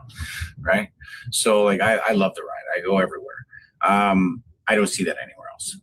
Not around here. Alberta, I think maybe some BC brothers, they do too, because they can ride all year long in BC, but nothing like that out here. And everyone around here just loves to ride. So these guys just went for 20, 25 bike ride just now. You heard them leave. They're just going for a ride. They don't just ride to a Tim Hortons and park in a Tim Hortons and use that as their clubhouse. Like it's pathetic. It's pathetic. This isn't about like going out and doing crime. Like you just got off work, you want to ride your bike, right? It's blow off steam. Close and go. That's it. So I just want to be clear if there's anybody that might have misinterpreted. I'm not saying that people in 81 or people in Hell's Angels don't want to ride. I'm more using clean it up, brother, clean it up. Yeah, so I just want to be clear if there's anybody that might have misinterpreted. I'm not saying that people in 81 or people in Hell's Angels don't want to ride. I'm more using Hell's Angels as kind of the essential status symbol, and that people, after watching Sons of Anarchy or being exposed to what they considered something that they could gain clout from, they gravitate towards that more than what it kind of was fundamentally built for and about. What, if any, opinion do you have or knowledge do you have? I've been reporting about some stuff that's been going on in Winnipeg. If you want to talk about it, great. If not, that's fine too. But I really don't care. One's a Skinner Deli. He's a piece of shit. And salute to Harley. He's like, I don't give a fuck. I'm gonna talk about it. Let's go. Talk about it. He's a big mouth, and I've called him out. And the other one was a guy that I used to like that I found out that was a rat. I've even been to his house, and the paperwork's out of it. But they can talk their ways out of anything because they've been in the club for 20 plus years, and can get away with being hideouts in the joint and all the other shit that goes along with it. But I wasn't a hideout, guys, and I know all about you guys. So it is what it is, and you say what you want, but I know what time it is. So well, there were a lot of guys that left, like OGs that started 81, and they're now they're Los Bravos now. The real ones, yeah. And those are the ones that we have the olive branch with, and they were tired of their shit. Okay, they got done dirty. All right. And they got done dirty by some birds. And the rest of Winnipeg that wants to follow these birds can follow them, but we don't care. Right? Everyone's glorified on the patch. Who cares, man? It's the person behind the patch. It's not the patch. So, damn. Yeah. Well, I appreciate all the time you've given me, Harley G, and our audience. I have another video. Yo, you guys want to check out a little bit of this video here? I'm going to play the rest of this, just a little bit more of this interview in a second. But let me pull this up on the screen. Okay. It's the hardcore history of outlaw biker gangs. It's like from a year ago. It's only 10 minutes long, but I just want to see the beginning because I want to know how these guys even set up in the first place to be, because it's like a touchy territory between, hey, we're setting up, we want a biker club, like Harley's saying, we ride, we go across Canada, mans get together, they ride, and people thinking, no, this is a criminal organization, and the purpose of you guys linking up is so that you guys can freaking take over Canada. It's a tough thing to say, to expand when the boy them are on your head top like that, you know what I'm saying? And I'm not saying whether they are or not doing any activity. I don't know. You know what I'm saying? I'm just saying it would be hard to expand something when the government and everybody deems them as a gang, and you guys are like, no, we're just riding, fam. They've been clamoring for you to come back and give the word. Before we wrap up, kind of give us a numbers update where you're at now in terms of your chapters, and it's now next month will be a whole year. We started August 5th. Okay, right? So about 2 months with me, right? But I don't have permission by the world. Sure, I'm the founder, or the refounder, but that'd be breaching protocol, so to speak, talking club business. The other stuff, it's like me chirping and being a respondent to some shit talk or like somebody lying on me, and then I just chirp them back, and people are like, "Oh, I can't believe you're taking this to the internet." Meanwhile, they took it to the internet. I'm the one defending myself against a bird that took it to the internet. You just don't like that I trumped you, and I won because I'm actually fighting properly. You're just a babbling idiot, right? But if I could give you the numbers and I was given permission, I would. But we're doing great. Would it be accurate to say that you're international? Beyond international, yeah. Right. I say beyond because we're further and farther than people think. We're not just in one continent over here and one continent over there. I believe we're in every continent. It is what's the secret I gotta go back a little bit. sauce? Well, I mean, one continent over. We're beyond international, yeah. Right. I say beyond because we're further and farther than people think. We're not just in one continent over here, one continent over there. I believe we're in every continent. It is what's the secret sauce? Well, I mean, I know we kind of talked about this earlier, but what's got people most excited and wanting to jump on board to this vision that you have of the new Satan's Choice? If you had to diagnose it, it's the truth, right?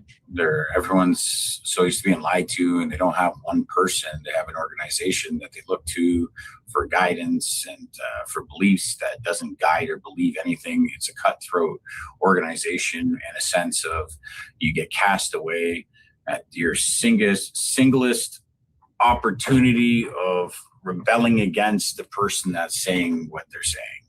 So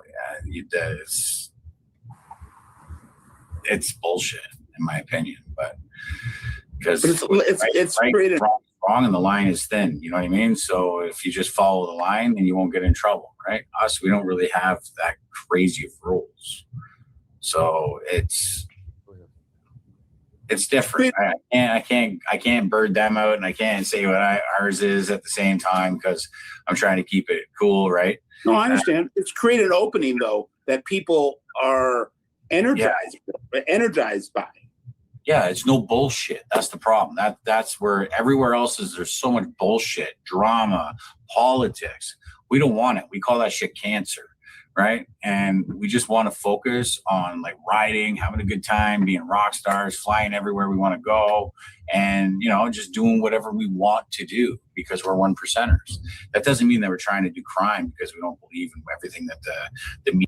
What does this 1%er stuff mean? I need to get more information. Sorry. Yo, say hi to Finnegan. It's a little puppy over here. It's my homie. What does 1%er mean in biker terms? Let's see what ChatGPT has to say.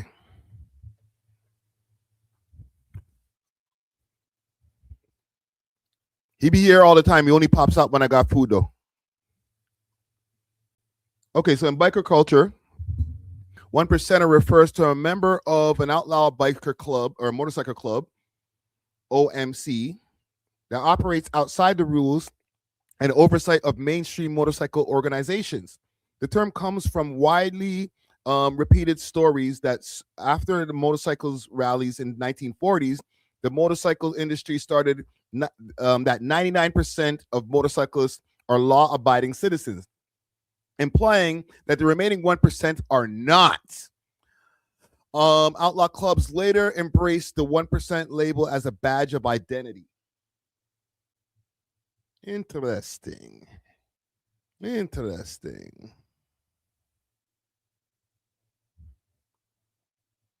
see. Let's continue here. Where are we? Media and the government gives us and feeds us and sticks down our throat like they did with COVID. No offense, I'm not trying to. No, I agree. No, but keep preaching, man. Preach. Yeah, because like that's over here too. Yeah. So just because we stand up for ourselves and call ourselves 1%ers doesn't mean that we're out there doing fucking stupid shit. Pardon my French. You might have to beep that, but no, man. Say whatever you want, man. We're we don't censor here.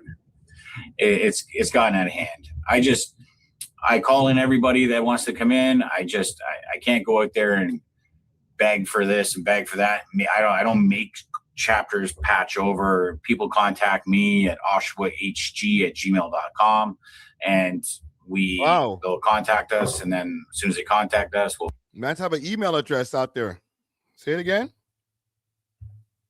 Chapters patch over. People contact me at OshawaHG@gmail.com, and OshawaHG@gmail.com. They'll contact us, and then as soon as they contact us, we'll find out their information, and we might send a rep because now we got reps on every continent, so to speak, or ones here that deal with the stuff before they go off.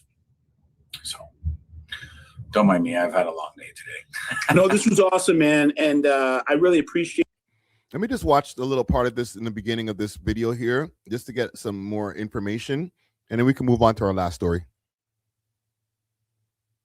Whole lot of horsepower. The motorcycle is with just 2 wheels and a whole lot of horsepower. The motorcycle is the vehicle of choice for those who live life on the edge.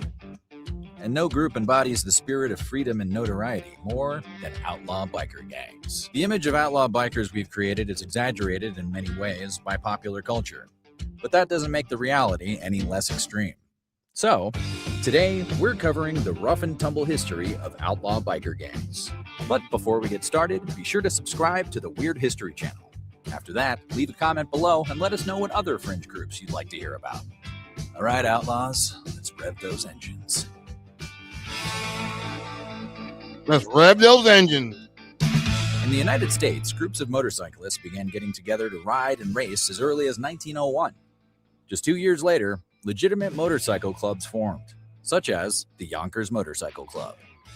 That same year, the Federation of American Motorcyclists was founded in Brooklyn to protect, serve, and support bikers in a new era of high-speed races, countrywide tours, and ever-expanding roads. Membership to the FAM stated that any rider of good character could join for $1 per year. Present at a formative meeting for the FAM was George M. Hendy, president of the company Indian Motorcycle. That's motor without the R, as a nod to early American vehicles. At his first meetings, Hendy purportedly brought more than 100. That's an old school motorcycle? Holy, that looks crazy. Individuals with him to join the Federation.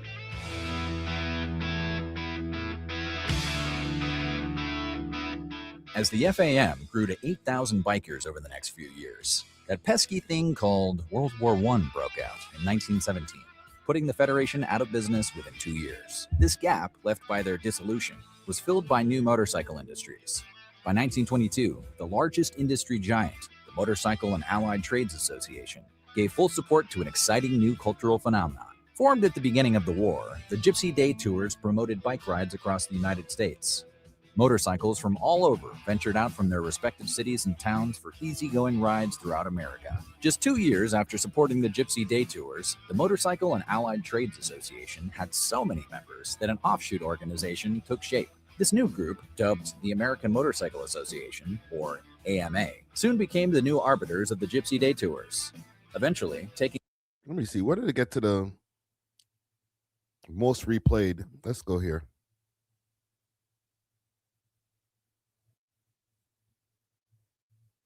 and other activities organized by the AMA. But not all riders were willing to follow orders, not after what they had been through overseas. And this is where things took a short. So post-World War II, let's go back just a little bit. My bad, gang. And with family obligations, a new way of life in stark contrast to the independence and excitement they had overseas. The experiences of war often left veterans feeling isolated and restless in their new surroundings, making a motorcycle an option to escape. Many motorcyclists in the United States during the late 1940s and early 1950s took part in the newly revived Gypsy Tours and other activities organized by the AMA. But not all riders were willing to follow orders, not after what they had been through overseas. The 1%. This is where things took a sharp turn.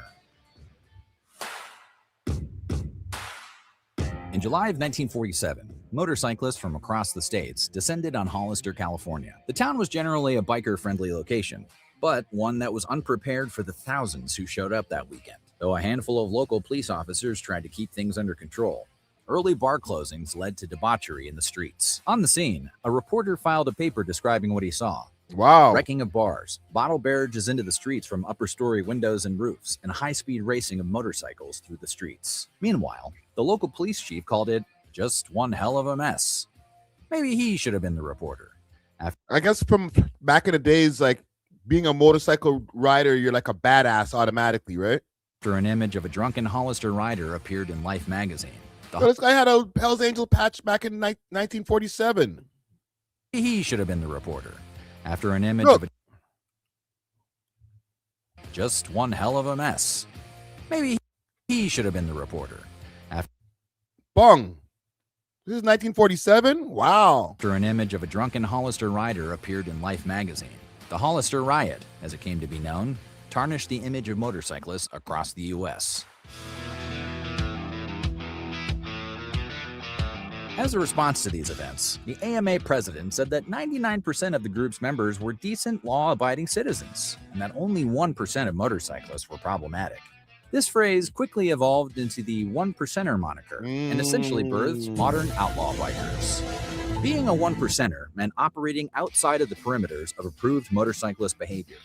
The Booze Fighters, an early outlaw motorcycle gang, were one of the first examples of the one-percenter lifestyle: drugs, violence, leather, and motorcycles. But these early one-percenter groups were just the tip of the iceberg. The Hells Angels were founded in March 1948, and although the history is murky, two versions have emerged. In one telling, the name of the group came from a motorcyclist who had flown with the Hells Angels squadron during World War II. Another version attributes the name to a 1930 World War I movie directed by Howard Hughes called Hells Angels. Either way, did you guys know any of this shit? Because I'm finding out this right now, in real time. War was clearly involved. According to future member of the Hells Angels, Ralph Sonny Barger, the mission of the club was to be a thorn in the AMA's ass. Alongside wearing their outsider status with pride, the Hells Angels also sealed Harley-Davidson's link with outlaw motorcycle clubs forever. To customize their Harleys, Barger explained, "First we would take the windshields off, then throw out the saddlebags and switch the big old ugly seat. We didn't need all of those lights either. We replaced the straight handlebars with a set of high bars and replaced the bigger gas tanks with smaller teardrop-shaped tanks. Next, we toss the front fender, or make an even thinner fender from the tire cover." So these guys even trick out their bikes so that you know that they're like, this is the Hells Angels bike. It's not just some Harley Davidson. Out of a 1936 Ford. Did you get all that? It's okay. You can always rewind. After adding the appropriate paint and designs, the Hells Angel would officially have what would come to be known as a chopper. These brutal bikes allow Hells Angels to ride American-made motorcycles their way. And living your best life is the sharpest thorn in the ass of them all. Okay. Well, there you have it. Biker gangs are expanding. They've already expanded, obviously, across Canada from time, G, but like now we're having a second expansion, you know, a resurgence of the Satan's Choice Motorcycle Club. I'm not going to say gang, motorcycle club. As we learned today, 1% of any of these motorcycle clubs are gang related or any doing criminal activity, and the rest of them or like living outside of the law. Let's say that. And the rest of them, 99% law-abiding citizens just riding bikes. You know what I'm saying? So we learned something today. I got one more story, and I'm not going to leave the story off the table, but outreach workers have been getting kicked out of Union Station, multiple stations in Toronto, but mainly Union Station, where you see a multitude of junkies or homeless people and addicts. I don't want to say junkies, homeless people and people who are addicts who are laying down in the hallways all over Union Station. For anybody who's ever been to Union Station, you know what I'm talking about. It gets kind of nasty over there. So apparently, they have outreach workers that are able to go over there, you know, maybe get some of these junkies some treatment, get them out of there. You know, if anybody's like having an overdose, they're able to save people.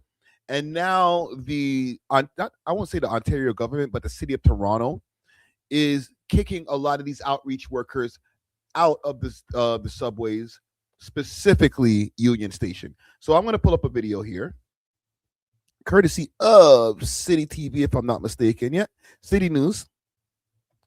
And let them explain it better than I can. Transit hub. It's also Union Station. It's Toronto's biggest transit hub. It's also a prime location for outreach workers to connect with unhoused people. They've been doing it for years, but now some claim the city is restricting their access. They just told us to leave. He remembered me, and he's like, no, you got to get out of here. You got to get out of here. You're not allowed to do this around Union Station. Sebastien Desormier is with grassroots group Toronto Underhoused and Homeless Union. He says several times over the last few weeks, members of the group were kicked out as they were handing out harm reduction supplies, including socks, water bottles, bowls, and naloxone kits. The group showing City News this picture of one of the encounters. He told us that he doesn't like broken glass around. And it's not right at all. I mean, So let's leave the junkies in there and kick out the outreach workers. Get out. Don't give them no water. Don't help them. Just let them sleep. right? These people are suffering, and you know, nobody's there to really care about them. Representatives from another group, Sanctuary Toronto, weren't available for an interview but confirmed a similar experience to City News. The overall spirit of message was the same. We don't want you here. We don't want you to administer these harm reduction supplies such as naloxone. When asked, Mayor Olivia Chow confirmed there are new rules in place, but says it's meant to improve outreach efforts. Last month, the city launched a pilot project at Union aimed at taking a more coordinated approach to addressing the issue, bringing together police, transit agencies, and community groups for a unified response with one case. Sorry, I was eating. Let me stop this for a second. What does that mean? So don't let any independent outreach workers go in there and do their thing. We have government-funded ones that we're going to send in instead. Why can't we have both? You know what I'm saying? The more the merrier. That don't make no sense to me. Worker. Because if all of these workers are providing a different approach to that person, the person A will get very confused. Okay? So is one person forming a good relationship with someone and then coordinating the approach? We're going to confuse the addicts. Oh, I get it, Olivia. We can't have too many outreach workers over there. They might get confused. They want to build a relationship with one. Maybe I'm dumb and they're like, oh, obviously Friday, that's the way you do it. I'm just saying, the more the merrier sounds better to me. You know what I'm saying? There might be times, if these guys are in there, you're telling me that they're in there interrupting the ones that the city sent? I idiot thing. I don't think so, bro. They're probably adding on. To that person, the person A will get very confused. With one caseworker. Because if all of these workers are providing a different approach to that person, the person A will get very confused. Okay? So is one person forming a good relationship with someone and then coordinating the approach? Chow says despite the timing, this pilot had nothing to do with Toronto hosting several FIFA World Cup matches next month and was actually in the works for at least a year. It's important to note that this is part of we have a broader outreach program through our shelter and support services. And the intent of that is where we are proactively going out, developing relationships, making connections, addressing immediate health and safety needs, and then making connections for shelter and other supports. And they tried to coordinate someone that was homeless to go to a shelter, and once he got to the shelter, he got refused at the shelter because there was overcapacity. Idiot. So I don't understand where the coordination is. The group also claims that vulnerable There is none, son. There is none. Individuals have been violently removed from the station by security. Mayor Chow says those specific claims would have to be investigated separately. Erica Natividad, City News, Toronto. Wow. That is disgusting. I don't know if I can trust anything that comes out of Olivia's mouth. Okay? A good relationship with. That sounds like the super cop-out right there. You got people that are in there providing people with water, providing people with care, obviously to add on to what you guys are doing. I don't think they're trying to undercut what the city's doing. You know what I'm saying? Trying to, take their customers away from them. Like, nah, bro, they're probably doing it for free. These are outreach workers. Like, they're getting nothing for this except for the goodness of their heart and the good feeling they feel back from helping people. You know what I'm saying? Like, this is an L. I'm sorry. Every time I feel like our city's doing some progressive things, I see something really like this, and I'm just like, come on, fam. I was giving this woman props the other day. didn't really think that Olivia Chow was doing that bad of a job. But when I see shit like this, I can see why people get cheesed at the job that they're doing over here. Okay, because this is literally the city's responsibility. I know some people are saying like Doug Ford in the comments and stuff like that. It would be more of like a Rob Ford issue, RIP. You know what I'm saying? Listen, man, salute to all the people out there who are struggling with addiction, the unhoused people or homeless people, whatever the correct term is. You know, you're living in a city that's not that easy to get by in. Okay, a lot of us are blessed to be able to have jobs, have our mental health about us, where we could even hold on to the jobs that we have, because some of these people who are unhoused or addicts on the street, they're not people that were, fuck boys or idiots. You guys fucked up your life. Nah, fam. They might have had mental health issues, had a great job, and their mental health issues weren't addressed. Next thing you know, they lose their job, or bills get too, stack up too much, even with the job that they do have. And next thing you know, you're at Union Station trying to stay warm. Okay, that could be any of us, like any of us in the chat. I'm not trying to say like you don't got to be a broke boy or whatever for that type of shit to happen. Just a series of events can happen where that could also be you. You know what I'm saying? Family member passed away, something happened, bam, bam, bam. Next thing you know, you're on road, right? So it would be nice for anybody who's put in this situation or who finds himself in a situation to be able to get as much assistance as possible. Okay, I appreciate that the city's going to try to do their thing. Cool, thank you. But again, and I'll keep on saying this over and over again, the more the merrier. We're living in a city that has, in the whole GTHA, like 6 million people. So there's a lot of ground to cover. You guys can go through the whole of the GTHA and make sure independent outreach workers are working in tandem with the government outreach workers or the city outreach workers, whatever city or town that you're in. It just seems like good business to me. You know what I'm saying? But what do I know? I'm just a dumb podcaster, right? I'm not the one running the city. So it is what it is. Anywho, I think I'm done for today. I got a nice 4.5 hour live in here. I didn't expect it to be this long, but pause. But we are here. Make sure to tap in tomorrow. I don't know exactly what time I'm going to be going live. I might be going live later on in the evening tomorrow. That will be day 12 of 30. We are just wrapped up day 11 of day 11 of 30 right now, and we're going into day 12 tomorrow. Big thanks to everybody who's been in the chat from earlier. For anybody who is watching this now or watching the replay, make sure to hit that like button. And if you're watching on your phone, hit that hype. The hypes are free. All right. I will see you all tomorrow on day 12. Until then, we are off of this. Doses.